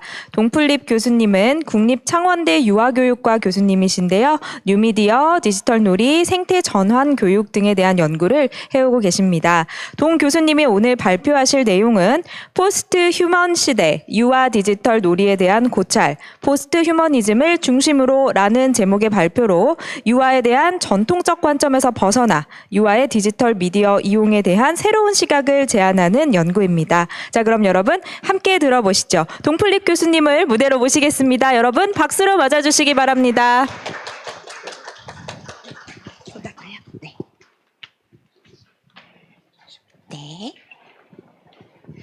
네, 안녕하세요. 방금 소개받은 국립창원대학교 유아교육과에 있는 동풀립입니다. 일단 만나서 너무 반갑고요. 사실 저는 이 시간이 되게 제가 이 딱딱한 이론을 얘기하면서 졸리면 어떡하나 점심시간이어서 좀 많이 걱정을 했는데, 사실 앞서 그 프레젠테이션을 정혜선 교수님 거를 들으면서 되게 열기가 뜨겁구나. 여기 지금 현장에 계신 선생님들께서 미디어에 대한 열정들이 대단하시구나라는 느낌을 받아서 저 역시 또 열심히 해야겠다라는 생각이 좀 들기도 합니다. 네, 사실 먼저 이렇게 미디어 리터러시 국제 컨퍼런스에 초대해 주셔서 너무 감사드리고요. 사실 오래전부터 저는 미디어에 대해서 연구를 많이 해왔습니다. 그리고 박사 논문도 디지털 디지털 놀이로 연구를 했었는데요. 그래서 예전부터 우리 한국 사회의 유아와 미디어에 대한 관심들이 예전은 그렇게 많지는 않았다고 생각이 들어요. 근데 최근에 들어서 점차 코로나19 이후에 디지털 미디어에 대한 관심이 되게 높아졌다라는 생각이 저는 개인적으로 체감상 와닿고 있고요. 그리고 이러한 좀 다양한 디지털 미디어 관련된 연구들이 많이 등장하고 있음에 저는 막 긍정적이기도 하면서 또 책임감도 많이 느낍니다. 자, 그러면 제가 먼저 유아와 디지털 미디어라고 이렇게 먼저 이렇게 뭐라고 할까? 키워드를 이렇게 제목을 이제 달았는데요. 사실 미디어는 되게 다층적이고 다면적인 의미를 가지고 있습니다. 그래서 근데 안타깝게도 유아와 디지털 미디어라고 했을 때는 몇 가지의 주된 지배적인 관점에서 좀 많이 이야기되고 소비되는 관점들이 좀 있었어요. 대표적인 거로 심리학이죠. 그래서 유아는 이제 발달을 해야 하는 존재라고 해서 발달 심리학이라든지 인지심리적으로 조금 유아와 디지털 미디어를 바라보는 시각이 있고요. 그리고 의학 쪽으로, 이게 정신건강 쪽으로 아니면 소아과의 뭐 신체 발달적으로 유아와 디지털 미디어를 많이 논의가 되어졌습니다.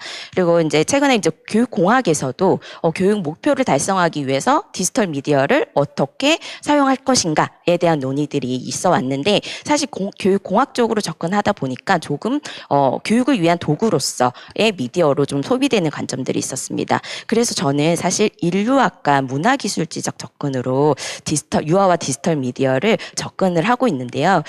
이거에 대한 의미는 실제로 정말 유아들이 일상생활 안에서 디지털 미디어를 어떻게 이용하고 있는지, 이것들을 정말 생생한 목소리들과 정말 실존체로서의 유아와 그들의 디지털 미디어과의 삶을 조금 녹여내고 싶다라고는 의도로 얘기를 했습니다.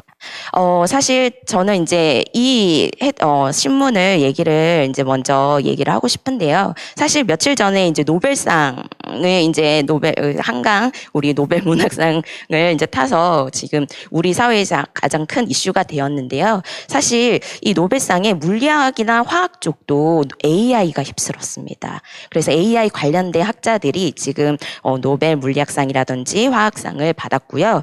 그리고 작년에 이제 네이처지 아마 다 아실 것 같습니다. 네이처지에 올해 과학계 인물에 누가 선정되었냐면 챗GPT가 선정이 되었습니다. 그래서 이 뉴스에서는 뭐라고 하냐면요. 이 세계 과학계에서 큰 화제를 불러일으킨 인물을 10명을 선정했는데 그중에 하나가 생성형 AI는 챗GPT가 선정됐다. 그래서 이 네이처십에 비인간이 선정된 건 이번이 처음이다. 라고 이렇게 되어 있습니다. 사실 이 기사를 보면서 저는 많이 느꼈어요.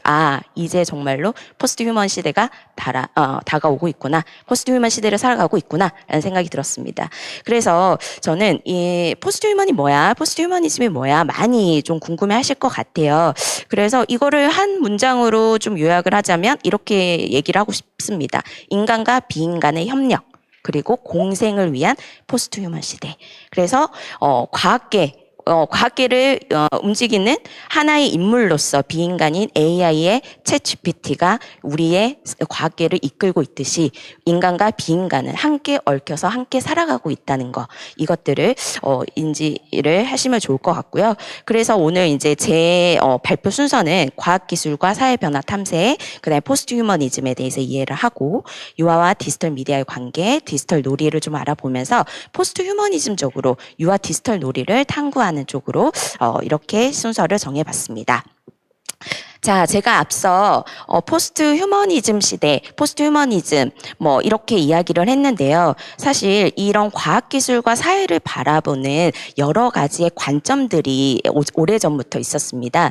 그 관점들을 이렇게 아우르는 이제 그 흐름들을 봤을 때 제일 첫 번째는 기술 결정론입니다. 아마 조금 미디어를 전공하신 분들은 아마 기술 결정론을 좀 익숙하실 수도 있는데요. 기술의 발전이 사회 변화를 이끈다라는 겁니다. 그래서 이 사회 변동에 있어서 기술이 너무나도 중요하다는 거죠. 대표적인 예로 인쇄술을 들 수 있습니다. 그래서 인쇄술이 발전하면서 문자가 너무나도 중요해지고 그 문자로 기록됨에 따라서 책이라든지 문해 교육이 더욱더 강조되는 그런 시대적 변화를 일으켰거든요. 그래서 하지만 이러한 기술 결정론은 기술의 대상인 인간이 되게 수동적으로 많이 바뀌었다. 이렇게 수동적으로 인간을 바라보기 때문에 많은 비판을 얻고 있습니다. 그래서 기술 결정론의 대표적인 예가 이거죠. 최근 인공지능과 디지털 기술이 다양한 기술 발전이 우리의 사회와 교육에 혁신적인 변화를 일으킬 수 있다.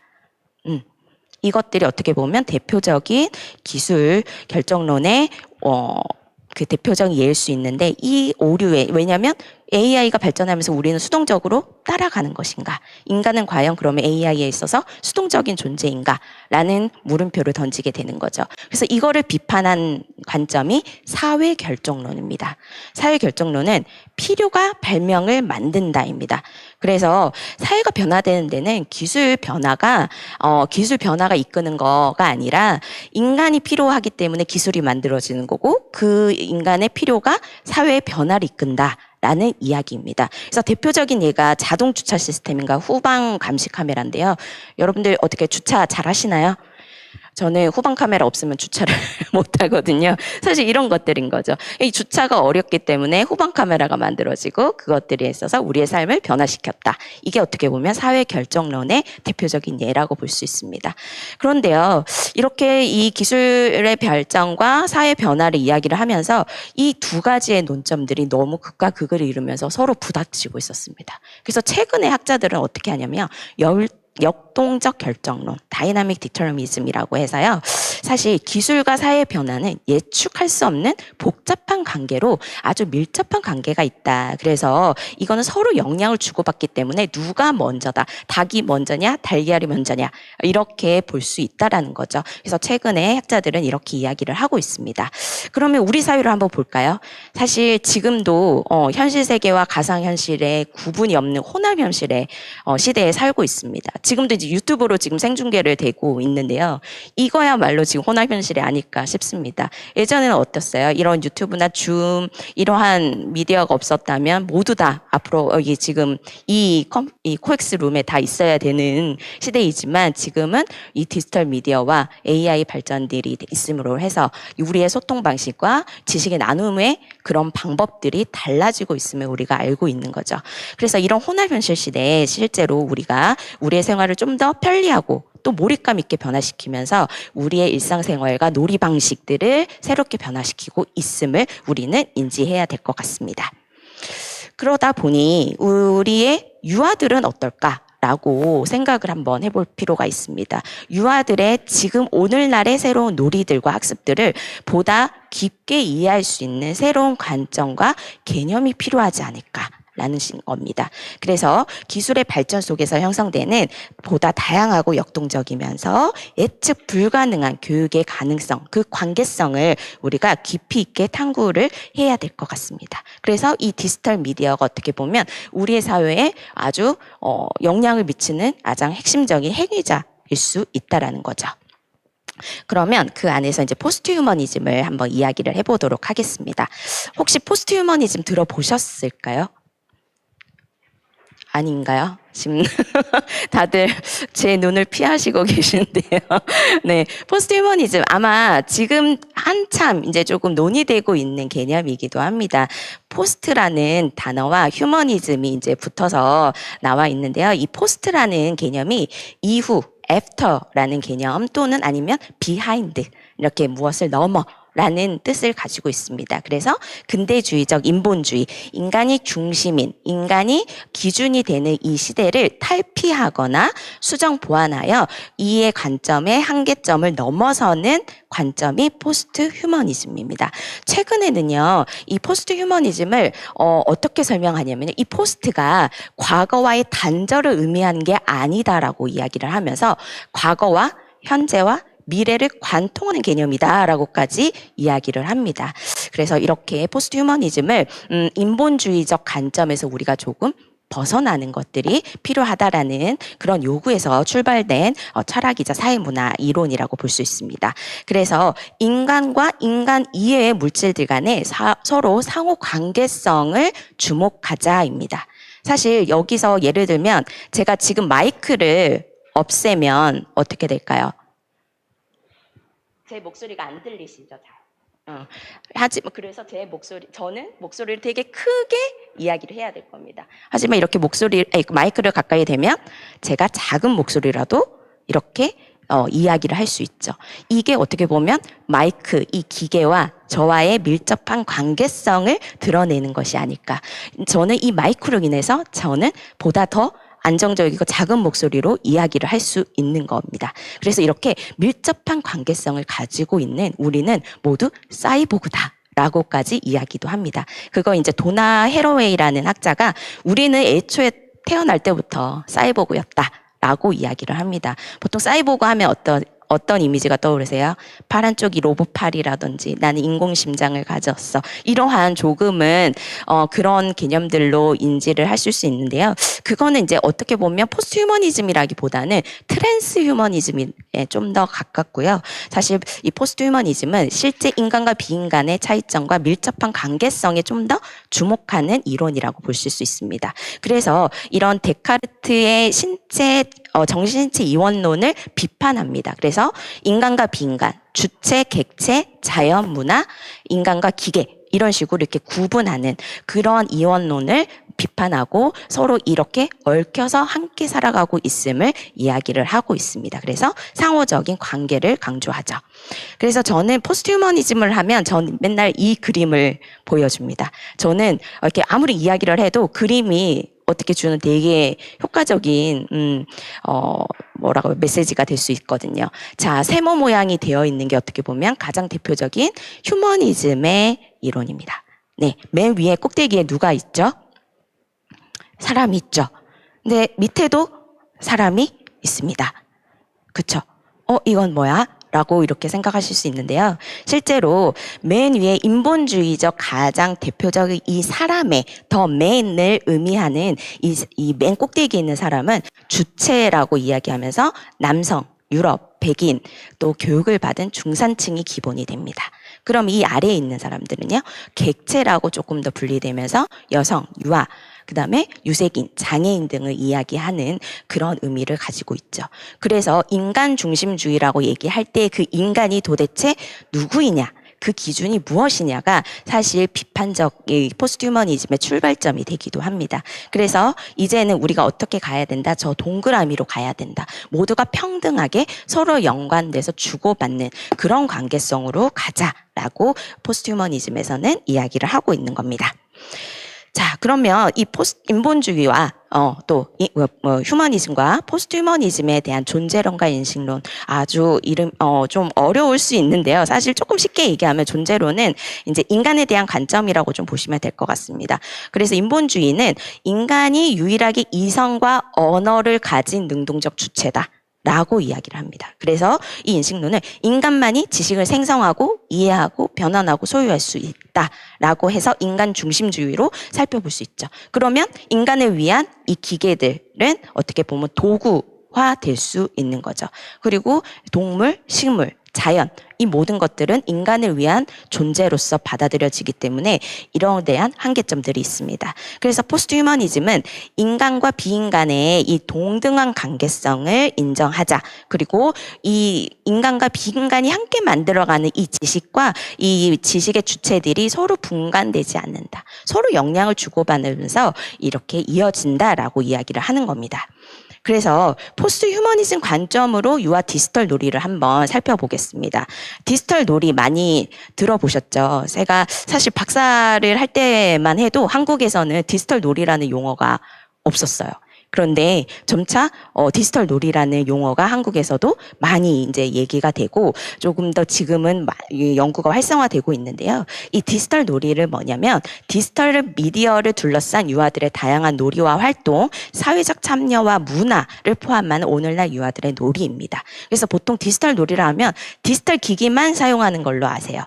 그렇지 않습니다. 유아들의 디지털 놀이는 제가 디지털 미디어를 둘러싼이라고 얘기를 했죠. 그런 것처럼 디지털 미디어를 주로 활용을 하지만 디지털 미디어와 연관된 아날로그 물질과의 관계성들도 아주 중요하다고 보실 수 있습니다. 그 모든 것들이 다 얽혀서 이루어지기 때문에 그것들이 어떻게 보면 디지털 놀이다라고 볼 수 있습니다. 그래서 인간과 비인간, 유아와 또 AI, 디지털 기기와 그 관계 속에서 형성되는 유아들의 새로운 놀이, 학습, 지식, 그리고 소통, 협업 방식 이런 것들이 이야기를 하면 좋을 것 같습니다. 제가 밑에 이 그림을 이 사진을 이렇게 제시를 했는데요. 이건 이제 제가 좋아하는 연구의 하나 그 사진 장면입니다. 지금 뭐 하고 있는 것 같으세요? 이 아이들이 막 장난치는 것 같죠? 손가락으로 실제로 many fingers라고 얘기하는데 아이들이 막 지금 손가락으로 열심히 움직이고 있는데 그 유아들이 지금 놀이하고 있는 거는 옆에 퍼펫 팔이라고 해서 아이들이 그 디지털 앱을 활용해서 그 이야기 꾸미기를 하는 거예요. 그래서 이게 사실 디지털 이미지로 신데렐라 이야기도 꾸미고 동화 속 자기만의 이야기를 만드는 그러한 앱인데요. 이 앱에 그 아이들의 놀이를 관찰하면서 이 카렌 월핸드라는 학자는 이 유아와 친구, 앱, 교사, 아이패드, 놀이규칙, 이야기, 놀이문화, 사전 경험들이 서로 얽혀서 아이들의 놀이 안에 다 발견할 수 있다라는 거죠. 그런데 하지만 우리는 이것들을 복합적인 이 존재론적 얽힘을 우리는 많이 바라보지 못했다라는 겁니다. 그래서 유아들의 놀이를 볼 때 보다 다각적으로 좀 살펴볼 필요가 있고요.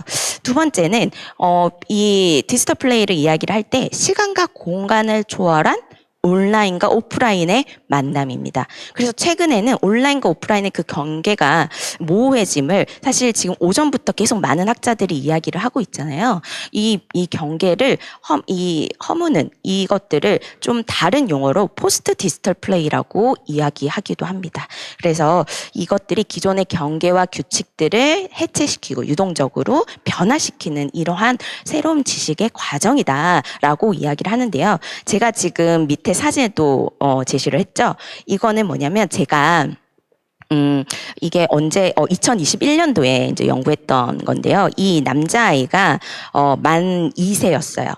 영화 이때 코로나 시기였습니다. 그래서 이제 어린이집을 가지 못하고 집에서 유튜브로 이제 놀이를 했는데 지금 슬라이드로 이렇게 컬러 여러 가지 색깔들이 있는 이 슬라이드 유튜브의 한 장면인데요. 이게 뭐냐면요.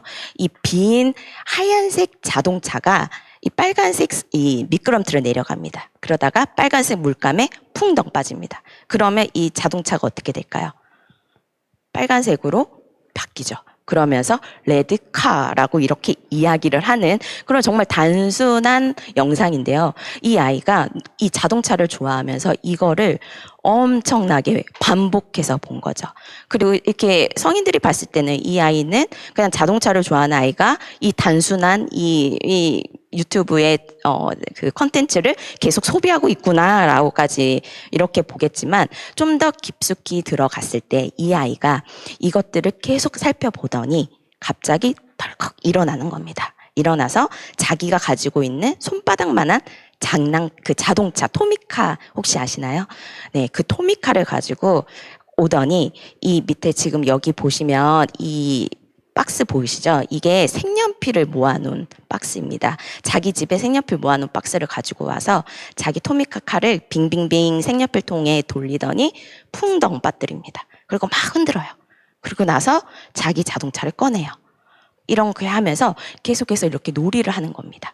이렇게 보면 유튜브는 아이들에게 단순히 그냥 바라보는 하나의 소비의 콘텐츠가 아니라 오히려 아날로그 놀이, 아이들의 장난감 놀이에 새로운 아이디어를 제공할 수 있는 또 다른 하나의 기회가 될 수 있겠구나라는 것들을 발견할 수 있어요. 그러면 이 놀이는 어때요? 온라인과 오프라인을 경계를 넘나드는 아이가 실제로 아날로그 장난감으로 자동차로 이렇게 놀이를 하지만 이 아이의 머릿속에는 자기가 봤던 유튜브의 그 콘텐츠 내용과 지금 현재 가지고 있는 자기의 장난감과 색연필통을 같이 연결하면서 서로 연결하면서 이렇게 놀이를 하고 있다는 거죠. 이러한 놀이 자체가 어떻게 보면 온라인과 오프라인의 경계를 이렇게 허무는 어떻게 말하면 포스트 휴머니즘적, 포스트 디지털 놀이라고 볼 수 있습니다. 그래서 이거는 정말 따끈따끈한 책인데요. 2024년 저도 사실 며칠 전에 이 책을 받았습니다. 아마존에서 주문을 해서 2024년도 가장 따끈따끈하게 나온 책인데요. 포스트 디지털 플레이 그리고 그 글로벌 에듀케이션이라는 콘테스팅 시리즈 유아교육에서는 보다 좀 진보적인 관점으로 제시하는 그 책들을 출판하는 건데요. 그 중에 하나가 이제 디지털 플레이를 이야기를 하고 있는 거예요. 그래서 이제 제가 주문을 해서 이제 봤더니 디지털 플레이를 제가 얘기하는 포스트 휴머니즘 관점으로 이렇게 풀어본 그런 책이었고요. 그리고 또 흥미로운 지점은 포스트 휴머니즘을 간통하는 후기 발달주의적 접근. 제가 앞서서 얘기한 것처럼 아이들은 고정된 발달의 단계별로 수동적으로 이렇게 발달해야 하는 그러한 존재가 아니다. 아이들은 지금 현재 혼합 현실에 살고 있는 이 포스트 휴머니즘 시대에 살고 있는 능동적인 학습자 로 발달적인 관점으로만 살펴봐서는 안 된다라는 개념의 후기 발달주의적 접근을 가지고 있었고요. 그리고 후기 식민주의 그리고 탈식민주의라고 하는 어떻게 보면 서구의 식민지적 잔재의 우리의 지식의 습관적인 뭐라고 해야 될까요? 관점? 생각 방식들을 넘어서는 그러한 개념들을 계속 여기서 이야기를 하고 있습니다. 그래서 최근의 연구들은 이렇게 좀 더 과감하게 포스트 휴머니즘을 발전을 이루어지고 있습니다. 하지만 제가 이렇게 늘 이야기하지만 저는 늘 받아오는 그 질문은 이거예요. 유아의 디지털 미디어 사용은 여전히 걱정되고 혼란스럽습니다. 라고 생각을 합니다. 사실 미디어에 비해 아직까지 연약하고 수동적인 유아, 아직까지 미디어에 있어서 유아는 여전히 순수하고 소극적이고 영향을 받기 쉬운 이러한 존재가 아닐까요? 라고 이렇게 이야기를 합니다. 이거를 실제로 그 미디어 관련된 연구에서는 순수한 유아와 강력한 미디어 담론이라고 이야기를 하는데요. 그러면 제가 시간이 없는 관계로 조금 더 빨리 이야기를 하도록 하겠습니다. 그래서 저는 역사적으로 아동기의 개념들을 좀 살펴봤어요. 그래서 17세기 이전에는 아직까지 아동기라는 개념이 구체적으로 인식이 없었습니다. 그래서 작은 성인, 빨리 성인이 돼야 되는 작은 존재로서 이야기가 되어졌고요.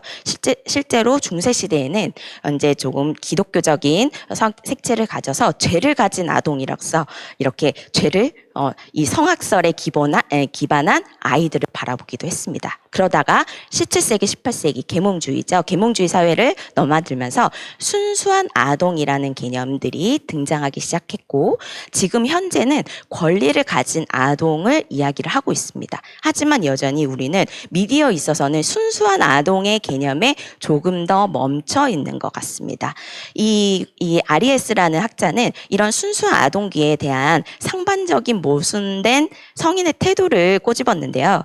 성인과 달리 아이다움을 성인들은 이야기하면서 자유롭고 순수하게 자라라 라고 이야기를 하지만 실제로 이 아이다움과 순수함을 유지하기 위해서 성인의 적극적인 개입, 보호, 교육, 중재가 너무나도 필요하다라고 이야기를 합니다. 이렇게 두 개가 자유와 적극적인 성인의 보호, 이 두 가지 개념이 계속 부닥치는 거죠. 그래서 이런 개념들을 조금 꼬집으면서 서구와 백인, 중산층 중심의 그런 특정한 문화와 가치가 투영된 성인들만의 개념인 순수한 아동기에 대한 개념을 조금 벗어나자라고 이야기를 합니다. 그래서 이 아이들을 발달해야 하는 성인보다 미숙한 보호받아야 되는 존재가 아니라 성인과 비교해야 게 아니라 그 아이의 그 존재 그 자체로서 성인과 동등한 관점에서 한번 살펴보자. 가 어떻게 보면 포스트 휴머니즘의 대표적인 개념일 수 있을 것 같습니다.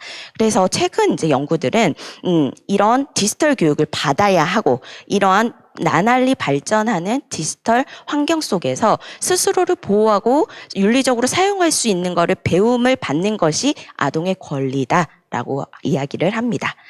그러면 왜 어린 유아들에게 디지털 미디어가 왜 이렇게 부정적인 이미지가 생겼을까? 되게 많이 궁금해 하실 것 같습니다. 이게 20세기에 전자미디어가 등장했습니다. 그래서 라디오, 신문, 텔레비전 이런 것들이 등장했는데요.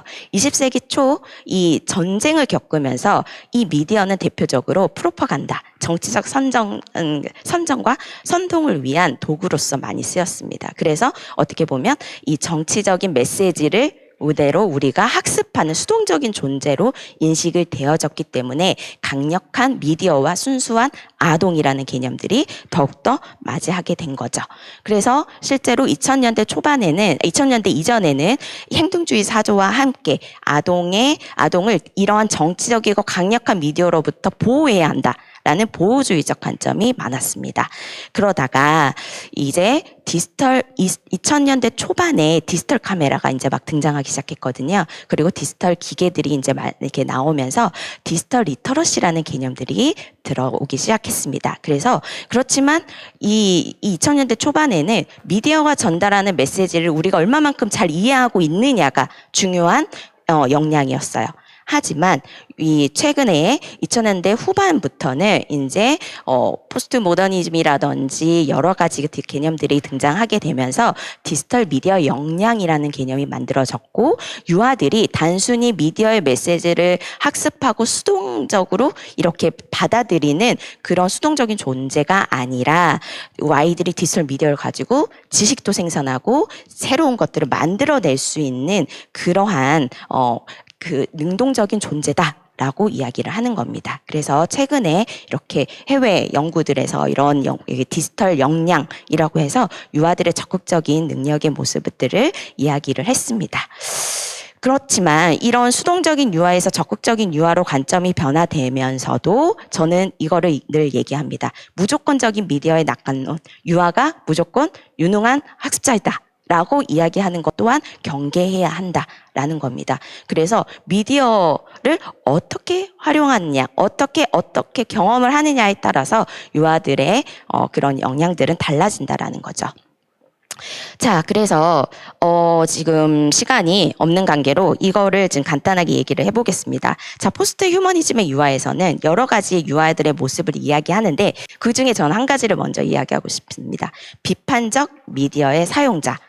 제가 유아는 비판적 미디어의 사용자입니다 라고 이야기를 했을 때 많은 사람들이 유아가 미디어를 비판적으로 사용한다고요? 라고 많이 물음을 던지실 것 같습니다. 제가 실제로 작년에 이제 연구를 하면서 AI를 이제 유아들한테 이제 사실 코파일럿, 지금 예전엔 빙이었거든요. 마이크로소프트에서 만들어진, 지금 코파일럿이라는 이름으로 AI, 생성형 AI가 있는데요. 아이들한테 매일매일 자신이 궁금한 거를 이제 물어보게끔 교사와 함께 했습니다. 아이들이 제일 궁금한 거 한번 물어보자라고 했을 때 아이들은 어떤 거를 물어볼까요? 모르는 거 자기가 모르는 거 물어볼 것 같죠? 아닌가요? 제가 너무 단정 짓나요? 근데 실제로 아이들한테 이러한 기회를 제공했을 때는 이거 대표적인 하주핑, 네, 자신이 잘 알고 있거나 좋아하는 것을 알아보고자 하는 성향들이 강했습니다. 그러다 보니 AI가 정말 내가 잘 알고 있는 거를 맞게 설명하고 있나 아닌가 이렇게 비판적인 관점에서 AI를 바라보기 시작하더라고요. 우리는 근데 늘 왜 이 AI가 제공한 정보를 그대로 믿으면 어떡해? 라고 이렇게 유아의 수동적인 관점을 조금 우려하고 있었다면 실제로 아이들은 우리가 생각했던 것보다 더 유능하고 더 비판적입니다. 그래서 정말 AI가 잘 얘기하고 있는지 아닌지를 아주 성인보다 더 날카로운 관점으로 이야기를 하고 있습니다. 그래서 이런 개념들을 이야기하면서 포스트 휴머니즘적 디지털 놀이를 이야기를 할 때 저는 첫 번째 매력적인 행위자인 디지털 미디어를 인정하자입니다. 그래서 유아들의 많은 놀이 문화와 학습 문화, 소비 문화를 포함한 일상을 우리가 한번 좀 새로운 눈으로 접근을 하면서 이런 기존의 아날로그 미디어와 디지털 미디어와 함께 만들어가는 그러한 유아들의 새로운 놀이에 좀 주목해보자라는 거고요. 그리고 탈경계적인 그러한 유의적 배움의 공간과 순간을 우리가 주목하자입니다. 그래서 실제로 아이들은 이 사진이라는 매체를 가지고도 기억의 순간, 사진의 순간, 과거와 현재, 앞으로의 미래 여러 가지의 그 경계선들을 넘나들면서 유연한 배움의 다양체로서 디지털 미디어를 경험한다는 거. 그리고 다층적인 포스트 휴먼적 언어가 있습니다. 실제로 저는 이 이야기를 하고 싶은데요. 사실 AI를 많은 사람들이 아까 그 정혜성 교수님도 얘기했지만 교과 학습의 중심으로 AI를 접근하는 경우들이 많아요.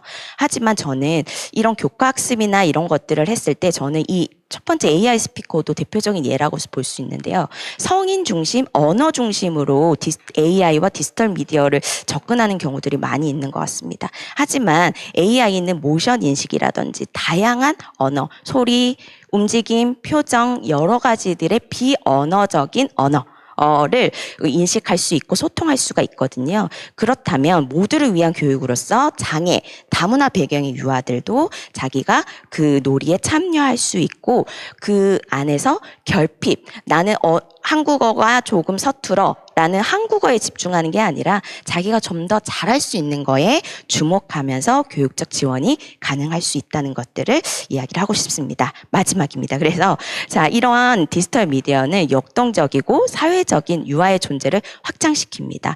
사랑의 하추핑, 제가 좀 여러 번 하추핑을 이야기를 하는데요. 뭐 영화 보신 분도 있겠지만 아이들이 그거 보면 눈물을 흘린다고 합니다. 이런데 유아뿐만 아니라 성인도 운다고 해요. 그러면서 이러한 소비가 어떻게 보면 또 다른 생산을 만든다는 거죠. 그래서 이러한 팬덤 문화가 또 다른 미디어의 생산을 이끌기 때문에 아이들의 또 다른 사회적 참여이다라고 이야기를 할 수 있습니다. 그래서 이런 기존의 아날로그 디지털 성인 유아 놀이 문화를 경계를 허무는 그러한 포스트 휴머니즘적 디지털 놀이에 조금 한번 주목해보자라는 거고요. 그래서 이러한 여러 가지 인간과 비인간들이 함께 서로 영향을 주고받으면서 간섭하는 이런 관계성의 형성, 그다음 변형, 해체되는 유아의 디지털 놀이를 보다 새로운 관점으로 보면서 함께 만들어 나가는 유아의 배움, 그런 관계를 우리는 기존의 인간 중심적, 성인 중심적 관점이 아니라 열린 관점으로 보다 더 우리가 당연시 됐던 거에 물음표를 던져보자라고 이야기하면서 마무리를 짓고 싶습니다. 네, 여기까지 하도록 하겠습니다. 감사합니다.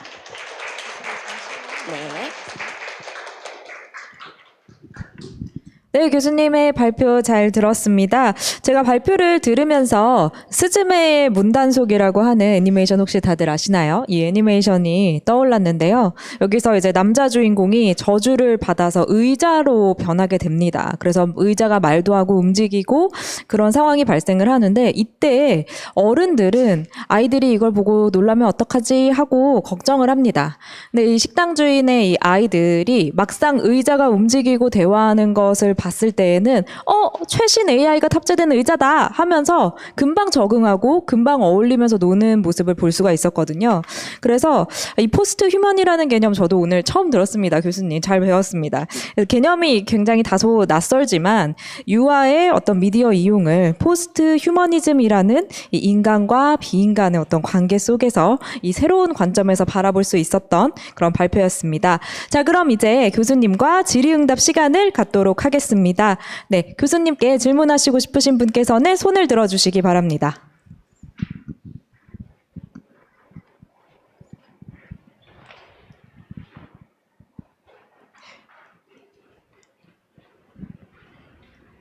다들 시선을 피하고 계시는데요.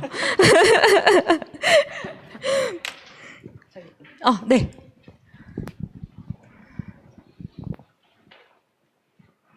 네, 교수님, 그 사회자님께서 말씀해 주신 대로 새로운 그 개념을 정리해 주시고 아이들에게 스스로 맡겨도 걱정스럽지 않겠다라는 믿음을 심어주신 내용인 것 같아서 흥미롭게 잘 들었습니다.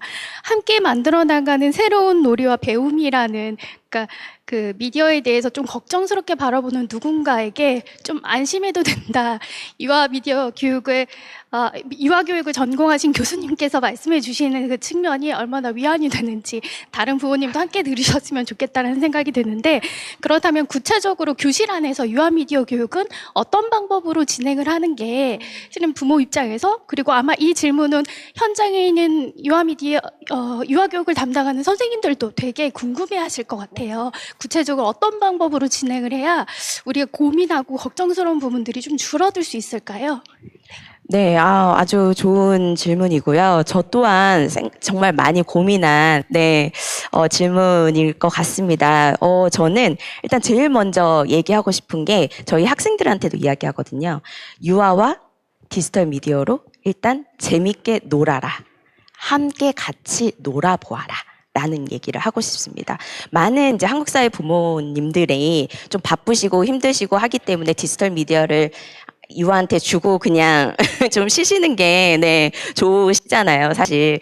그렇긴 한데 실제로 아이들과 함께 같이 디지털 미디어를 재미있게 놀이를 하다 보면 이 아이가 좋아하는 게 무엇인지, 그리고 이 성인, 엄마, 아빠, 그리고 교사가 좋아하는 게 무엇인지를 서로 이해하면서 소통할 수 있는 기회가 생깁니다. 그러면서 그 디지털, 제가 이제 그 얘기도 하는데 비평이라는 말을 좀 쓰기도 하는데요. 아이들이 좋아하는 콘텐츠를 같이 한번 보고, 엄마는 이런 부분 너무 재밌는데 이런 부분은 조금 너가 따라할까 봐 걱정돼 라고 이렇게 이야기를 한다면 아이들은요 정말 기가 막히게 다 알아듣습니다. 오히려 얘기하지 않아도 이 부분은 엄마가 싫어하겠지?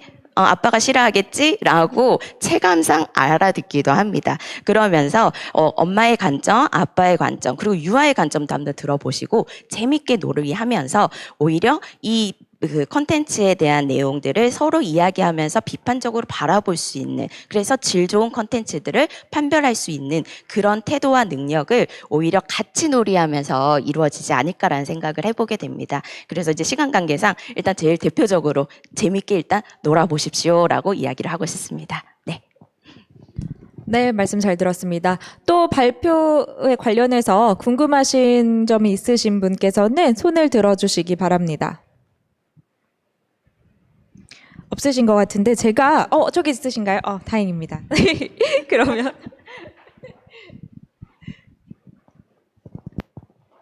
발표 잘 들었습니다, 교수님. 제 발표 들으면서 제가 그 아이들을 바라보는 저의 시각이 조금 아직 보호주의적인 관점에 아직 머물러 있다는 생각을 많이 했는데요. 아무래도 저는 그러니까 아이들을 인격체가 아직 완전히 그러니까 다 성숙하기 이전에 그런 변화하는 그런 단계의 저희 인격제로 많이 보고 있었다는 생각이 많이 들고요. 혹시나 잘못된 영향을 미칠까봐 많이 조심스러웠던 입장이었다는 생각이 많이 들었습니다. 그래서 저 교수님 발표 들으면서 이제 잘하는 것에 주목하고 또 신체 움직임 등의 언어에 주목하라는 점 되게 인상 깊게 들었는데요. 아무래도 이제 이런 포스트 휴먼 언어에 대한 경험과 그 교육을 받지 않은 세대이기 때문에 같이 놀아주면서 잘하는 것이 그러니까 결과적으로 잘하는 것이 어떤 건지 잘 모르거든요. 그러니까 저는 경험해보지 못한 그런 경험을 아이에게 해주려면 어떤 것을 목적으로 해야 되는지 조금 제가 이제 방향성을 놓치고 그냥 같이 이제 놀지 않을까 하는 생각이 들었는데요. 어떤 방향성을 갖고 가야 되는지 좀 말씀 여쭙고 싶습니다. 네, 이 질문도 많은 것들을 또 생각하게 하는 질문인 것 같습니다. 참 방향성을 논의하기가 정말 커다란 담론이긴 한데요. 일단 사실 그래서 프렌스키가 이야기했죠. 디지털 네이티브와 디지털 이미그런트. 그래서 우리가 디지털 기술을 바라보는 우리의 격차가 있다라고 얘기는 하지만 저는 그 프렌스키의 얘기에 물음표를 한번 던지고 싶습니다. 프렌스키가 2000년대 초반에 디지털 원주민, 그러니까 네이티브와 이미그런트, 이민자를 이렇게 이야기를 했는데요. 실제로 자기가 어떠한 디지털 경험을 했느냐에 따라서 디지털 이민자가 될 수도 있고 디지털 원주민이 될 수도 있는 거예요. 사실 그 프렌스키 얘기한 그 당시 2000년대 초반의 대학생들을 디지털 네이티브라고 했거든요. 그럼 지금의 부모님들도 어떻게 보면 디지털 네이티브가 돼야 됩니다.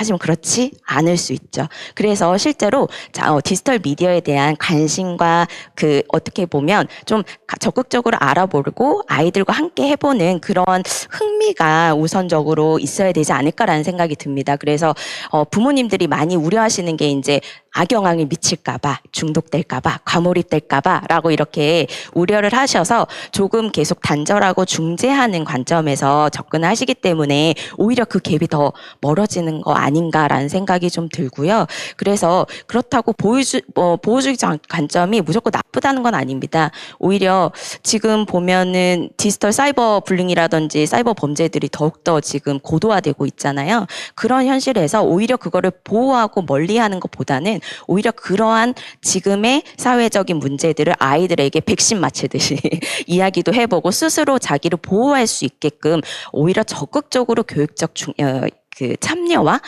함께 놀이를 진행을 한다면 아이들은 앞으로 살아갈 AI 시대에서도 그것들을 더욱더 잘 알 수 있을 것 같고요. 그래서 내가 잘 모르기 때문에 아이들한테 제공하기가 어렵다라기보다는 함께 알아가자. 아까 말씀드린 것처럼 함께 놀이해보고 엄마가 몰라도 괜찮습니다. 아이가 더 잘할 수도 있습니다. 그러면서 너 정말 똑똑하네 하면서 같이 놀이해보면서 같이 알아가는 것 또한 어떻게 보면 포스트 휴머니즘 관점의 방향성이 아닐까라는 생각이 듭니다. 네. 네, 감사합니다. 교수님 발표 잘 들었습니다. 네, 여러분 교수님께 박수 부탁드립니다. 네, 오늘 이 자리에 계신 분들이 다 학계의 전문가분들도 많이 계시지만 다들 이제 부모이기도 하실 텐데요. 그래서 교수님이 말씀해주신 아이들과 함께 놀아보자라고 하신 그 말씀이 굉장히 마음에 많이 와닿으실 것 같습니다. 자, 그럼 이제 세 번째 세션의 두 번째 발표를 듣도록 하겠습니다. 발표는 연세대의 오서진 교수님께서 해주시겠습니다. 우리 오서진 교수님은 연세대학교 미래도시와 사회연구원으로 Generation Alpha Digital Daily Survey 연구단의 연구교수이자 국가공인 임상심리 전문가이십니다. 네, 현재 연세대 알파 세대의 디지털 일상 ADDS 종단 데이터 구축 연구에서 신경 인지 기능과 아동 청소년 심리 발달 평가 모델 구축과 데이터 분석을 수행하고 계십니다.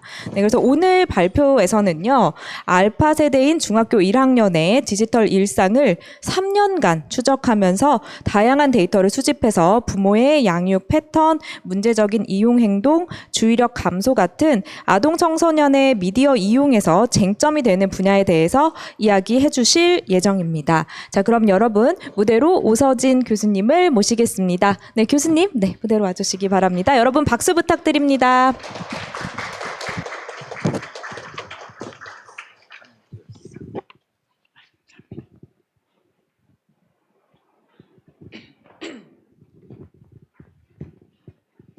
네, 발표 기회 주심에 감사드립니다. 디지털 관련 연구를 하면서 새로운 패러다임을 제안하기 위한 근거가 되는 철학, 그리고 새로운 방법론에 대해서 많은 고민을 하고 있는데요. 먼저 발표해 주신 선생님들 연구를 보면서 많이 배웠습니다. 그리고 제가 발표 자료를 이제 준비한 제 태블릿 이 케이스를 보시면 아시겠지만 저도 예, 핫쇼핑을 매일 보고 듣고 만지고 사는 예, 양육자로서 더욱더 흥미롭게 선생님들 발표 들었습니다. 네, 저희 연구 주제 소개해 드릴 건데 저희 연구 주제도 여러분들께 새로운 인사이트 그리고 드릴 수 있는 공유할 수 있는 그런 시간이 되기를 바라봅니다. 알파 세대의 디지털 일상과 발달에 대한 종단 추적 연구에 대해서 소개하겠습니다. 책임 연구자이신 김연경 교수님께서 건강상의 문제로 갑작스럽게 참여하지 못하게 되셔서요. 양해 부탁 말씀을 전하셨고요. 저는 함께 연구를 수행하고 있는 오서진입니다. 먼저 책임 연구자이신 김연경 교수님에 대해서 간단히 소개해드리겠습니다. 연세대학교에서 아동가족학과 그리고 인간생애와 혁신적 디자인 융합 전공 연구 및 학생 지도를 하고 계시고요. 저희 팀에서 수행하고 있는 디지털 기술 그리고 아동 청소년 발달과 관련된 다양한 연구 주제 중에서 이번 발표에서 소개하는 연구는 한국연구재단 SSK 사업단의 지원을 받아서 수행하고 있는 연구인 가장 하단에 제시된 알파 세대의 디지털 일상 에즈 종단 데이터 구축 연구입니다. 먼저 저희 연구에 대해서 간략하게 소개를 드리고요. 그 다음에 에즈 데이터로 수행한 연구 중에서 3가지 주제를 소개하겠습니다. 알파 세대란 이미 잘 알고 계시겠지만 2010년 이후 출생한 현재 만 0세에서 14세 아동 청소년이 해당이 되고요.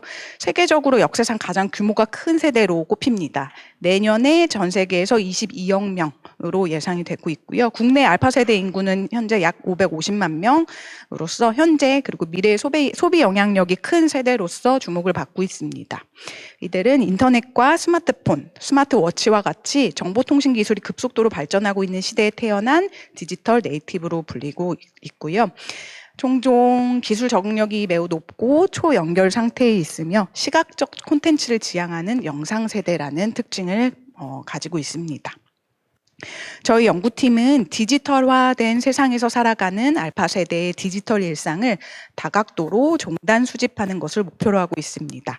총 10년의 종단 계획을 가지고 있고요. 2021년에 시작해서 3년 동안 1단계 소형 연구에서는 초등학교 4학년 알파 세대 아동을 대상으로 시작해서 아이들이 6학년이 될 때까지 추적하였고 그리고 올해 중형 단계에 진입하면서 중학교 1학년 청소년이 된 아이들을 계속해서 종단 추적할 계획입니다. 네, 저희는 다양한 전공 배경의 공동 연구원들이 참여하는 학제간 연구팀입니다. 그래서 아동학, 가족학, 그다음에 컴퓨터공학, 그다음에 통합 디자인학, 이런 심리학 이렇게 다양한 배경을 가진 공동 연구원들이 함께 참여를 하고 있고요.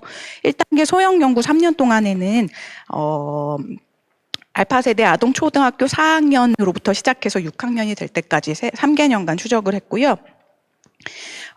에즈 데이터는 총 6개의 모듈로 수집이 되었습니다. 먼저 양적 설문을 통한 기본 설문조사인 에즈 C, 그리고 심층 면접에 기반한 질적 데이터, 그리고 알파 세대 아동의 스트레스를 생체 지표를 통해 수집한 바이오, 그리고 스마트 웨어러블 디바이스를 통해서 알파 세대 아동의 디지털 일상을 수집한 에즈 스마트, 그리고 그들의 디지털 일상을 7일간 매일 로그 형식으로 수집한 데일리 모듈이 있고요. 마지막으로 아동의 신경 인지 기능을 태스크 기반으로 수집한 에즈 뉴로 코그니티브 모듈 이렇게 6개가 포함이 되었습니다. 연구 2단계 중형 연구 단계에서는 연구 대상 집단이 중학생이 됩니다. 그래서 기존 모듈에 더해서 청소년기의 발달 단계 특성을 반영하고 또 1단계 소형 연구 결과 기존 국내외 디지털 관련 척도들이 가지고 있는 한계점을 발견해서 이제 진로 발달 모듈 그리고 디지털 특수화된 그런 모듈을 신설하였습니다. 저희가 연구 과정에서 국내 디지털 양육이라든지 자기 조절이라든지 이런 새로운 디지털 개념 평가할 수 있는 척도가 부족한 것을 알게 되었고요. 그다음에 기존의 몇몇 연구들에서 사용하고 있는 척도들도 타당도와 신뢰도가 충분히 담보되지 않은 상태여서 사실 데이터를 수집하는 데 조금 어려움이 있었기 때문에 연구팀에서 새로운 개념을 도입하고 또 제안하고 그런 도구까지 개발하는 것을 새로운 목표로 또 포함을 시켰습니다. 디지털 일상에 특화된 모듈에 대해서 조금 더 자세하게 안내해 드리겠습니다. 개발 예정인 척도의 예로는 디지털 시대의 창의성, 그리고 디지털 맥락에서의 갈등과 스트레스, 그리고 질적인 측면의 디지털 리터러시 등입니다. 추가로 청소년의 자기보고식 양적 설문과 또 국제 비교 연구를 목표로 한 글로벌 척도 연계 문항 조사를 통해서 다양한 영역에서의 디지털 척도를 종합하고 하나의 패키지로 구성하는 것을 목표로 하고 있습니다. 또한 설문조사 그 자기보고 응답 방식의 차원을 넘어서 청소년의 그 디지털 피노타입을 알아보기 위해서 그 웨어러블 디바이스 등을 연계한 백엔드 데이터 자동 수집 방식을 또 활용해 보고자 합니다. 네, 여기까지가 저희 에듀데이터 종단 연구에 대한 소개였고요. 지금부터는 소형 단계에서 수집한 데이터로 수행한 연구들 중에서 3가지 주제를 소개해 드리도록 하겠습니다. 첫 번째 키워드는 디지털 양육입니다. 저희는 종단 연구 패널에 아동뿐만 아니라 알파 세대 자녀를 양육하고 있는 부모, 즉 주 양육자를 함께 한 쌍으로 포함을 하고요.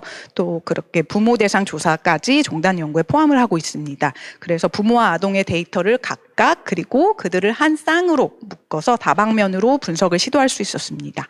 이러한 접근에 기반해서 알파 세대 아동의 디지털 양육과 문제 행동 간의 관계를 탐색한 연구를 소개해 드리겠습니다. 아동 청소년을 양육하는 많은 가정에서 미디어 이용 교육, 중재 등을 포함한 디지털 양육의 어려움을 많이 보고하고 계십니다.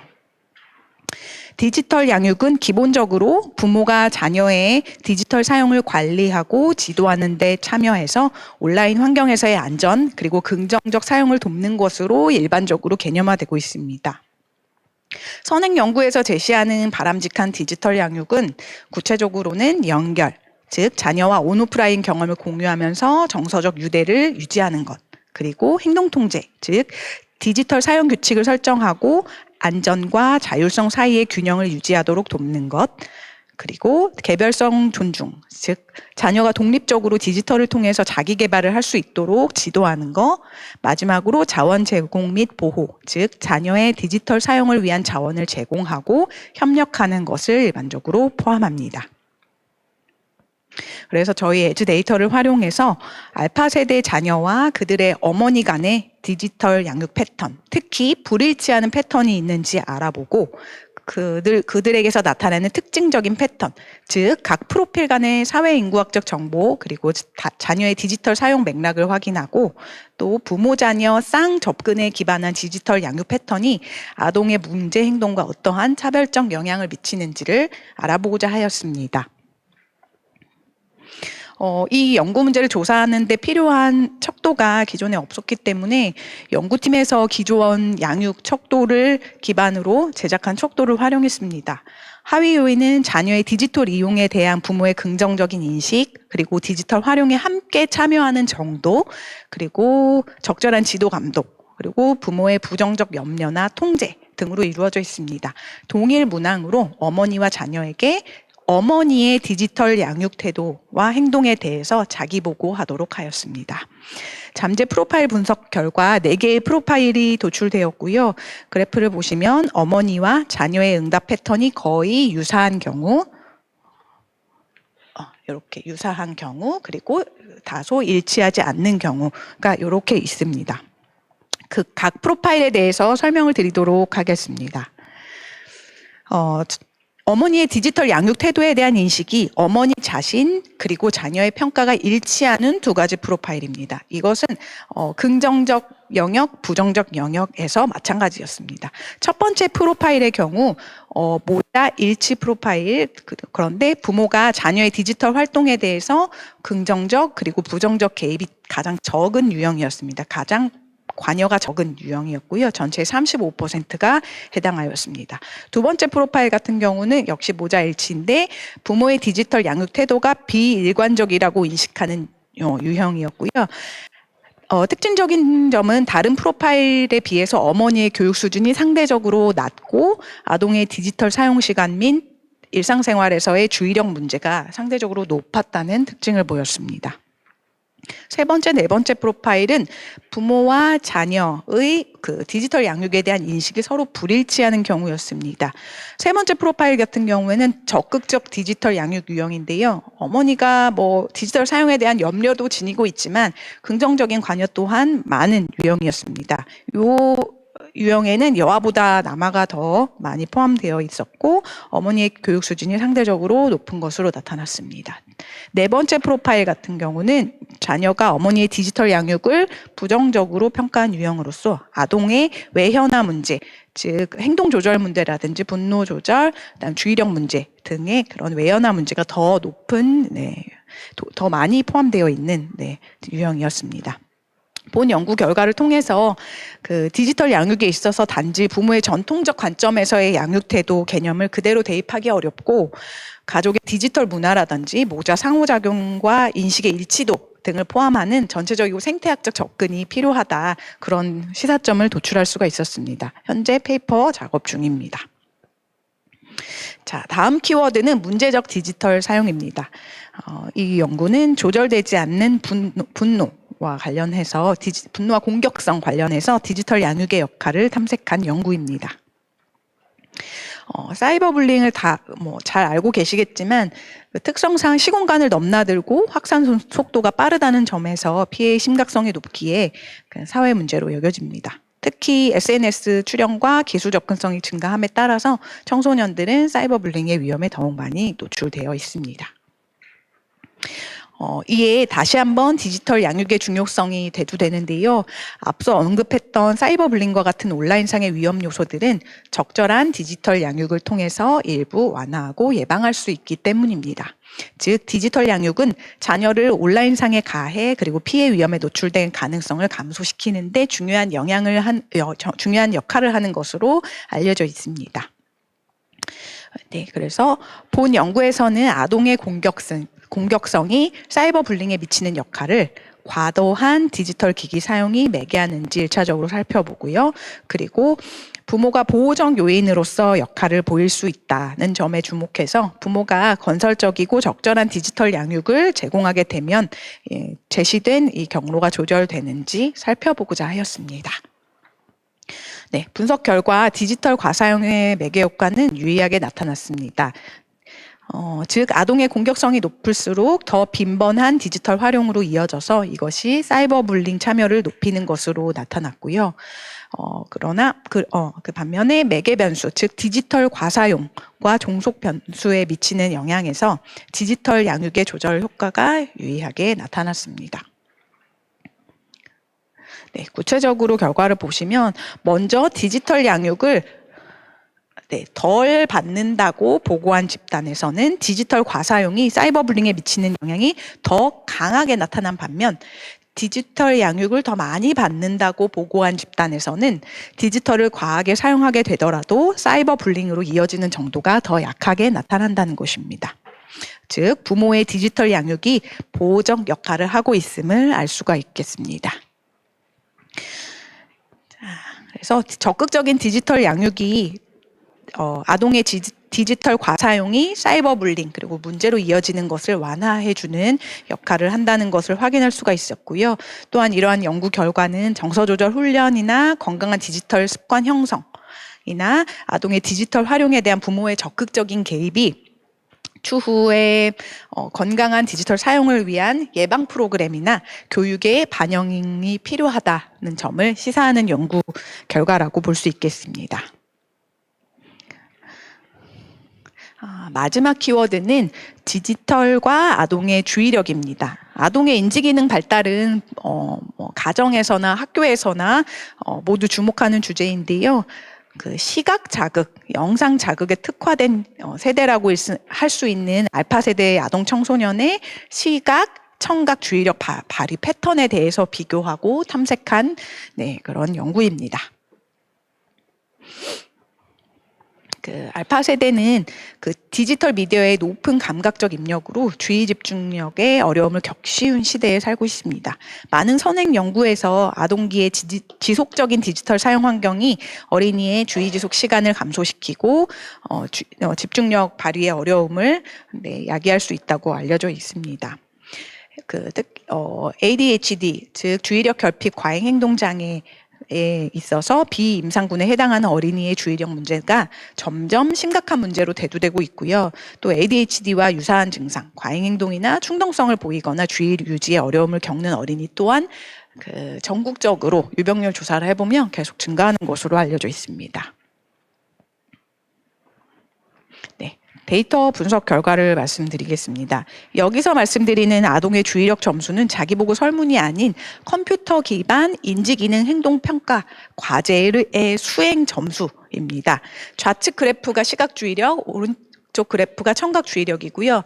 X축이 표준화된 수행 점수입니다. 그래서 50점이 평균 점수이고 점수가 높을수록 수행을 잘했다는 것에 해당합니다.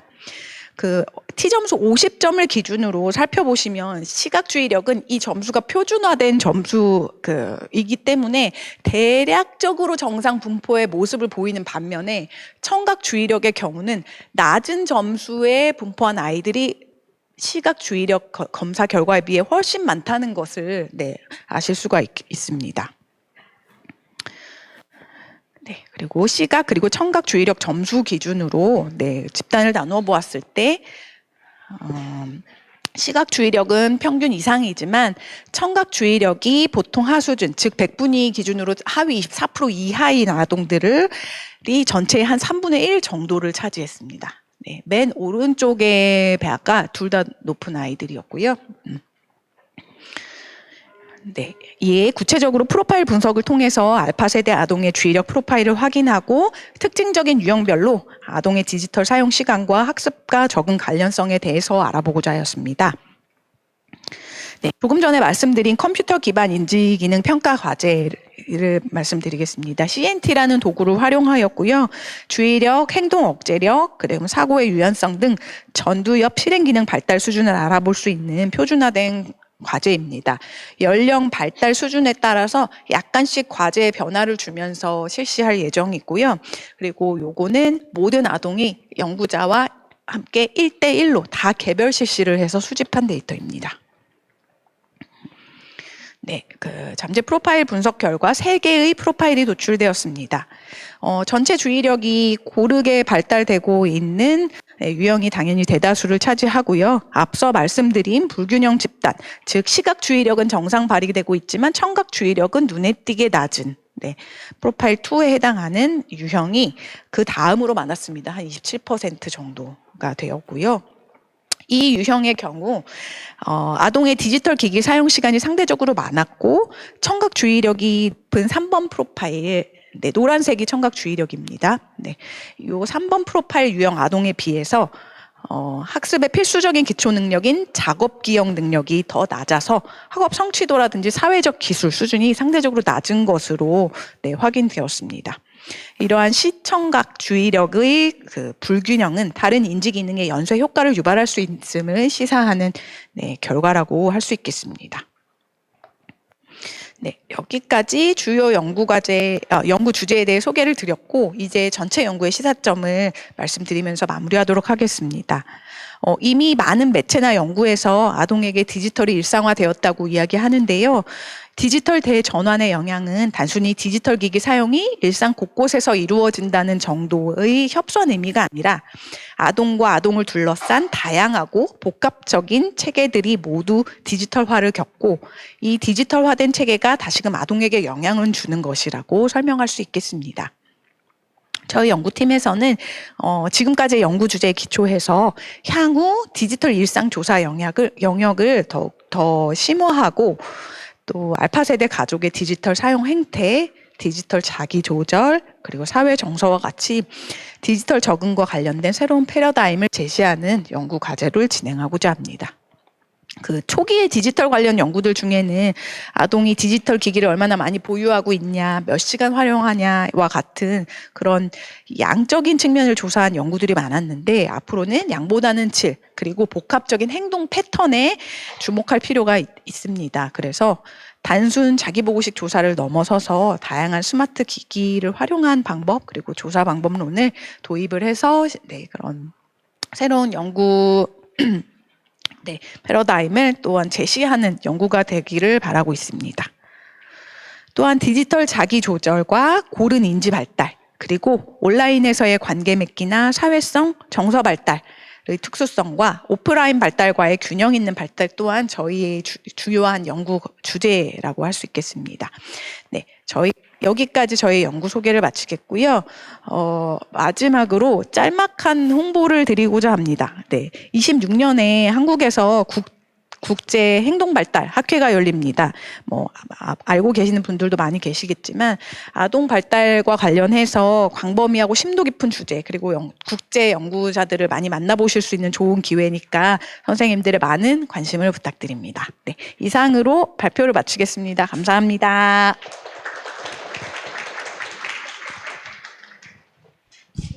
네, 오서진 교수님 발표 잘 들었습니다. 교육 현장이나 정책 담당자분들 그리고 특히나 부모님들이 관심을 가지실 만한 주제가 아니었을까 싶은데요.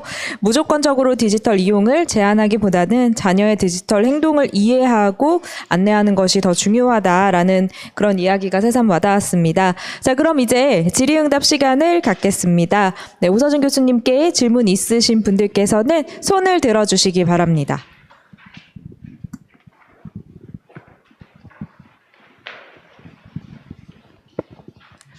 네, 교수님 연구 잘 들었습니다. 특히 자기 기입식 설문 같은 거에 항상 한계점이 있다고 생각을 했는데 이렇게 객관적인 데이터를 모으는 좋은 시도인 것 같아서 연구가 잘 마무리되었으면 좋겠습니다. 제가 궁금했던 점은 스터디 1의 결과가 아직 나오고 있다고 하셨는데 이제 여기서 모자 일치 유형이나 모자 불일치 유형 모두 약간 아동의 성별에 따라서 다른 결과가 나왔고 이제 남아가 더 많이 나오는 걸로 제시를 해주셨는데 아직 분석하시기 전이시겠지만 혹시 이런 성별이나 이런 것들이 어떤 영향이 있는지 좀 일반적인 패턴이 보이셨는지 또 이유는 무엇으로 생각하고 계시는지 좀 여쭤보고 싶습니다. 질문 주신 스터디 1을 분석하고 있는 저희 연구팀의 선생님이 이 자리에 와 있는데 혹시 조금 답변이 가능할지. 네. 안녕하세요. 저 연세대학교 김현경 교수님 연구실에 있는 박사과정생 이지원이라고 합니다. 요 연구 소진 교수님과 같이 하고 있는데요. 저희가 여러 가지 프로파일을 나누고 그 다음에 간단한 사회인구학적 변인들이 프로파일별로 차이가 있는지를 보았습니다. 그래서 차이가 통계적으로 유의한 결과만 저희가 적어 놓은 것인데요.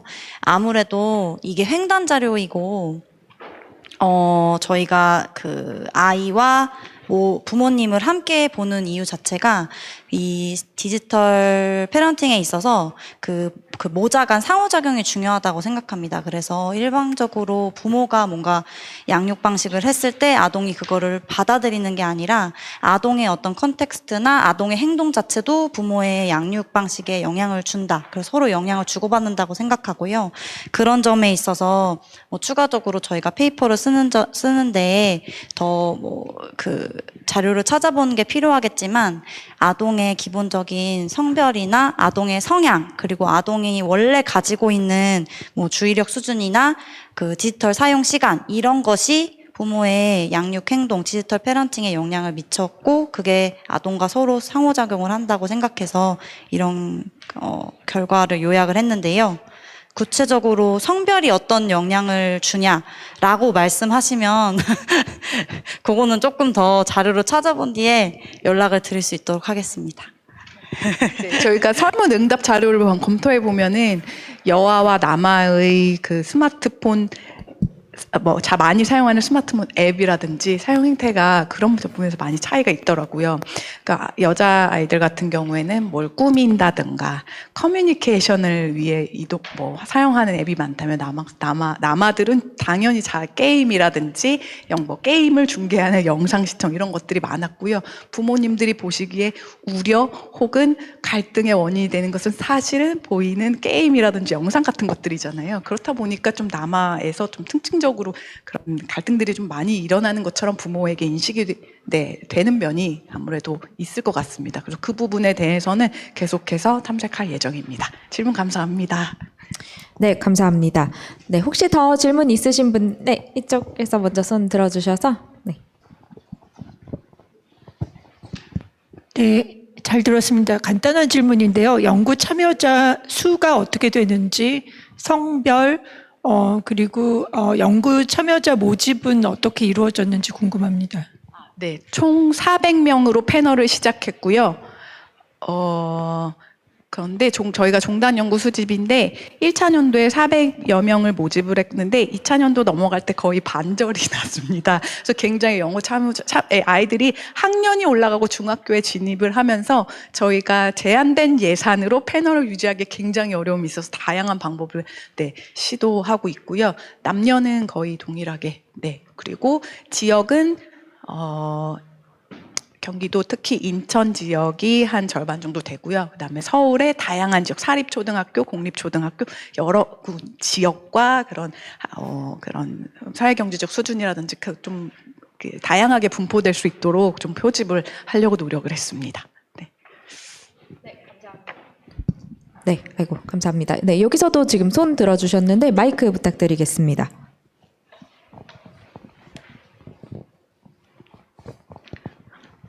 연구 발표 잘 들었습니다. 개인적으로 궁금한 게 저도 간단한 게 하나 있는데요. 그 발표 자료 16페이지에 이제 그 페어런팅의 유형을 두 가지로 나누셨잖아요. 그 모자가 동일하다, 모자가 불일치한다. 예. 근데 이제 그래프를 보면 모자가 이 경향성은 둘 다 유사한 것으로 보이는데 불일치한다 하고 일치한다는 걸 판별하는 거는 그 그래프의 정도로 판별하시는 건가요? 어떻게 구분하는 건지 궁금해서요.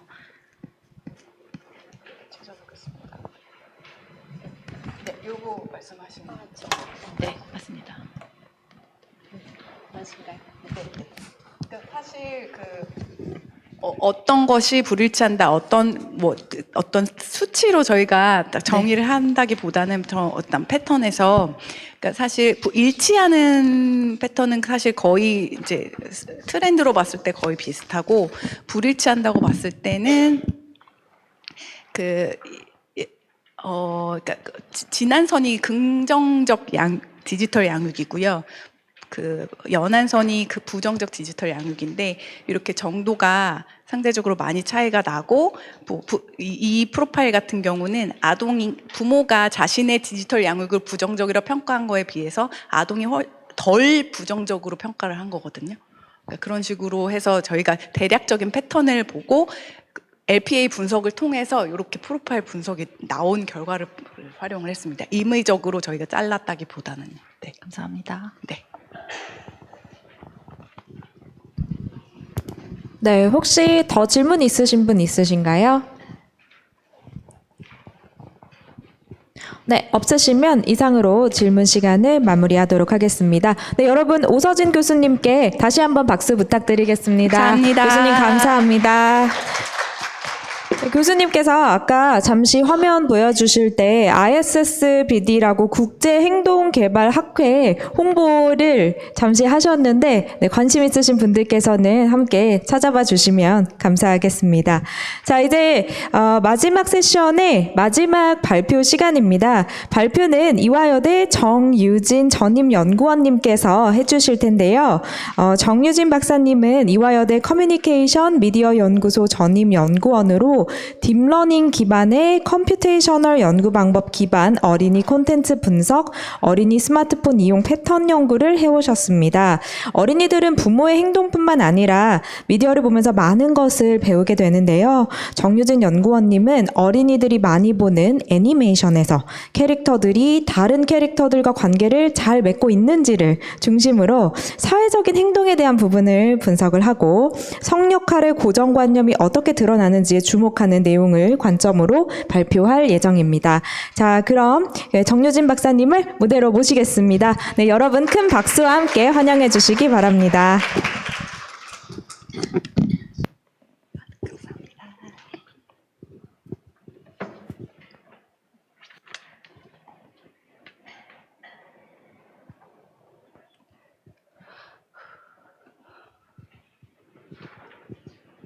네, 안녕하세요. 소개받은 이화여자대학교 커뮤니케이션 미디어 연구소의 정유진입니다. 제가 오늘 말씀드릴 내용은 어린이 유튜브 애니메이션의 사회화 장면 자동화 분석입니다. 구체적으로는 사회적 상호작용 행위 그리고 성별 고정관념 두 가지에 대해서 말씀드리도록 하겠습니다. 오늘 저희 연구팀에 대해서 간단히 소개를 드리고 연구팀에서 주로 초점을 맞춰서 연구 진행하고 있는 CMQI라는 지수에 대해서 소개드리고요. 그 CMQI의 하나의 차원으로 들어가 있는 사회화 차원 구성 항목에 대해서 말씀드리고 그 사회화 차원을 어떻게 연구했는지 그리고 결과 말씀드리도록 하겠습니다. 우선 저희 연구팀의 비전과 목표를 조금 설명드리도록 하겠습니다. 어린이 미디어 품질 지수 고도화 그리고 확산을 위해서 확산을 통해서 건강한 미디어 환경을 조성하는 연구단이라는 커다란 비전을 세우고 세 가지 세부 비전을 가지고 있는데요. 우선 건전하고 안전한 어린이 미디어 환경 조성, 그리고 현명한 어린이 미디어 소비를 위한 어린이 미디어 품질 지수 검증 그리고 고도화를 노력하고 있습니다. 그리고 두 번째로는 어린이 미디어 환경의 체계적 진단을 통해서 위험 요소에 선제적으로 대응하고 대비하고자 합니다. 세 번째로는 국제적인 연구 협력을 통해서 어린이 미디어 연구의 세계적인 허브로 성장하겠다는 비전을 가지고 있습니다. 이를 위해서 5가지 구체적인 목표를 가지고 있는데요. 어린이 미디어 품질 지수의 고도 정밀화 그리고 사회적 공유. 두 번째로는 어린이 미디어 품질 지수 적용 범위를 확대하고 위험 미디어 환경을 진단하고 있습니다. 그리고 세 번째로는 건강한 어린이 미디어 이용과 그 효과에 관한 연구들을 다양하게 진행하고 있고요. 네 번째로는 어린이 미디어 전문 인력의 역량을 강화하고 국제 네트워킹을 통해서 지수 검증을 글로벌화하고 있습니다. 이 모든 일들을 통해서 아시아 최초의 어린이 미디어 연구 허브를 구축하는 것이 저희 연구팀의 궁극적인 목표입니다. 주요 연구 주제는 3가지가 있는데요. 딥러닝을 통해서 CMQI라는 지수를 분석하고 자동화하는 것을 목표로 하고 있습니다. 그리고 이를 기반으로 해서 어린이들에게 미디어가 어떻게 소비되고 있는지, 그리고 어떤 어린이 대상 미디어들이 제작되고 있는지 그 현황을 분석하고자 합니다. 이를 통해서 어린이 미디어 이용의 기회와 위험 요소를 함께 진단하고 대비 전략을 연구를 하고 있고요. 다양한 연구 방법을 수행하고 있습니다. 먼저 잘 아시는 설문조사를 수행을 많이 하고 딥러닝 기반의 컴퓨테이셔널 연구 방법을 활용하고 있고요. 앱 데이터를 활용해서 어린이들의 스마트폰 이용 내역을 트래킹하는 연구도 진행하고 있습니다. 그리고 포커스 그룹 인터뷰와 심리 생체 변인 측정하는 실험 연구를 함께 하고 있습니다. 그래서 제가 계속해서 말씀드린 어린이 미디어 품질 지수가 무엇인지 이제 말씀드릴 텐데요. 어린이 미디어 품질 지수는 어린이들의 발달 단계에 영향을 주는 영상 콘텐츠의 내용을 평가하고 품질에 대해서 점수를 매기는 지수를 의미를 합니다. 그래서 저희는 3가지 차원으로 어린이 발달 단계를 맞춰서 3가지 차원을 제시를 하는데요.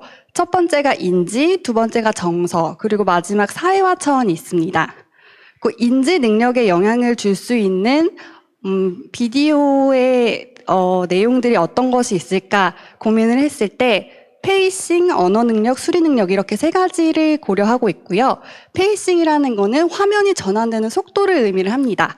그래서 페이싱이 너무 빠를 경우에는 어린이들이 이해도도 낮아질 수 있고 발달되는 인지적인 능력이 발달되는 것에 악영향을 미칠 수 있기 때문에 페이싱을 분석을 하고 있고요. 두 번째 정서 차원에 대해서는 영상에 나타나는 폭력성, 선정성, 공포 같은 전반적인 정서에 대해서도 분석을 하고 그 등장인물들이 정서를 어떻게 표현하는지 그리고 자신의 정서를 조절하는 내용이 있는지 그리고 타인의 정서를 이해하는 내용이 포함되어 있는지 등을 고려하고 있습니다. 그리고 사회화 차원에서는 다인종 그리고 다문화에 대한 내용이 있는지 성별 고정관념이 어떻게 표현되고 있는지 또 상업적인 내용은 어떻게 나타나는지 친사회적 반사회적 행동은 어떻게 나타나는지 등을 유해행위들 다 같이 분석을 하고 있습니다. 그래서 이렇게 다 분석을 한 다음에 하나의 통합된 지수로서 이 미디어의 품질이 이 정도의 점수다라고 제시하는 것이 저희 연구팀의 궁극적인 목표이고요. 지금 현재로는 각 차원들을 개발하고 있고 분석 방법을 자동화하고 있는 단계입니다. 저희 연구팀은 이렇게 구성이 되어 있습니다. 연구 책임자이신 이화여대 커뮤니케이션 미디어학과 최윤정 교수님 중심으로 이혜은, 윤호영 교수님 계시고 연세대 아동가족학과의 박주희 교수님 그리고 어린이 관련 연구를 활발하게 하고 있는 UC 데이비스의 드루 싱글 교수 그리고 어린이의 정신 건강에 대해서 연구를 많이 하고 계시는 스위스 루가노 대학의 피터 슐츠 교수님 그리고 양하정 박사님 저 이렇게 구성이 되어 있고요. 보시다시피 영상의 내용 분석을 실시하고 비디오를 이용할 때 어떻게 아이들이 상호작용을 하는지 실제로 아이들이 제작해서 업로드할 수 있는 환경이 갖춰졌기 때문에 비디오 제작에 대해서도 연구를 하고 있고 소외계층을도 다루고 있습니다. 그리고 이용 효과에 대해서는 기회와 위험 요소에 대해서 설문조사 등을 실시하고 있고 신체적, 정신적 건강을 연구하는 것까지 그러니까 어린이와 미디어에 관련된 거의 모든 것을 다 연구하고 있다고 보시면 되겠습니다. 그래서 저희가 오늘 발표드릴 내용은 어린이들이 주로 시청하는 유튜브를 분석하는 내용인데요. 그 필요성에 대해서 잠시 설명드리겠습니다.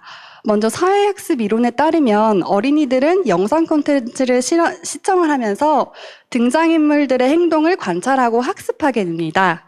이런 관찰 학습을 통해서 가치 시스템에 익숙해지고 또 행동 규칙을 습득하거나 모방하는 등 어린이들의 가치관과 세계관 형성에 영상 콘텐츠 시청이 영향을 미치고 있습니다. 또 문화개발 이론에 따르면 미디어에 반복적으로 노출될 때 미디어가 재현하는 세계를 실제라고 인지하게 되는 경향이 있다고 합니다. 그런데 어린이들은 성인에 비해서 판단력이 아직까지 발달되지 않은 상태이기 때문에 이런 미디어의 영향을 더 크게 받을 수 있다고 이야기합니다. 그런데 이제 국내에서 어린이들이 유튜브 시청을 얼마나 하는지 살펴보시면 만 3세에서 9세 어린이 대부분은 유튜브를 통해서 영상 콘텐츠를 시청하는 것으로 나타났습니다. 그래서 어린이 일평균 유튜브 시청 시간을 보면 3세에서 4세는 120.3분 이렇게 해서 총 2시간가량 유튜브를 시청하는 거, 하루에 2시간가량 시청하는 것으로 나타났는데 아마 저보다 많이 보는 것 같기도 하고 어린이들이 굉장히 유튜브 시청 시간이 높은 것을 알 수 있습니다. 그렇기 때문에 저희는 유튜브를 분석할 필요가 있다고 느껴졌고 그럼에도 불구하고 유튜브 영상 콘텐츠의 내용 분석이 그렇게 활발하게 이루어지고 있지 않습니다. 특히 관련된 평가 지수는 연령 적합성이라든지 영상의 포맷 같은 학자들과 행정적인 평가로 구성되어 있기 때문에 실제로 어린이들이 어떤 내용을 시청하고 있는지에 대한 내용 분석 그리고 품질 평가는 잘 이루어지지 않고 이러한 내용이 시급하다고 저희 연구팀 판단했습니다. 그래서 CMQI라는 품질 지수를 개발하고 있는데요. 이 CMQI는 어린이 대상의 영상 콘텐츠가 어린이의 발달에 미치는 영향을 평가하기 위해서 개발하는 지수입니다. 그래서 앞서 설명드린 것처럼 인지, 정서, 사회화 차원으로 구분이 되고요. 각 차원에 해당되는 지표를 발굴하고 자동화 분석 방법을 연구를 하고 있습니다. 이 CMQI를 제시하는 것을 통해서 어린이가 시청하기에 적합한 영상 콘텐츠를 학부모와 교사 등 보호자, 그리고 어린이가 스스로 현명하게 선택할 수 있도록 돕는 가이드라인이 될 수 있도록 이를 제공하는 것을 저희 연구팀은 목표로 하고 있습니다. 오늘 말씀드릴 내용은 제가 참여를 했던 사회화 파트의 성별 고정관념 그리고 친사회적 반사회적 행동을 어떻게 연구를 하고 분석을 했는지를 말씀드릴 예정입니다. 특히 사회화 차원에서 집중해서 말씀드리면 사회화 발달은 성격이나 가치관 등이 아직 확립되지 않은 어린이들이 다양한 외부 요인으로 달라질 수 있는 가능성이 높은 상황에서 사회적 상호작용을 통해 적합한 가치와 규범 등을 내면화하는 과정으로 볼 수 있습니다. 특히 영상 콘텐츠를 시청하면서 거기에 등장하는 등장인물들의 행동을 관찰하면서 어린이들은 본인이 수행하는 행동에 대해서 판단하고 또 그 등장인물의 행동을 모방할 수 있는데요. 그렇기 때문에 이 영상 콘텐츠에 어떤 사회적인 행위가 나타나는지 그 종류 빈도를 파악하고자 했습니다. 친사회적 행동은 예상하시겠지만 어린이들이 놀이 상황에서 또래와 상호작용을 통해서 사회적 관계를 배우게 되고 사회적 능력을 향상시키게 되는데요. 또 서로 경쟁하고 다투기도 하면서 더불어 살아가는 지혜를 배우게 되고 또 도덕적인 기준과 규칙을 학습하기 때문에 이 친사회적 행동이 중요하다고 보았고 이 빈도를 파악했습니다.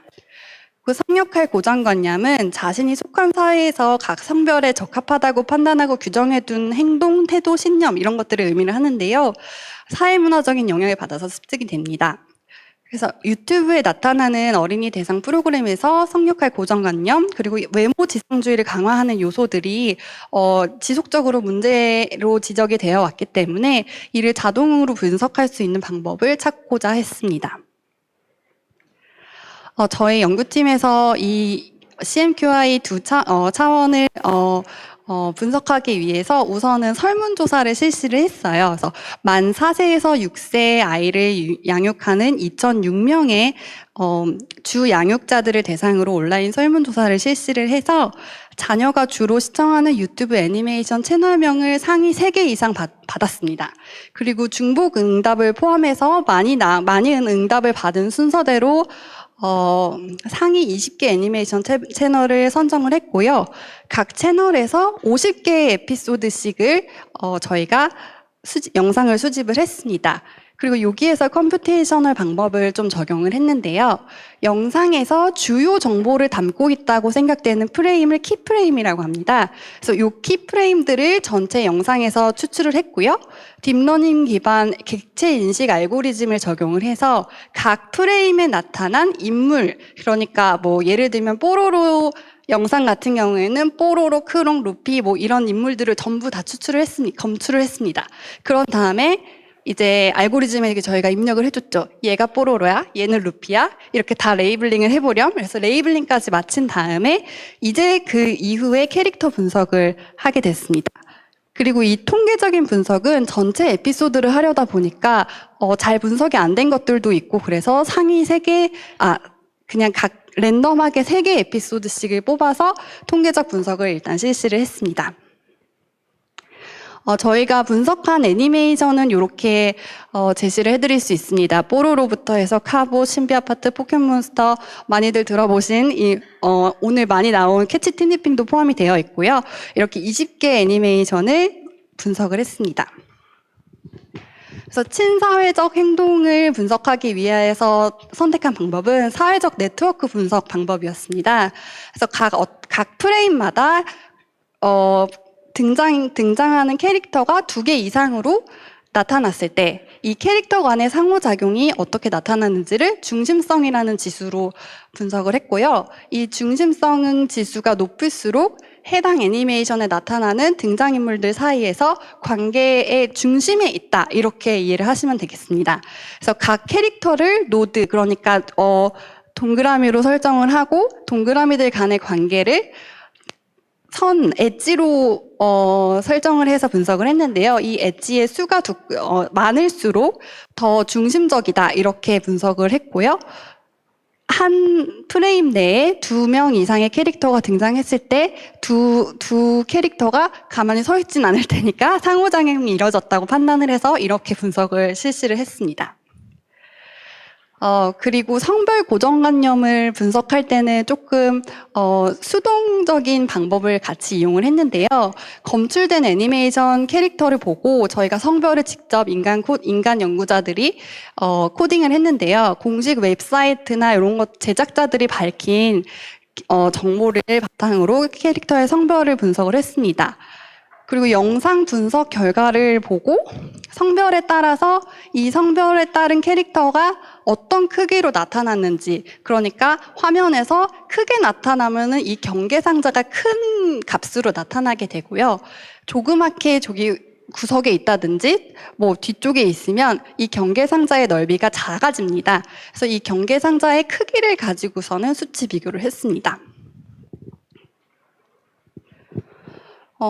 먼저 친사회적 행동의 연구 결과를 말씀을 드리면 저희가 20편 분석을 했을 때 9편의 애니메이션에서 이 주인공 캐릭터들이 가장 중심성이 높게 나타났습니다. 뭐 뽀로로에선 뽀로로, 뭐 스폰지밥에선 스폰지밥 이런 식으로 각 주인공이 역시 주인공 중심 등장 캐릭터들 간의 관계에서 중심에 있었다 이렇게 보시면 될 것 같습니다. 그리고 제가 이 성별 고정관념을 그러니까 성별 고정관념과 이 친사회적 행동을 약간 엮어서 함께 살펴볼 수 있을까 하는 생각을 하다가 네 알겠습니다. 이 등장한 캐릭터의 크기와 친사회적 행동의 그 중심성 값이 성별에 따라서 다르게 나타났나, 혹시 거기서도 여성 캐릭터는 상호작용을 덜 하고 남성 캐릭터는 상호작용을 더 하는 걸로 나타났나, 이런 검증을 해봤는데요. 도라에몽을 제외하고서는 그런 결과는 나타나지 않아서 그런대로 잘 성별에 따른 상호작용 정도의 차이는 없구나 이렇게 확인을 했습니다. 네. 그리고 성별 고정관념의 연구 결과를 보시면 이 앞서 말씀드린 경계상자의 크기를 비교함으로써 이 결과를 나타냈다고 얘기를 했는데요. 총 20편 가운데 9편의 애니메이션에서 성별에 따른 경계상자 크기의 차이가 존재를 했습니다. 이 말이 뭐냐면 캐릭터가 성별에 따라서 어떤 성별이 더 크게 나타나는 애니메이션이 총 절반 정도 됐다는 이야기거든요. 근데 이제 우리에게는 남성과 여성이 있기 때문에 어떤 성별이 더 크게 나타났는지는 이렇게 말씀드릴 수 있겠습니다. 뽀로로, 티니핑, 미니특공대, 마샤와 곰이라는 이 4가지 애니메이션에서는 남성 캐릭터가 여성 캐릭터에 비해서 월등하게 크게 나타났습니다. 그래서 요 크게 나타났다는 의미에 대한 해석은 다양하게 이루어질 수 있을 것 같은데요. 더 중요하게 여겼기 때문에 더 크게 나타났다? 이렇게 볼 수도 있을 것 같고요. 아니면 좀 더 관심 있게 봤기 때문에 더 크게 나타났다? 이렇게 볼 수도 있을 것 같습니다. 그리고 여성 캐릭터의 크기가 남성 캐릭터의 크기보다 더 큰 작품은 딱 하나, 시크릿 주주 요거밖에 없었어요. 그래서 제가 조금 의문을 가졌던 거는 어떻게 보면 요정들이 나타나고 여아들을 대상으로 하는 애니메이션인 시크릿 주주, 티니핑 비슷한 결인데 이렇게 다른 결과가 나왔구나. 그렇기 때문에 좀 이 내용들은 좀 더 세부적으로 살펴볼 필요가 있겠다 이렇게 생각을 했습니다. 그리고 제가 좀 이번에 연구를 진행하면서 살짝 놀랐던 점은 여성, 남성이 아닌 무성 혹은 제3의 성의 캐릭터가 등장하는 애니메이션들이 꽤 많아졌다는 거였어요. 그래서 신비 아파트 같은 경우에는 그 도깨비의 성별이 뭐라고 딱히 저희가 말하기가 어렵고 제작자도 밝히지 않고 어디서도 찾기가 어렵더라고요. 그리고 그러니까 추정은 해볼 수 있지만, 그리고 포켓몬스터 같은 경우에도 그 포켓몬들이 다 성별이 있긴 있더라고요. 그런데 애니메이션에서만큼은 이 포켓몬이 여성이다, 남성이다 이렇게 구분하지 않고 그냥 포켓몬으로서 등장하고 있었기 때문에 이렇게 분류를 해서 봤습니다. 근데 이제 이 무성의 그 제3의 성 혹은 무성 캐릭터가 등장하는 경우는 여성 캐릭터가 가장 크고 남성 캐릭터가 그 다음으로 유의하게 크고 그 다음에 제3의 성 캐릭터가 가장 작게 나타나는 작품은 헬로카봇과 포켓몬스터 이렇게 두 가지로 나타났고요. 반대로, 그러니까 반대의 순서는 아니지만 제3의 성 캐릭터가 가장 크게 나타나고 그 다음에 여성 캐릭터, 남성 캐릭터 순으로 나타나는 작품은 신비 아파트 하나였습니다. 그래서 생각을 해보면 신비 아파트는 정말 그 신비가 말할 때 많이 클로즈업을 해서 보여주는 샷들이 제 머릿속에 스쳐가더라고요. 그래서 그렇다면 이 3번 분류와 4번 분류의 차이가 뭘까? 이렇게 생각을 하다 보니까 신비는 정말 말을 잘해요. 그래서 대사를 많이 하고 말을 많이 하는 캐릭터일수록 더 많이 당겨서 보여주는 경향이 있나? 이런 세부적인 좀 연구 문제들도 가지게 됐습니다. 그리고 5번째로는 제3의 성 캐릭터인 도라에몽만 요 5번째 분류로 포함이 됐는데요. 도라에몽도 로봇이라는 건 알지만 그리고 약간 진구랑 친하기 때문에 남자인가라는 생각이 들기는 하지만 밝히고 있지 않기 때문에 제3의 성 캐릭터로 분류를 했고요.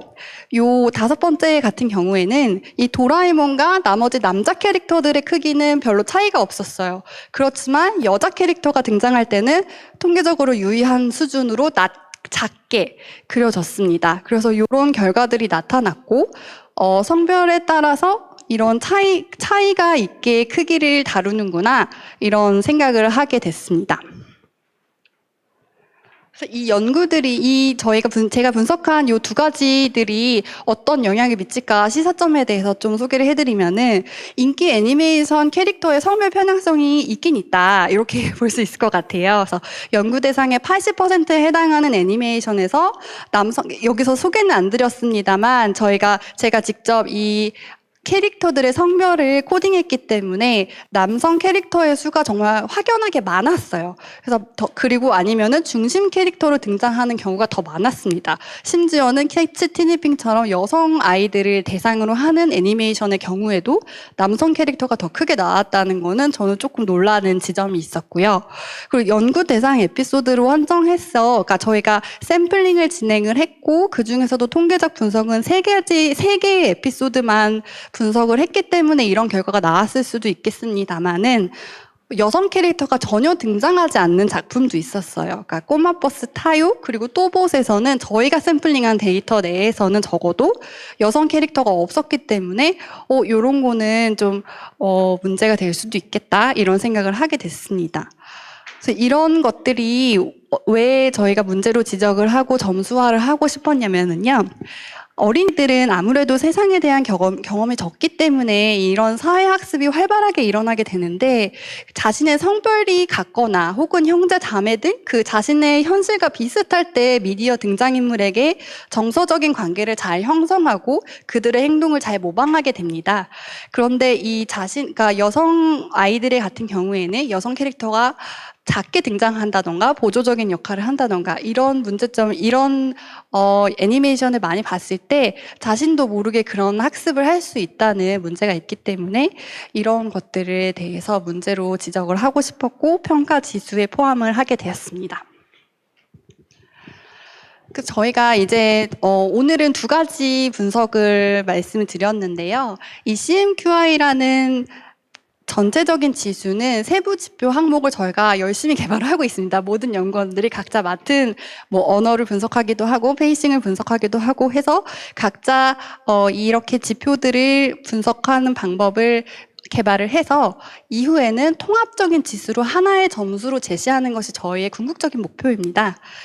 그리고 이런 결과를 웹사이트를 통해서 일반 대중분들에게 공유를 드리고 어린이들의 시청 지도에 적극적으로 활용해 주시기를 부탁드리는 바이고요. 지속적으로 애니메이션을 포함해서 실사 영상, 유튜브 영상, 게임 방송 이런 것들을 분석을 할 거고 지속적으로 또 웹사이트에 공유할 예정입니다.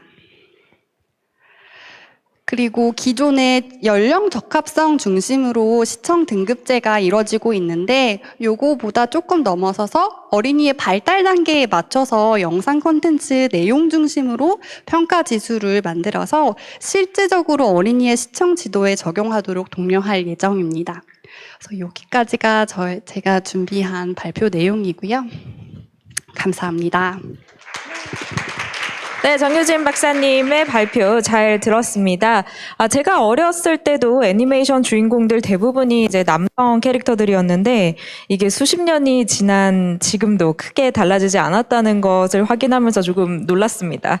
네, 이제 어린이 콘텐츠 분석이라는 전통적인 영역을 새로운 연구 방법으로 잘 설명해 주신 것 같습니다. 자, 그럼 이제 질의응답 시간을 10분간 갖겠습니다. 네, 정유진 교수님께, 네, 감사합니다. 여기 질문 있으신 분 손 들어주셔서. 네.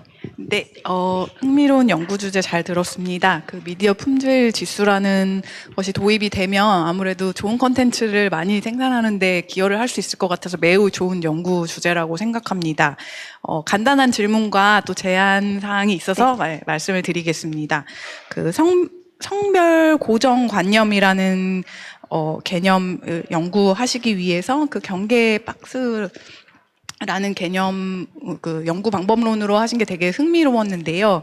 한 가지 궁금한 점은, 아이가 어른에 비해 작은 것처럼 여성이 남성에 비해 신체가 작잖아요, 현실에서. 네, 그런데 그 미디어에 나타나는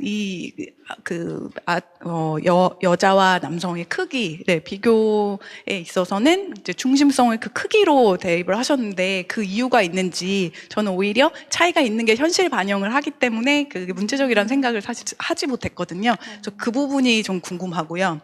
두 번째는 저희 아이가 이제 만 5세가 되었는데요.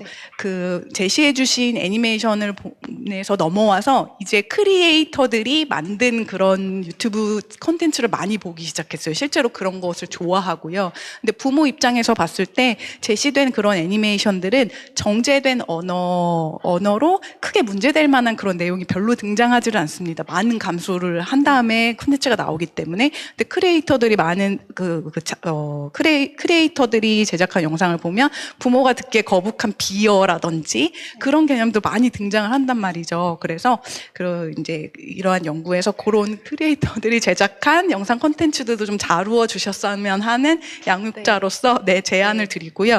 한 가지 마지막으로 아주 지역적인 제안인데요. 연구 시사점에서 말씀해 주신 그 여성 캐릭터가 없는 작품으로 꼬마버스 타요를 말씀해 주셨는데 타요에는 정비사 하나 누나가 여성입니다. 네, 그것을 마지막으로 말씀드리고 싶습니다. 감사합니다. 네, 감사합니다. 첫 번째 말씀해 주셨던 내용이 센트럴리티 값으로 말씀해 주셨는데 그거는 상호작용에 대해서 센트럴리티를 적용을 했고요. 성별 고정관념 같은 경우에는 말씀해 주신 것처럼 이 인물을 자동적으로 검출했을 때 나타나는 그 경계상자로 이야기를 했는데요. 근데 사실 그 현실에서의 남성과 여성의 차이를 제가 인지를 못했던 건 맞는 것 같아요. 좋은 말씀 주셔서 감사하고. 근데 그렇다고 해도 이 애니메이션 자체에서 크게 나타나는 것은, 얼굴만 나타나도 그 인물이다라고 잡을 수 있고 전신이 나타나도 잡을 수 있거든요. 그래서 이게 실제 크기를 반영해서 작게 나타났다, 크게 나타났다라기보다는 더 중요하게 생각하는 인물을 크게 담았다라는 저희 연구팀의 그 전제가 있었기 때문에 이렇게 분석을 했는데 다시 한번 그런 지점도 생각해 보도록 하겠습니다. 네, 그리고 말씀해주신 언어 같은 경우에는 제가 오늘은 사회화 차원을 말씀드리면서 화면을 분석한 내용만 소개를 해드렸는데요. 언어 같은 경우에는 여기 계신 저희 연구팀의 양하정 박사님이 굉장히 열심히 분석을 하고 계시고 언어 표현 같은 경우에는 클로버 노트로 저희가 대사를 전부 받아서 텍스트 파일로 만든 다음에 거기에서 저희가 내용 분석도 진행을 하고 버트를 이용해서 언어의 감정 분석도 진행을 하고 다양하게 비속어 비하의 말, 혐오 표현 이런 것들 수동 코딩도 하고 있습니다. 그래서 요거를 어떻게 자동화할 것인가에 저희 연구팀이 고민을 하면서 개발에 노력을 하고 있고요. 그리고 그 크리에이터 영상 말씀하셨는데, 저희가 다양한 영상의 요 CMQI를, 그러니까 사실은 어떻게 보면 어린이들이 시청 가능한, 접근 가능한 모든 영상을 분석하는 것이 저희 연구팀의 목표이고요. 특히 말씀해주신 유튜브의 크리에이터들이 만든 영상은 정말 분석하기가 어렵더라고요. 그리고 고성도 많이 나오고, 그리고 언어적인 부분, 음성적인 부분도 그렇고, 화면적인 것도 좀 과하게 감정 표현을 하는 것들이 있어서 그런 것도 어떻게 디텍션하면 좋을지 자동화하는 방법을 고민을 하고 있습니다. 네. 그리고 하나 언니 얘기 감사합니다. 네, 감사합니다. 네, 또 질문 있으신 분께서는 손을 들어주시면, 네, 저쪽에서 들어주셨네요.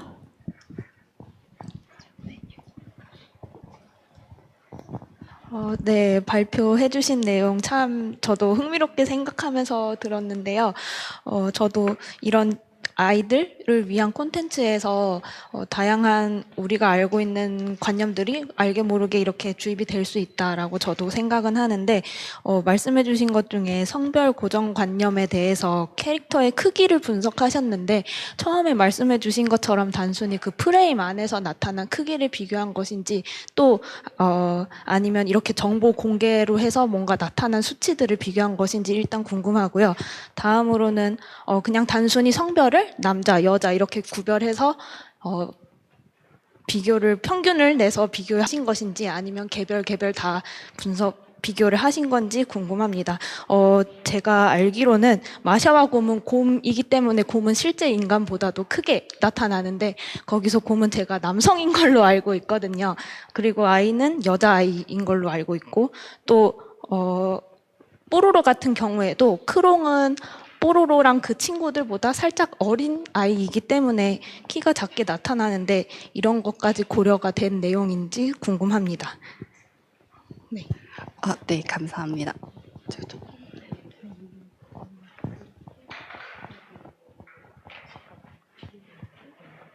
네네네. 제가 질문이 조금 길어지셔서 교수님이 조금 당황하셔가지고 앞부분 내용을 조금 놓치셨다고 하시는데요. 혹시 앞부분만 조금만 요약해서 다시 말씀 주실 수 있으실까요?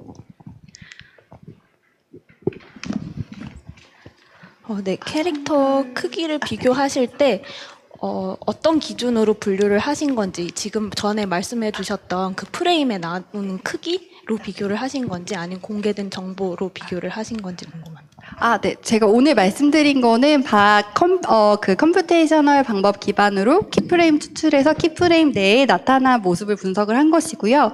근데 이제 키프레임에서 나타난 키프레임에서 그 인물을 디텍션 하게 되면, 만약에 한 화면에 4명의 캐릭터가 함께 나왔다. 그러면 이 캐릭터의 이름을 붙여줍니다. 그러면 이제 그 이름을 가지고 저희는 이 캐릭터의 성별을 직접 웹사이트 기본 정보 기반으로 저희가 다시 할당을 해서 그거를 가지고 분석을 한 것이고요.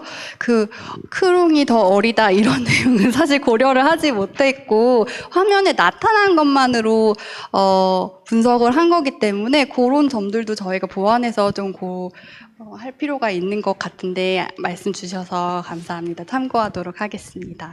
네, 잘 들었습니다. 네, 이상으로 정유진 박사님과의 질의응답 시간을 마치도록 하겠습니다. 네, 정유진 박사님께 여러분 박수 부탁드립니다.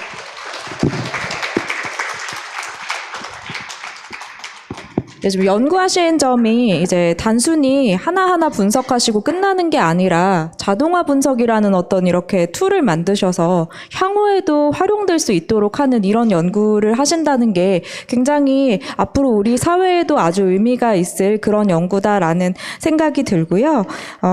이제 발표자 여러분 모두 고생 많으셨습니다. 저희가 그렇지만 아직 끝이 아닙니다, 여러분. 라운드 테이블이 남아 있습니다. 그래서 잠시 조금 리프레시 하실 수 있도록 10분 정도만 휴식 시간 가지시고요. 휴식 후에 라운드 테이블을 진행을 하도록 하겠습니다. 이제 다시 한번 말씀드립니다만 10분간 휴식을 하시고 라운드 테이블을 위해 꼭 자리로 돌아와 주시면 감사하겠습니다.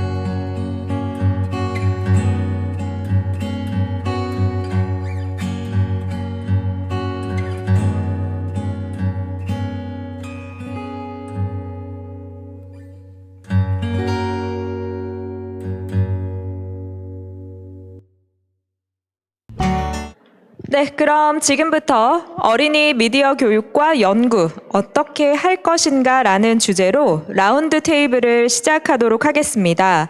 좌장을 맡으신 권정민 교수님과 토론자 여러분을 자리로 모시겠습니다. 앞으로 나와주시기 바랍니다.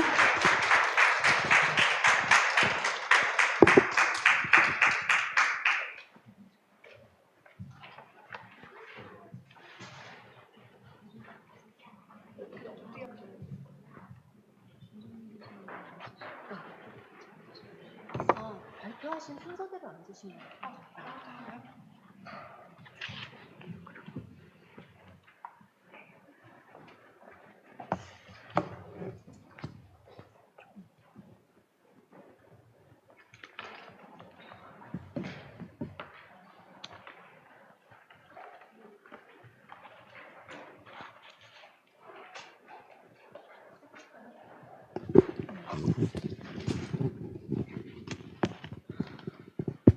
네, 안녕하세요. 저는 서울교대의 유아특수교육과 에듀테크 전공 인공지능 인문융합 전공의 권정민 교수라고 합니다. 반갑습니다. 네, 제가 오늘 컨퍼런스를 들으면서 이 질문을 준비를 해왔었는데요. 오늘 제가 준비해온 질문들 하나도 안 하고 오늘 들으면서 떠오른 좀 더 신선한 질문들을 하려고 합니다. 그리고 여러분들에게도 그게 더 재밌을 것 같아서 그렇게 하겠습니다. 네, 일단 정현선 교수님께 질문을 드리겠는데요. 교수님께서 그동안 이제 이 미디어 리터러시 관련 연구를 굉장히 오랫동안 해오셨고 우리나라에 상당히 알려져 있는 전문가이시기도 하고 한데 오늘 이제 발표하신 그 연구를 통해서 깨달으신 것들 플러스 그동안 연구를 해오시면서 교수님께서 얻은 그러한 인사이트, 소중한 인사이트들이 있을 것 같아요. 그런데 그 인사이트들이 지금 현재 우리나라 정부에서 추진하고 있는 디지털 교과서에 어떤 교수님께서 그 추진단에 어떤 조언을 해주신다면은 어떤 귀중한 조언을 해주실 수 있을까 그것이 궁금했습니다. 네. 네. 오후에 발표한 경인교대 정현선입니다. 메간톤급 질문을 하셔서 제가 아까 잠깐 경고를 하셨거든요, 저한테. 그래서 갑자기 머리가 하얘지면서 제가 이 문제에 대해서 할 얘기가 되게 많았던 사람인데 짧은 시간 안에 얘기를 뭘 하면 좋을까 이렇게 생각하다가 사실 제가 올해 연구도 열심히 안 한 건 아니었지만 AI 기술이 교과서라는 형태로 한국의 맥락에서는 다른 나라와는 달리 다른 나라는 교과서대로 진도 나가는 나라가 아마 일본하고 우리나라밖에 없지 않나요? 그리고 지금 AI 디지털 교과서 하겠다는 나라도 일본하고 우리나라밖에 없지 않나요? 제가 알기로는 그런데 그래서 사실 교과서가 학교 교육에서 한국에서는 굉장히 중요한 교육 미디어거든요. 거의 독점적인 지위를 누리고 있는 매스 미디어죠. 예. 그런 상황에서 제가 이번 연구를 하면서도 좀 느낀 것인데 유아들 사이에서도 초등학교 학습을 준비하기 위해서 이게 생긴 지 몇 년 안 된 것 같아요. 사실 제가 연구를 하면서 이번에 처음 알았거든요. 유아용 태블릿에 완전 홈스쿨링 방식으로 해서 거의 전 과목 다 들어가 있는 그런 식의 프로그램이 나와 있다는 거를 처음 알았습니다. 이번 연구하면서. 그래서 뭐라고요? 그럴 때 이게 전사하면서 클로바 노트를 쓰니까 이게 윙키라고 했다가 뭐라고 했더니 이게 뭐야? 그러다 보니까 윙크라고 하더라고요. 근데 특정 회사를 짚어서 얘기하려고 한 건 아니고요. 초등학교도 그런 여러 가지 시스템들이 많이 등장을 했고 특히 팬데믹 기간에 그게 등장을 했었는데 이제 팬데믹이 끝나고 나니까 회사들은 대부분 다 대면으로 돌아갔잖아요. 다 직장 나오라고 하고. 그러니까 이제 팬데믹이 끝났는데 정말 학생들한테 어린이들한테 되게 중요한 건 일상의 회복과 정서의 회복, 관계의 회복, 다른 사람들하고 어떤 관계를 맺는 방법 이런 것들이 굉장히 좀 중요하다고 생각을 했었거든요. 그리고 사람한테만 배울 수 있는 게 있어요. 그런데 이거를 하나의 그런 시스템으로 가져가려고 하는구나라고 하는 것이 좀 되게 놀랍고 그 속도가 너무 빠른 그런 상황이었었습니다. 제가 이제 이 연구에서 가장 가슴 아팠던 게 아이들이 심심하다고 얘기하는 거였어요.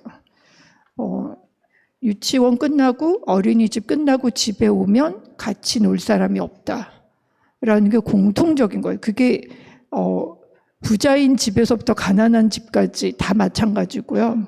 외동에서부터 형제가 있는 아이들도 마찬가지고. 그러니까 그 시기는 뭐 한 달이 다르니까 초등학교 3학년 언니 오빠가 그 5살짜리 동생하고 안 놀아주는 건 너무 당연한 것 같기도 했는데 그것을 가정에서 오롯이 육아의 책임을 맡고 있는 엄마들이 맡고 있는 그런 상황에서 어찌할 수 없는 그런 거였거든요. 그러니까 나도 좀 쉬자 그러면서 아이들하고 아이들한테 뭐를 좀 보여주기도 하고 아니면 너 보고 놀 거니까 엄마도 같이 놀자 하면서 같이 시간을 보내면서 그러면서 계속 죄책감을 가지고 저랑 이제 인터뷰를 하러 오신 그 어머니께서 저 오늘 혼나러 온 건가요? 라고 말씀을 하실 때 어머니 오늘 혼나러 온 것 같으세요?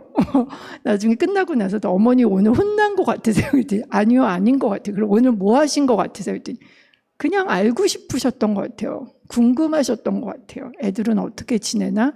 부모들은 어떻게 지내고 있나? 아이들은 디지털 미디어로 뭘 하나? 그냥 그게 궁금하셨던 것 같아요. 그래서 그쵸? 안 혼나셨죠? 그러고 이제 헤어졌거든요. 그래서 제가 이제 그 서울시교육청에서 글을 하나 부탁을 해서 제가 사실 썼습니다. 그래서 12월 초에 아마 그 웹진에 나올 건데 하고 싶은 얘기 다 써도 되냐고 그랬더니 다 쓰라고 하시더라고요. 그래서 썼는데 거기에 제가 얘기를 했습니다. 개별 맞춤 교육이라고 하니까 그 말은 되게 좋게 들려요. 개인한테 나한테 맞춰준다는데, 우리 애한테 맞춰준다는데, 그걸 누가 싫어하겠어요. 그쵸? 근데 그 말은 굉장히 추상적인 말이라는 거예요. 그리고 개별 맞춤 학습이라고 했었을 때, 그거는 두 가지 의미가 있다고 이제 학자들이 이야기를 합니다. 하나는 따라가야 될 교육과정, 그러니까 그 코스웨어라는 말이 그런 말이거든요. AI 디지털 교과서에 적용한다고 하는 거. 그거는 이제 그 코스를 따라간다는 얘기예요. 그러니까 배울 게 다 정해져 있어요. 그런데 뭘 맞춰주냐면 배우는 속도. 그다음에 조금 쉬운 것부터 먼저 배울 수 있게. 그렇게 해준다는 얘기거든요. 그거를 선생님이 안 하고 AI가 작동하려면 굉장히 방대한 데이터가 있어야 되잖아요. 그리고 그것도 양질의 데이터가 있어야 됩니다. 근데 우리나라가 AI에 그렇게 선진국이 아니잖아요. 아이들에 대한 학습 데이터나 그런 것들이 쌓여있지가 않아요. 그러니까 어떤 걸로 AI를 한다는지도 제가 잘 모르겠고 또 그만큼 그럼 데이터를 쌓으려면 학생들한테 동의를 받고 부모한테 동의를 받고 만 14세 미만 아동은 다 법정 대리인이 동의를 해야 되거든요. 그리고 동의를 하는데 그냥 개인정보, 뭐 성별, 생년월일 뭐 이런 것만이 아니라 아이들이 예를 들어서 글을 쓰고 그러면 거기 민감한 자신의 사상이나 이런 것들이 들어갈 수 있어요. 근데 개인정보보호법에는 그런 개인의 사상, 신념, 정치적 신념 이런 것들은 다 민감 정보로 분류가 되어 있습니다. 민감 정보를 수집하려면 별도의 동의를 받아야 되고요. 그리고 그 법정 대리인이 동의를 했다라고 하는 것을 학교가 확인을 해야 돼요. 학교든 기업이든. 그래서 여기 동의합니다 하고 사인한 사람이 그 아이의 법정 대리인이 맞는지를 확인할 의무가 있다고 법에 나와 있습니다. 근데 이제 이런 이야기들을 제가 교육청이나 어디 가서 하면 모르시더라고요. 그래서 법이 바뀌었는데 어떻게 이런 걸 모르고 행정이 이렇게 돌아갈 수 있지라는 생각이 들면서 우리나라가 지금 AI의 광풍에 휩싸여 있지 않나라는 생각이 많이 들었습니다. 근데 이 데이터가 그렇게 해서 더 좋은 어떤 성공의 경험을 줄 것인가, 그런 생각이 하나 들고, 또 하나의 개인 맞춤 학습이 있는데요. 그거는 속도만 좀 조절해주고 이런 게 아니고요. 그 사람한테 맞춰주는 거예요. 그러니까 아까 저희가 연구 결과 얘기하면서 그 아이를 좀 관찰하고 얘는 뭐가 재미있고 뭐가 싫고 뭐 이거 하면서 무슨 행동을 하고 이런 걸 보잖아요. 그 다음에 아이랑 대화를 하고 그러려면 애가 가야 되는 코스가 정해져 있는 게 아니거든요. 아이한테 맞춰주는 거예요. 그러니까 좋은, 아까 최윤정 교수님 같은 경우에도 너무 좋은 지도 교수님이신 것 같은데, 학생이 논문 쓰러 오면 그 학생의 관심사를 보고 그 학생이 연구하고 싶은 걸 보고 이렇게 해주잖아요. 그게 학생한테 맞춰주는 거거든요. 그건 AI가 못하고 지도 교수님만 할 수 있는 거예요.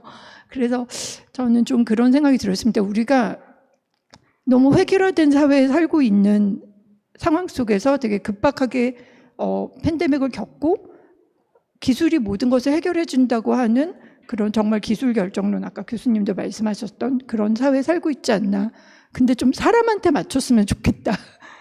그리고 좀 우리는 되게 불확실한 시대를 살아가고 있고 2022 개정 교육과정에서도 가장 중요한 게 학생 주도성, 행위 주체성 이런 건데, 그건 불확실한 사회를 살아가기 때문에 자신의 역량을 키워서 나침반이라도 제대로 가져라, 요 얘기거든요. 근데 그걸 AI가 해줄 수 있을까? 저는 못할 것 같거든요. 그 얘기가 하고 싶습니다. 네, 감사합니다. 정현선 교수님께서 다방면으로 관심이 많으셔가지고 개인정보뿐만 아니라 그다음에 이런 이 교육의 내용적인 부분까지도 이렇게 많은 우려를 가지고 계시고 그걸 이렇게 또 적극적으로 항상 표현을 해주셔서 너무 감사합니다. 네, 자, 그다음에 동플립 교수님께 드리고 싶은 질문인데요. 이것은 동플립 교수님 말씀 다 하신 후에도 혹시 다른 교수님들께서 더 얹으실 내용이 있으시면은 얼마든지 웰컴입니다. 그리고 제가 굉장히 열정을 가지고 있는 문제인데요. 네, 제가 어제 이마트를 갔어요. 어제 밤에 9시에 이마트를 갔어요. 왜 갔는지 아세요? 티니핑을 사러 갔습니다. 제가 티니핑 생각만 하면은 속에서 열불이 올라와요. 근데 저희 애가 몇 살인지 아세요? 중학생입니다. 티니핑을 사러 중학생이 밤 9시에 이마트에 가야 된다고 쫄라대서 제가 데려다 줬는데요. 제가 이마트에 가서 얘 티니핑 고르는 동안 옆에서 기다리면서 야, 저런 애기들이 사는 거를 왜 네가 사고 있어? 이렇게 말을 해요. 네, 어제도 그 말을 하다가 제가 하도 이제 답답하니까 애를 거기다 두고 저는 이제 약간 좀 뒤에 물러서 있었는데 어떤 엄마와 고등학생 딸이 이렇게 오더니 그 딸이 이렇게 막 구경하니까 그 엄마가 저랑 똑같이 말을 하고 가시는 거예요.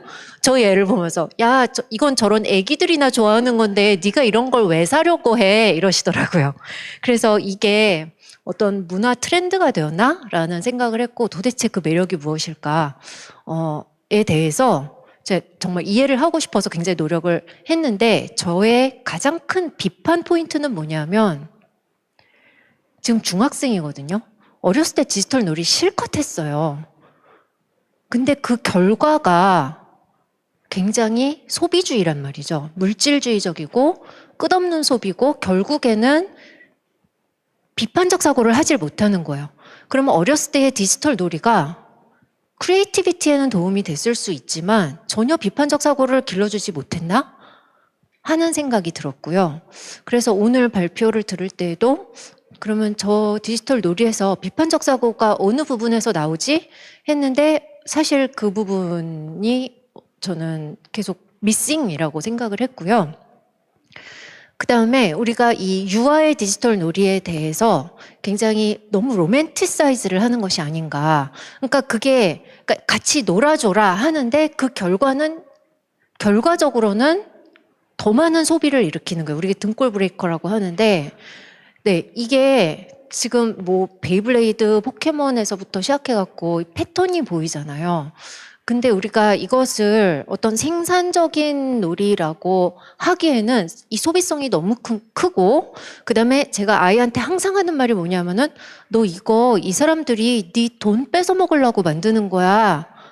그거에 넘어가면 안 돼.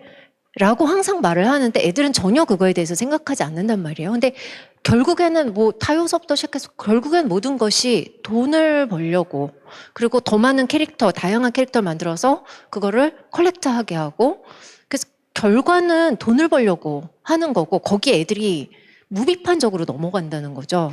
근데 그거에 대해서 연구자들은 어떤 노력을 하고 있는지, 전문가들은, 그게 첫 번째 질문.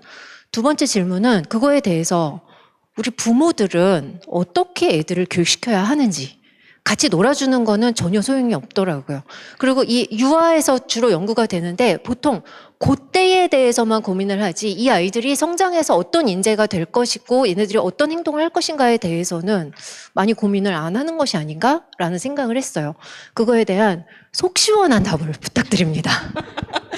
네, 속 시원 답이 더 부담되는 네, 여러 가지의 또 냉철한 질문을 주셨는데요. 일단 저도 너무 흥미롭게 교수님의 그 자녀분과의 그 이마트의 그 과정들을 흥미롭게 들었는데, 저는 그렇게 생각을 해요. 아마 학자들마다 다 다르게 이제 느끼시겠지만, 저는 디지털 미디어가 발전을 하면서 성인과 유아의 그 경계가 무너지고 있지 않나라는 생각이 듭니다. 예전에는 디지털 미디어가 없었을 때는 성인 문화와 유아 문화가 따로 있었거든요. 그래서 장난감은 어린이들이 노는 거, 그리고 뭐 어른은 또 다른 거를 노는 거, 이렇게 좀 명확하게 구분이 있었다면, 디지털 미디어가 발전하면서 사실 유아와 성인 간의 문화의 경계는 점차 허물어지고 있는 거 아닌가라는 생각을 해보게 되었습니다. 대표적인 예로 아까 얘기한 것처럼 티니핑, 성인들이 또 노래도 부르고요. OST 같은 것도 아이돌이 막 부르고 있죠. 그리고 또 포켓몬빵, 네, 아이들의 놀이 문화라고 우리는 생각하지만 사실 대학생들이 더 난립니다. 왜냐하면 소비 계층들이 그래서 또 한때는 포켓몬빵을 못 살 정도로 그렇게 인기가 있었고, 저는 또 그러한 흥미로운 그 경계성이 무너지는 대표적인 예 중에 하나가 잔망 루피라고 생각을 합니다. 뽀로로도 사실 유아들의 놀이라고 하지만 루피의 그런 고정관념을 깨고 성인들만의 또 놀이 문화로 만들어진 게 또 잔망 루피이지 않을까라는 생각이 들어서, 그 경계가 무너지고 있어서 굳이 유아 문화와 성인 문화를 이렇게 명확하게 구분 짓는 것이 이제는 의미가 있을까라는 생각이 좀 들고, 또 역으로 또 성인들의 놀이 문화가 유아들로 넘어가기도 합니다. 대표적인 예가 오징어 게임이죠. 네, 보통 오징어 게임 하면 무궁화 꽃이 피었습니다를 유아들은 한때 오징어 게임으로 놀이를 합니다. 그래서 이런 식으로 성인과 유아들의 그 놀이 문화가 경계가 허물어지면서 지금 혼재되어 있는 비예측성의 놀이 문화를 가지고 있지 않을까라는 생각이 들면서, 그래서 이제 아까 비판적 사고를 이제 얘기를 하셨어요. 무비판적으로 받아들이고 있지 않나. 그들의 생산자들의 그 매력적인 그 의도들을 그냥 무비판적으로 받아들이고 있지 않나라고 우려를 하셨는데, 저는 오히려 역으로 비판적인 자기만의 사고를 했기 때문에 그거를 선택했다라는 생각도 듭니다. 왜냐하면 티니핑 말고도 사실 아까 타요, 타샤와 곰, 뽀로로 여러 가지의 그 콘텐츠 중에서 왜 티니핑이었을까? 라는 생각을 한번 해보게 되면서, 자기의 관점과 자기의 성향, 그 자기의 개인적인 취향들이 잘 그 니즈가 맞아서 자기만의 개인적인 비판적인 사고로 그거를 선택하지 않았나라는 생각을 저는 또 역으로 한번 생각을 해보게 되면서, 사실 저희가 이제 디지털 놀이를 공부를 하면서도 이제 대중문화, 파퓰러 컬처도 같이 공부를 했습니다. 왜냐하면 밀접한 연관이 있거든요. 그래서 파퓰러 컬처를 공부를 하면 또 컨슈머 컬처랑 같이 또 연계가 되기도 합니다. 그런 것처럼 어찌됐건 그들의 선호도와 그들의 취향들이 어떻게 보면 소비로 연결되는 것들은 어떻게 보면 당연한 거라고 생각이 들기도 하면서, 그러한 개념 안에서 자기만의 티니핑, 그 수많은 티니핑들의 그 캐릭터 중에서 나는 하츄핑이 좋아, 나는 또 뭐가 좋아, 이렇게 선택하는 것 자체가 그들의 나름의 비판적인 사고를 하면서 의사결정을 하고 있진 않나 라고 한 번 더 생각을 해보게 되면서 조금 낭만주의적으로 접근할 수 있다고 저는 생각이 듭니다. 하지만 그렇다고 너무나도 우려스럽게 보호적으로 접근할 필요도 없다고 생각해요. 그래서 조금은 열린 관점으로 그들이 왜 좋아할까? 오히려 그 좋아하는 것들을 바탕으로 교육적으로 잘 활용할 수 있지 않을까라는 생각으로 사실 전 디스플레이와 파퓰러 컬처를 공부를 하고 있는 거거든요. 그래서 그러한 문화 안에서도 그 경계 위계가 되어 있는 그런 것들을 좀 허물고 싶기도 했었고, 그래서 그 안에서 비판적인 접근 안에서 경제 개념이 또 들어가지 않을까라는 생각이 들면서 경제 개념으로 같이 연결하면 아예 그냥 예산을 정해주세요. 예산 정해주시고 그 안에서 자기가 사고 싶은 거를 하나를 선택하는 게 자체가 어떻게 보면 되게 크리티컬한 띵킹이 되지 않을까라고 그냥 조심스럽게 또 제 생각을 말씀드려 봅니다. 네, 감사합니다. 네, 감사합니다. 네, 저는 속이 시원하진 않지만 네, 그래도 이렇게 좀 긍정적으로 생각해 보려고 노력하겠습니다. 혹시 다른 교수님들께서 더 첨언해 주실 분이 계실까요? 저는 정말 모든 분들의 의견을 좀 들어보고 싶습니다. 아까 제 기회는 갔는데 간단하게 그냥 의견만 좀 덧붙이면 사실 미디어 리터러시에서 굉장히 중요하게 생각하는 것 중에 하나가 미디어 산업의 상업적인 특성과 구조 그리고 이윤 추구의 속성 부분에 대해서 개인의 선호나 경험을 넘어서서 구조적으로 이해하는 겁니다. 그거는 이제 비판적 사고가 발달해 나가도록 구체적인 데이터와 자료들을 가지고 학교에서 공식적으로 가르친 기회가 좀 필요하다고 생각이 되고요.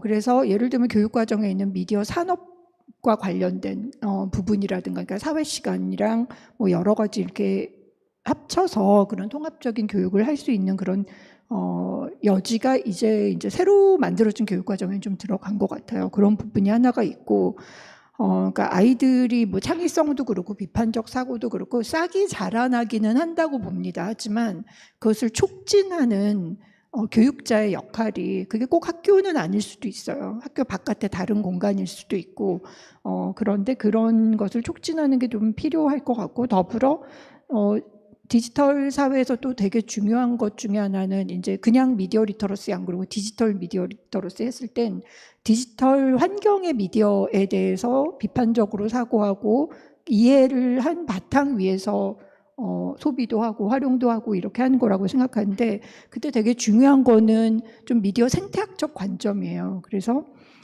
그냥 우리가 사용하는 도구로만 보는 것이 아니라 사실 우리가 사용하는 이 미디어 도구가, 디지털이라는 도구가 우리의 경험을 결정하는 측면이 있다라는, 그게 뭐 마샬 맥루한까지 가는 그런 개념인데, 그런 속성 때문에 결국 책임은 개인이 아무리 가정에서 1대1로 부모가 지지고 볶고해도 해결이 될 문제는 아니고, 그리고 저도 비슷한 게 있습니다. 남자아이는 또 게임 아이템 가지고 계속 이러고 이거 결제해달라 저거 결제해달라라는 게 있기 때문에 저도 이제 애플의 생태계에 아이를 가둬놓고 다 허용을 일일이 해야지만 아직까지는 되는 나이거든요. 내년에는 좀 그 나이가 바뀌지만 안 되는 거는 안 되는 거라는 건 되게 분명하게 부모가 권위를 가지고 있어야지, 이거는 뭐 다 허용해주는 부모가 가장 좋은 부모의 역할은 아니잖아요. 이제 그런 부분이 있는 것 같고, 결국은 이제 어린이 친화적인 디지털 놀이 환경을 만들도록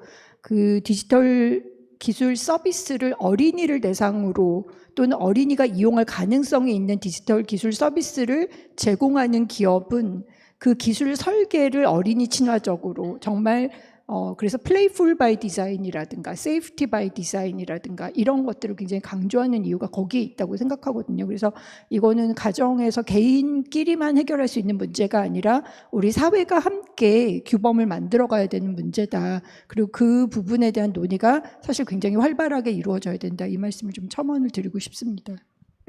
네, 감사합니다. 네, 또 교수님 부탁드립니다. 아, 네. 저도 그 티니핑 얘기 들으니까 이제 드는 생각이 사실 어린이들은 광고와 프로그램을 구분을 잘 못하잖아요. 아주 영유아 때는. 그래서 어떻게 보면은 티니핑이라는 프로그램 그 자체가 한편의 광고라고 할 수 있는 거죠. 그래서 어린이들이 이제 그 굉장히 그런 거를 보면 사고 싶고 그런 소구 욕구가 많이 일어난다. 이런 것도 이제 많이 연구가 되어 있고 또 하나는 저는 이제 유튜브 환경 같은 데서는 언박싱 같은 프로그램이 굉장히 유행하잖아요. 그러면은 거기에 나오는 그 장난감이 매주 바뀌어요. 그래서 똑같은 장난감을 두세 번 가지고 노는 경우가 거의 없어요. 그리고 애들이 이제 그런 걸 가지고 이렇게 놀다 보면, 획일적으로 거기에 나오는 뭐 캐리 언니가 이렇게 이런 식으로 가지고 놀면 본인도 이제 따라서 노는 거죠. 그래서 장난감 같은 거를 창의적으로 가지고 노는 방식, 이런 것들이 좀 많이 없어져서 좀 안타까운 것 같고요. 그래서 옛날에 저희 왜 유튜브 이런 거 안 보고 애들이 언박싱 같은 거 안 볼 때는 소꿉장난 같은 거 왜 풀이랑 꽃 따다가 뭐 이렇게 빻아가지고 요리하고 막 이러는 자연 친화적인 그런 놀이가 있었는데 사실은 유튜브나 이런 데서 어린이들이 보는 프로그램에 그런 게 나오는 게 거의 없잖아요. 왜냐하면 모두 다 이렇게 상업적이나 아니면 스폰을 받아가지고 제작을 하기 때문에 그러기 때문에 굉장히 물질주의적인 그런 가치관이 자기도 모르게 이렇게 형성이 되는 거죠. 그래서 저도 이 문제가 굉장히 큰 것 같고 아이들이 이제 TV나 영상 시청이 크리에이티비티를 높인다는 그런 연구는 있지만 정말 비판적인 시청은 저도 조금 누군가가 좀 길러줘야 되지 않나 이런 생각을 하고 있고 아까 정 교수님이 말씀해 주셨지만 이게 가정에서 이루어지는 것 같지는 않아요. 그래서 이제 보면 이제 캐나다나 오늘 발표해 주신 호주 이런 데는 굉장히 미디어 리터러시 프로그램이 잘 되어 있고 학교에서 이제 이렇게 하고 있잖아요. 그래서 저도 약간 이런 미디어 리터러시 커리큘럼 이런 게 조금 더 잘 개발이 되고 그리고 학교에서 좀 이런 교육을 체계적으로 가르쳐야 된다는 그런 생각입니다. 네. 네, 감사합니다. 혹시 교수님께서는 더 하실 말씀 없으실까요? 저는 학술적인 답변은 아닐 수 있을 것 같은데요. 저도 교수님 말씀해 주신 것처럼 전 아이와 함께 티니핑을 많이 시청하는 사람으로서 거대한 광고다, 저것은 거대한 광고다, 두렵다 그런 생각을 많이 했고 그리고 아이들 단순히 미디어 시청을 제한하는 것으로만은 충분하지 않은 것이 이마트, 문구점, 편의점, 심지어는 약국과 옷가게를 가도 티니핑이 있거든요. 그래서 어떻게 보면 이 문화는 피할 수가 없는 것이고 가족과 함께 가족 안에서 건강하게 즐기고 하는 방법을 가르치는 것이 대안일 수 있겠다는 생각을 하고요. 그리고 아이를 보니까 또래들끼리 공감대를 형성하는 수단으로서 많이 활용을 하고 있고 그리고 저도 아이와 티니핑 캐릭터와 함께 놀고 또 때로는 제가 직접 하츄핑이 되기도 하면서 아이와 공감대 형성하고 놀이하는데 많은 도움을 받고 있고 피할 수 없다면 잘 활용하고 가족 간의 상호작용을 높이는 방식으로 하자라는 저는 그런 모토를 가지고 있고요. 그리고 분명한 제한, 예를 들면 뭐 장난감을 사러 가서 혼자 들 수 없는 장난감은 절대로 사주지 않는다. 그리고 그 시청 시간도 이렇게 시각적으로 볼 수 있는 타이머를 가지고 활용을 한다든지 그래서 제한된 범위 안에서는 자유를 주는 방식으로 하고 있어서 아직까지는 좀 장기적으로 그 효과를 봐야 알겠지만 아직까지는 그래도 제한된 현실 안에서 그래도 잘 활용을 하고 있다라고 그렇게 보고 있는 입장입니다. 네, 감사합니다. 결론적으로는 제가 비판적 사고력을 교육을 제대로 못한 것으로 네. 제가 이 장난감 살 때마다 저의 가장 큰 우려는 학교에서 그렇게 환경 교육을 열심히 받는데 결국에는 얘네들은 그 환경교육과 자기네의 이 소비 행위를 전혀 연결시키질 못하더라고요. 그래서 최고의 환경교육은 그냥 돈 쓰지 마, 장난감 사지 마, 이게 아닐까. 네, 그런데 그게 요즘은 디지털 놀이로까지 연결이 되어 있어서, 근데 그렇다고 우리가 디지털 놀이를 못하게 할 수도 없고, 그래서 그런 부분에 있어서 저희가 계속 고민을 해봤으면 좋겠습니다. 좋은 답변 너무 감사합니다. 네, 그 다음에 오서진 교수님. 네. 오서진 교수님. 네. 오서진 교수님께 드리고 싶은 질문은 아까 연구하는 거 지금 연구하고 있는 거 발표하신 내용 중에 이 주의력 얘기를 하셨는데 들으면서 혹시 저 아이들이 ADHD는 아니었나 하는 궁금증이 들었고요. 그다음에 제가 이제 게임 연구를 많이 하는데 게임 연구 쪽 한덕현 교수님 연구하신 걸 보면은 게임 중독인 아이들이 대부분 ADHD를 동시에 갖고 있다고 해요. 그러면 그랬을 때 아까 이제 결론으로 조언으로 셀프 레귤레이션이 중요하다라고 하셨는데 얘는 셀프 레귤레이션이 애초에 안 되기 때문에 오히려 더 미디어에 집착하는 것일 수도 있는 것이고 때로는 이 아이들에게는 이 디지털 놀이가 유일한 삶의 즐거움일 수도 있고 또 도피인 경우도 많고 그다음에 자기가 잘할 수 있는 어떤 유일한 것일 때도 많이 있거든요. 그래서 그 ADHD를 가진 아이들이 있었는지 그리고 그것에 대해서 그러니까 셀프 레귤레이션 얘기를 하셨는데 그것이 실질적으로 좀 어려운 아이들을 위해서는 어떠한 조언을 해주실 수 있는지 그 연구에서 얻은 통찰을 토대로 말씀을 해주시면 좋겠습니다. 네, 감사합니다. 일단은 저희가 정상 발달하고 있는 건강한 아이들을 대상으로 모집을 하는 것이었는데요. 표집 과정에서 임상적인 장애에 해당하는지 여부라든지 그런 것들로 선별하는 과정은 따로 없었기 때문에 조사를 하는 과정에서 문제가 있는 아이들을 어머니하고 직접 말씀을 나눈 과정에서 알게 된 ADHD 아동이 일부 있기는 했습니다만 대다수는 진단이나 치료 경험이 없는 아이들이었고요. 그러나 제가 이제 주의력 검사 결과들을 검토해 보았을 때 아직 진단되지 않은 ADHD의 가능성이 있는 아이들이 한 10% 미만으로는 있는 것 같은 그런 느낌을 사실 받았고요.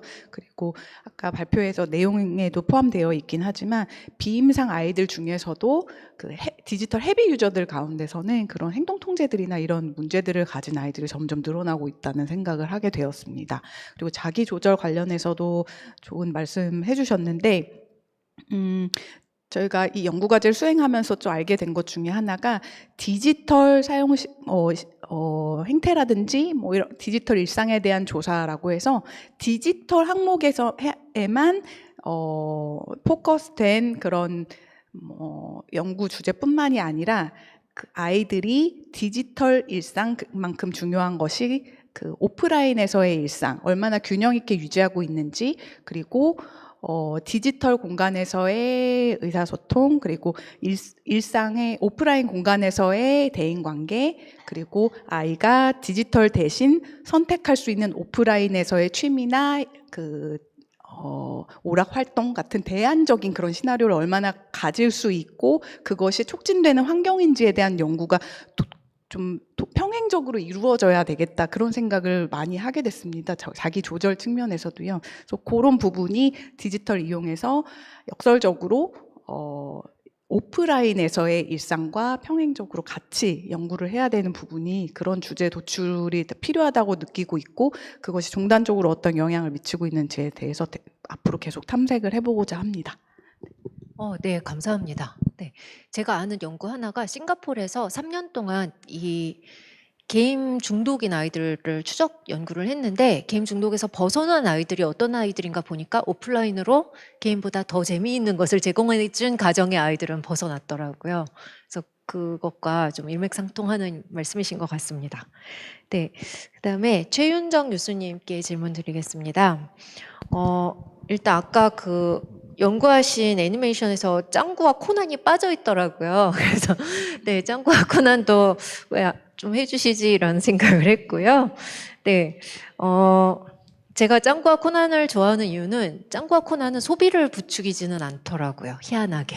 네, 그러면서 저는 좀 긍정적으로 평가를 하는데, 이게, 그러니까 아까 이제 연구원께서 발표를 하셨는데, 사실 거기 그 연구 발표의 핵심은 저는 자동화 부분이라고 보는데, 아까 그 부분에 대해서 제가 아주 자세히 알고 싶었는데 좀 설명을 많이 안 해주셨어요. 그래서 그 자동화 부분에 대해서 혹시 좀 더 자세히 설명을 해주실 수 있을까요? 혹시 AI를 사용하시는지, 생성형 AI 사용하시는지 등. 네네, 알겠습니다. 그동안 영상에 대해서 이제 분류하고 어떤 프로그램이 좋은 프로그램이고 어떤 프로그램이 좀 나쁜다, 뭐 언어가 조금 잘못 사용되는 거다, 뭐 이런 시스템은 주로 여태까지 그 대부분의 연구들을 보면 학자들이나 아니면 선생님들이 그냥 코딩하는 거예요. 그래서 짱구라든지 뭐 코난을 보고 이 프로그램에서 뭐 상업성은 뭐 5점 만점에 이건 좀 낮으니까 그냥 2점 이렇게 그냥 점수를 매기는 방법으로 점수를 이제 그 컨텐츠에 대한 레이팅이 이제 이루어졌다면, 저희는 조금 더 자세히 그 프로그램에서 어떠한 대화나 어떠한 그 상호작용이 일어나는지를 직접 내용 분석을 하고 싶었거든요. 근데 이제 내용이 너무 많다 보니까 내용 분석을 다 할 수가 없는 거잖아요. 그래서 이제 이렇게 생각해낸 것이 AI 자동 분석인 거죠. 그래서 뭐 아까 이제 발표 잠깐 하긴 했지만 그 언어 같은 거는 이상한 비속어가 있다든지 아니면은 어린이들이 사용하기 뭐 부적절한 용어들이 있고 이런 것들은 이제 클로바로 이렇게 걸러가지고 AI로 분석을 할 수 있죠. 그래서 그런 것들을 디텍트 해가지고 이 프로그램은 언어적으로는 굉장히 건전한 그런 영상이다, 이렇게 얘기할 수 있고, 또 이 모든 영상이 약간 연령 적합성이 있잖아요. 그래서 너무 어린아이가 너무 단어 수가 많은 거를 보면은 좀 이해하지 못할 수 있기 때문에 최대한 이제 AI 이제 그 분석을 통해서 단어 수가 몇 개고 새로운 용어가 뭐고 형태소가 몇 개가 사용이 됐기 때문에 이 프로그램은 난이도가 5점 중에 대충 어느 정도 속한다, 뭐 이런 것들을 이제 자동으로 분석할 수 있는 그런 것들을 했습니다. 그리고 영상적으로는 많이들 아시겠지만 어린이 프로그램이 이제 80년대 90년대 때 가장 비판을 많이 받았던 게 너무 그 속도가 빠르다는 거거든요.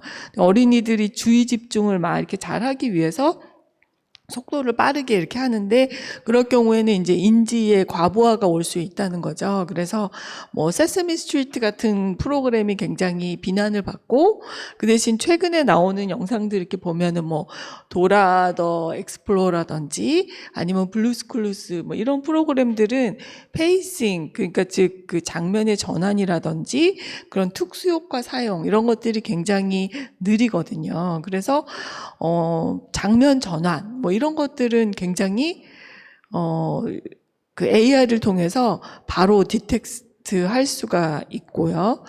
그리고 등장 인물의 수, 뭐 그리고 등장인물들이 어떤 상호작용을 하는지 뭐 이런 것들을, 그래서 저희가 AI로 모든 거를 다 알 수는 없지만 최대한 AI를 돌려서 분석할 수 있는 내용들은 빨리 이렇게 디텍트를 하면, 일단은 많은 동영상이 지금 아까도 얘기하셨지만 유튜브에 어린이들이 시청하는 동영상이 너무 많잖아요.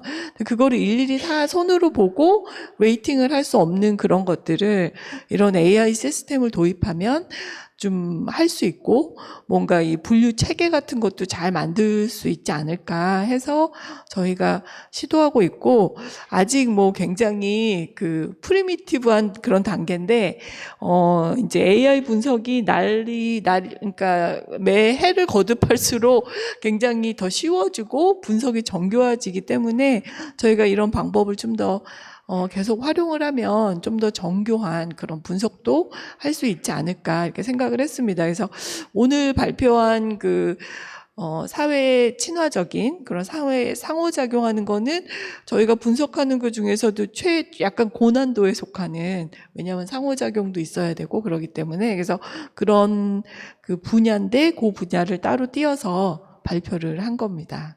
네. 네, 감사합니다. 요즘 애들이 쇼츠를 많이 보잖아요. 그러면은 짧은 시간에 이제 막 보는데 정말 얘가 뭘 봤는지조차도 우리가 이제는 파악하기가 어려울 정도로 속도가 빨라지고, 그다음에 그런 쇼츠들은 또 있다가 또 금방 사라지기도 하고, 그래서 그거를 좀 트래킹할 수 있는 기술이 있으면 좋겠다라고 저도 생각은 했었습니다. 그래서 의미 있는 연구를 해주셔서 감사합니다. 네, 제가 이제 마지막으로 모든 분들께 드리고 싶은 질문인데요. 이런 컨퍼런스가 소중한 이유는 저는 이 연구자들의 인사이트, 저는 그게 보석이라고 생각을 하거든요. 그래서 그 보석을 오늘 좀 꺼내갖고 우리가 좀 다 소유할 수 있지 않을까 하는 기대를 하게 되었습니다. 그래서 연구를 하시면서 오늘 발표하신 연구에서 세상을 위해서 혹은 부모님들을 위해서 주고 싶은 가장 중요한 메시지가 있다면 그것이 무엇일까? 네, 궁금했습니다. 그러면은 네. 제가 너무 예고 없이 질문을 드려가지고 네, 그냥 아무나 준비되시는 대로 먼저 말씀해 주시면 되겠습니다.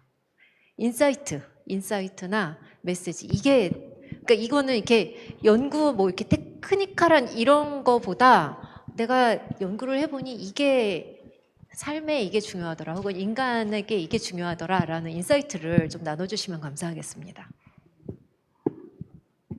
네, 다른 분들 준비하시는 것 같아서 제가 먼저 빨리 끝내야지 또 마음이 편하거든요. 그래서 좀 빨리 하도록 하겠습니다. 저도 이제 그 어린이 미디어에 대한 연구를 그동안 이렇게 하면서 결국 이렇게 결론에 도달한 점은, 저희는 이제 중재 방법이 3개가 있거든요. 보통은. 그래서 공동시청, 그래서 부모가 아이들이랑 같이 보는 거. 그 다음에 두 번째는 제한적 중재. 그런데 이제 많은 연구에서 제한적 중재는 이제 시청 시간이나 프로그램을 막 제한하는 거거든요. 그래서 9시 넘으면 이제 텔레비 못 봐, 뭐 이러는 거. 뭐 학원 갔다가 오면 뭐 12시에는, 요즘 애들 막 3, 4시까지 하니까 12시에는 핸드폰을 마루에 내놓고 자자, 뭐 이런 식의 그 중재를 많이 하고, 실제로 이런 제한적인 중재를 하면 미디어 이용 시간이 많이 감소하는 걸로 나타나고 있기는 합니다. 저학년인 경우에는.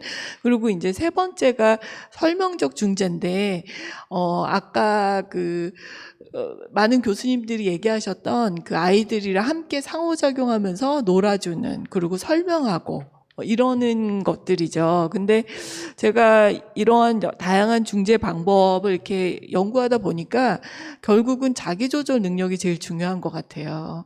그래서 부모가 이렇게 통제하는 것도 한계가 있고, 근데 자기조절 능력을 그러면은 어떻게 하면 기를 수 있는가, 이렇게 했을 때 그 3가지 통제 방법 중에서 자율성을 굉장히 제한하는 그 제한적인 중재는, 일시적인 중재는 가능하지만 결국은 애들이 아시다시피 어떤 방법을 통해서든 다 또 막 보잖아요. 친구네 집에 간다든지 뭐 막 이래서, 그렇기 때문에 결국 제일 중요한 거는 설명적 중재를 할 때 가장 자기조절 능력이 좋아지는 걸로 그렇게 나타났습니다. 그래서 자기조절 능력을 높이려면 부모가 가정에서 아이와 함께 그 프로그램 보면서 시청하면서 설명하고 이런 거를 좀 많이 해야지 된다고 생각을 했고요.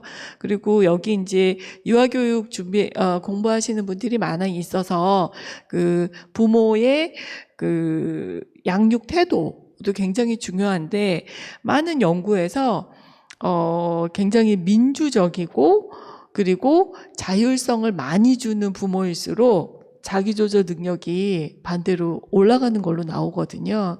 그렇기 때문에 굉장히 따뜻한 양육과, 그리고 그 자율성을 많이 허용하는 그런 태도로 아이를 기르는 게 오히려 그 장기간에는 오히려 아이들이 올바르게 미디어를 이용하게 되지 않을까라는 그런 생각을 했습니다. 그리고 또 하나는 이제 또 하나 굉장히 중요한 역량은 이제 미디어를 비판적으로 이렇게 보는 건데, 제가 보기에도 그거는 학교 교육에서 좀 이루어져야지 된다고 생각을 해요. 그래서 미디어 리터러시 같은 경우는 학교에서 좀 커리큘럼을 잘 개발하면 좋지 않을까 이런 생각을 했습니다. 제가 그 시청자 미디어 재단에서 교사 대상의 강의를 강사로 이제 초빙을 받아가지고 저번 주에 내려가서 이제 강의를 했었는데, 교사분들이 너무 질문이 많으셨어요. 그래서 아까 그 디지털 교과서라든지 이런 식으로 도입이 돼서 학교 내에서 태블릿 PC라든지 디지털 미디어 이용이 많이 이루어지고 있는데, 생각보다 부모들은 그걸 또 원하지 않으시더라고요. 그래서 반대가 심하시대요. 근데 그럴 경우에 이 부모들을 설득할 수 있는 이론적인 논의나 근거 이런 게 없으니까 굉장히 곤란해 하시는 분들도 있었고, 그리고 미디어 제작이나 이런 거를 잘 못하는 상황에서 미디어를 비판적으로 볼 수 있는 거를 가리키는 게 좀 한계가 있으신 그런 교사들도 많이 있었습니다. 그래서 뭔가 학교 교육에서의 그 미디어나 디지털 이용에 대한 교육 이런 것들이 지금은 굉장히 이렇게 단순하게 제작을 가리킨다든지, 아니면은 또 교과서에 이렇게 여러 교과서에 조금만 섹터로 이렇게 들어가서 지금 미디어 교육이 이루어지고 있잖아요. 근데 그런 것들이 좀 통합된 호주나 캐나다 같은 그런 모델이 좀 나와야지 좀 다양한 이런 문제들을 해결하지 않을까라는 그런 생각을 했습니다. 네, 감사합니다. 네, 교수님. 네, 이어서 말씀드리고 싶습니다. 그 많은 연구자분들이 고민하시는 거는 부분일 것 같은데요.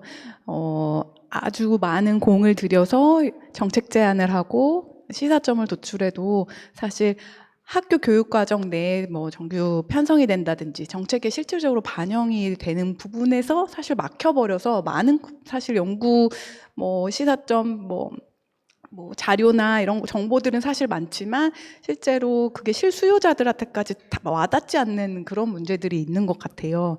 그래서 그 연구 주제를 도출하고 방법론을 구체화하는 과정에서부터 그것을 실행할 수 있는 어떤 교육행정가라든지 정책 입안자라든지 이런 분들이 함께 함께 하는 그런 연구 과정이 필요하다고 이제 저희는 좀 생각을 하게 됐고, 그래서 이제 요번 연구 단계에서부터 저희는 코-디자인 워크숍이라고 해서 이제 연구의 실수요자가 될 사람들, 그리고 그 실행하는 주체가 될 그런 사람들까지 함께 모여서 연구의 주요 주제와 목표들을 도출하고 실질적인 방법론을 함께 고민하는 그런 과정을 도입하려고 시도하고 있고요.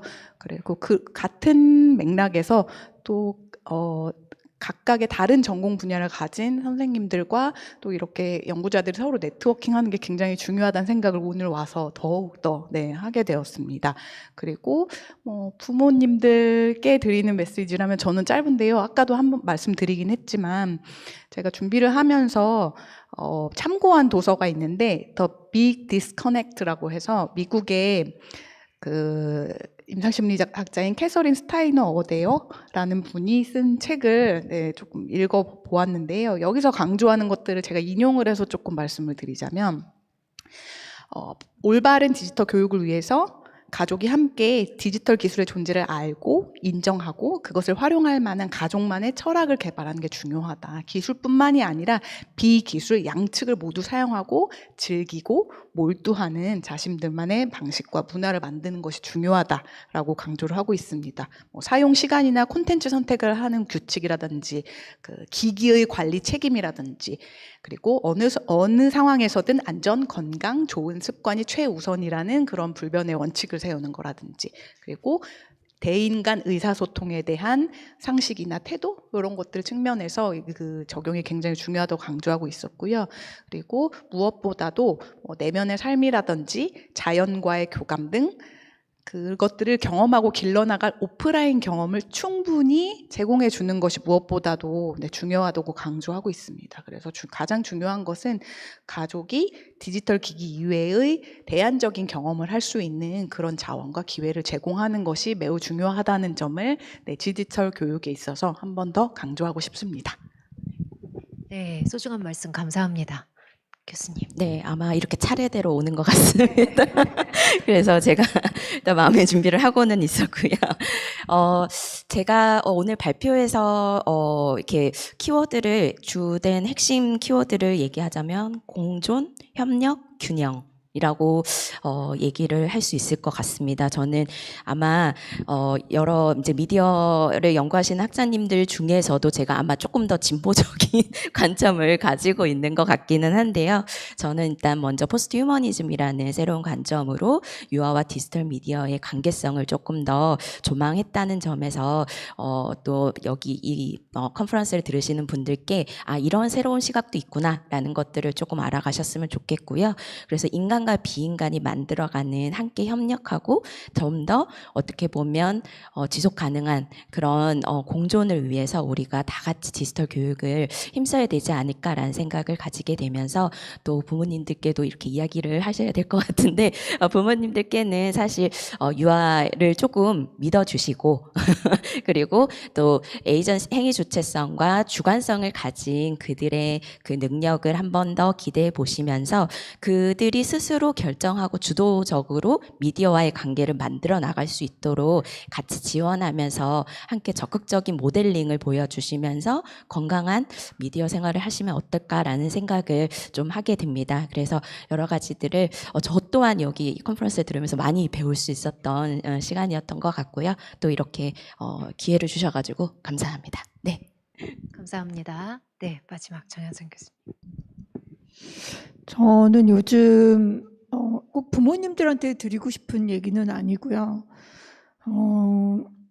요즘 저는 이제 미디어리터러시 교육에 대해서 여러 가지 생각을 해보는데 그게 한 가지 형태가 아닌데 한 가지 형태고 답이 있는 거라고 그리고 그게 정해져 있다고 생각하시는 분들이 생각보다 되게 많더라고요. 근데 아까 제가 예를 들었었던, 그러니까 사실 연구자의 특권은 그런 것 같아요. 특히 질적 연구자의 특권은 사람을 만날 수 있는 기회를 공식적으로 갖게 되고, 내가 고민했었던 또 우리 사회가 고민하고 있다고 생각하는 또 이제 해결해야 될 문제들을 직접 경험하고 이렇게 거기서 굉장히 다치기도 하고 이렇게도 해보고 저렇게도 해보고 그런 고민했었던 분들의 이야기를 되게 들을 수 있는 근데 이제 한 사람한테만 들으면 그게 다 전부같이 보일 수 있지만 되게 많은 나름대로의 저희 체계적인 방법들에 의해서 굉장히 많은 분들의 이야기를 듣고 나서 그 결과들을 정리를 하는 가운데 공동 연구를 하다 보면 제가 발견하지 못했던 것들을 같이 연구하시는 분이 발견해주고 또 그것에 대해서 다른 분이 해석해주고 이렇게 해서 저희가 그 해석을 타당화하고 검증해 나가는 그런 과정들이 있는데요.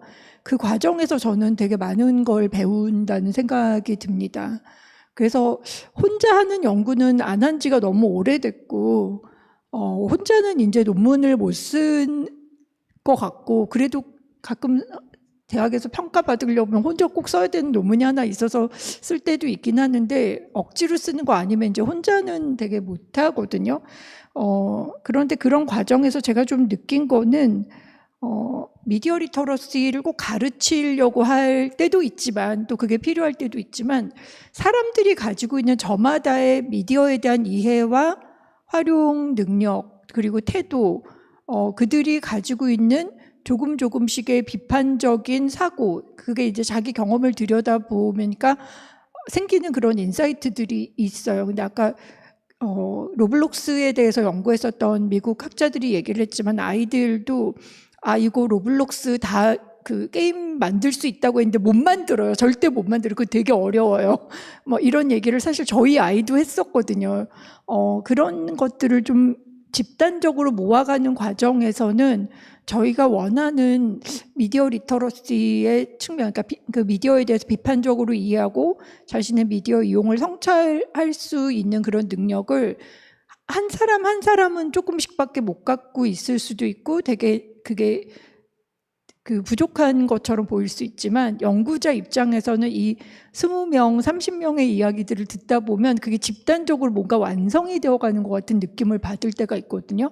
그래서 그때 되게 겸허해지는 것 같고 아, 내가 미디어 리터러시를 가르쳐야지가 아니라 그들이 가지고 있는 나름대로의 미디어 리터러시를 발견해줘야지 라는 생각이 들 때가 있거든요. 그래서 항상 연구자는 연구에 참여해 주시는 분들 한테 되게 감사하는 마음을 갖게 되는데 그런 인사이트와 소중한 경험들을 나눠주시는 분들한테 늘 감사드린다는 말씀 드리고 싶습니다.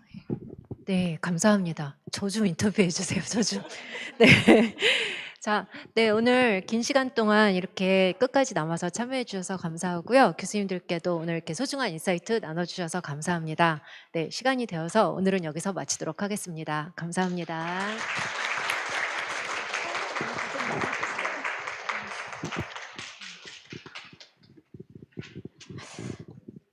네, 권정민 교수님과 나머지 이제 참석해주신 토론자분들에게 다시 한번 따뜻한 박수 부탁드리겠습니다.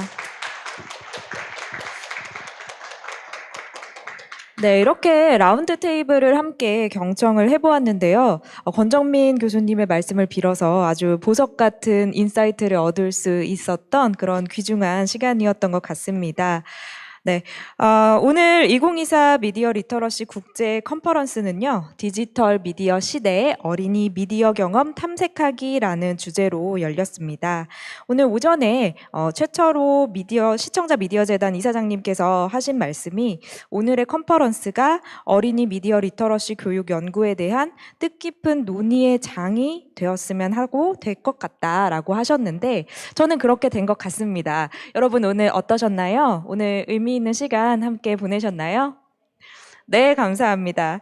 자, 그러면 여러분 앞으로도 저는 이런 논의가 활발히 이루어지기를 바라고요. 이상으로 2024 미디어 리터러시 국제 컨퍼런스를 마치도록 하겠습니다. 모두 마지막까지 수고 많으셨습니다. 감사합니다.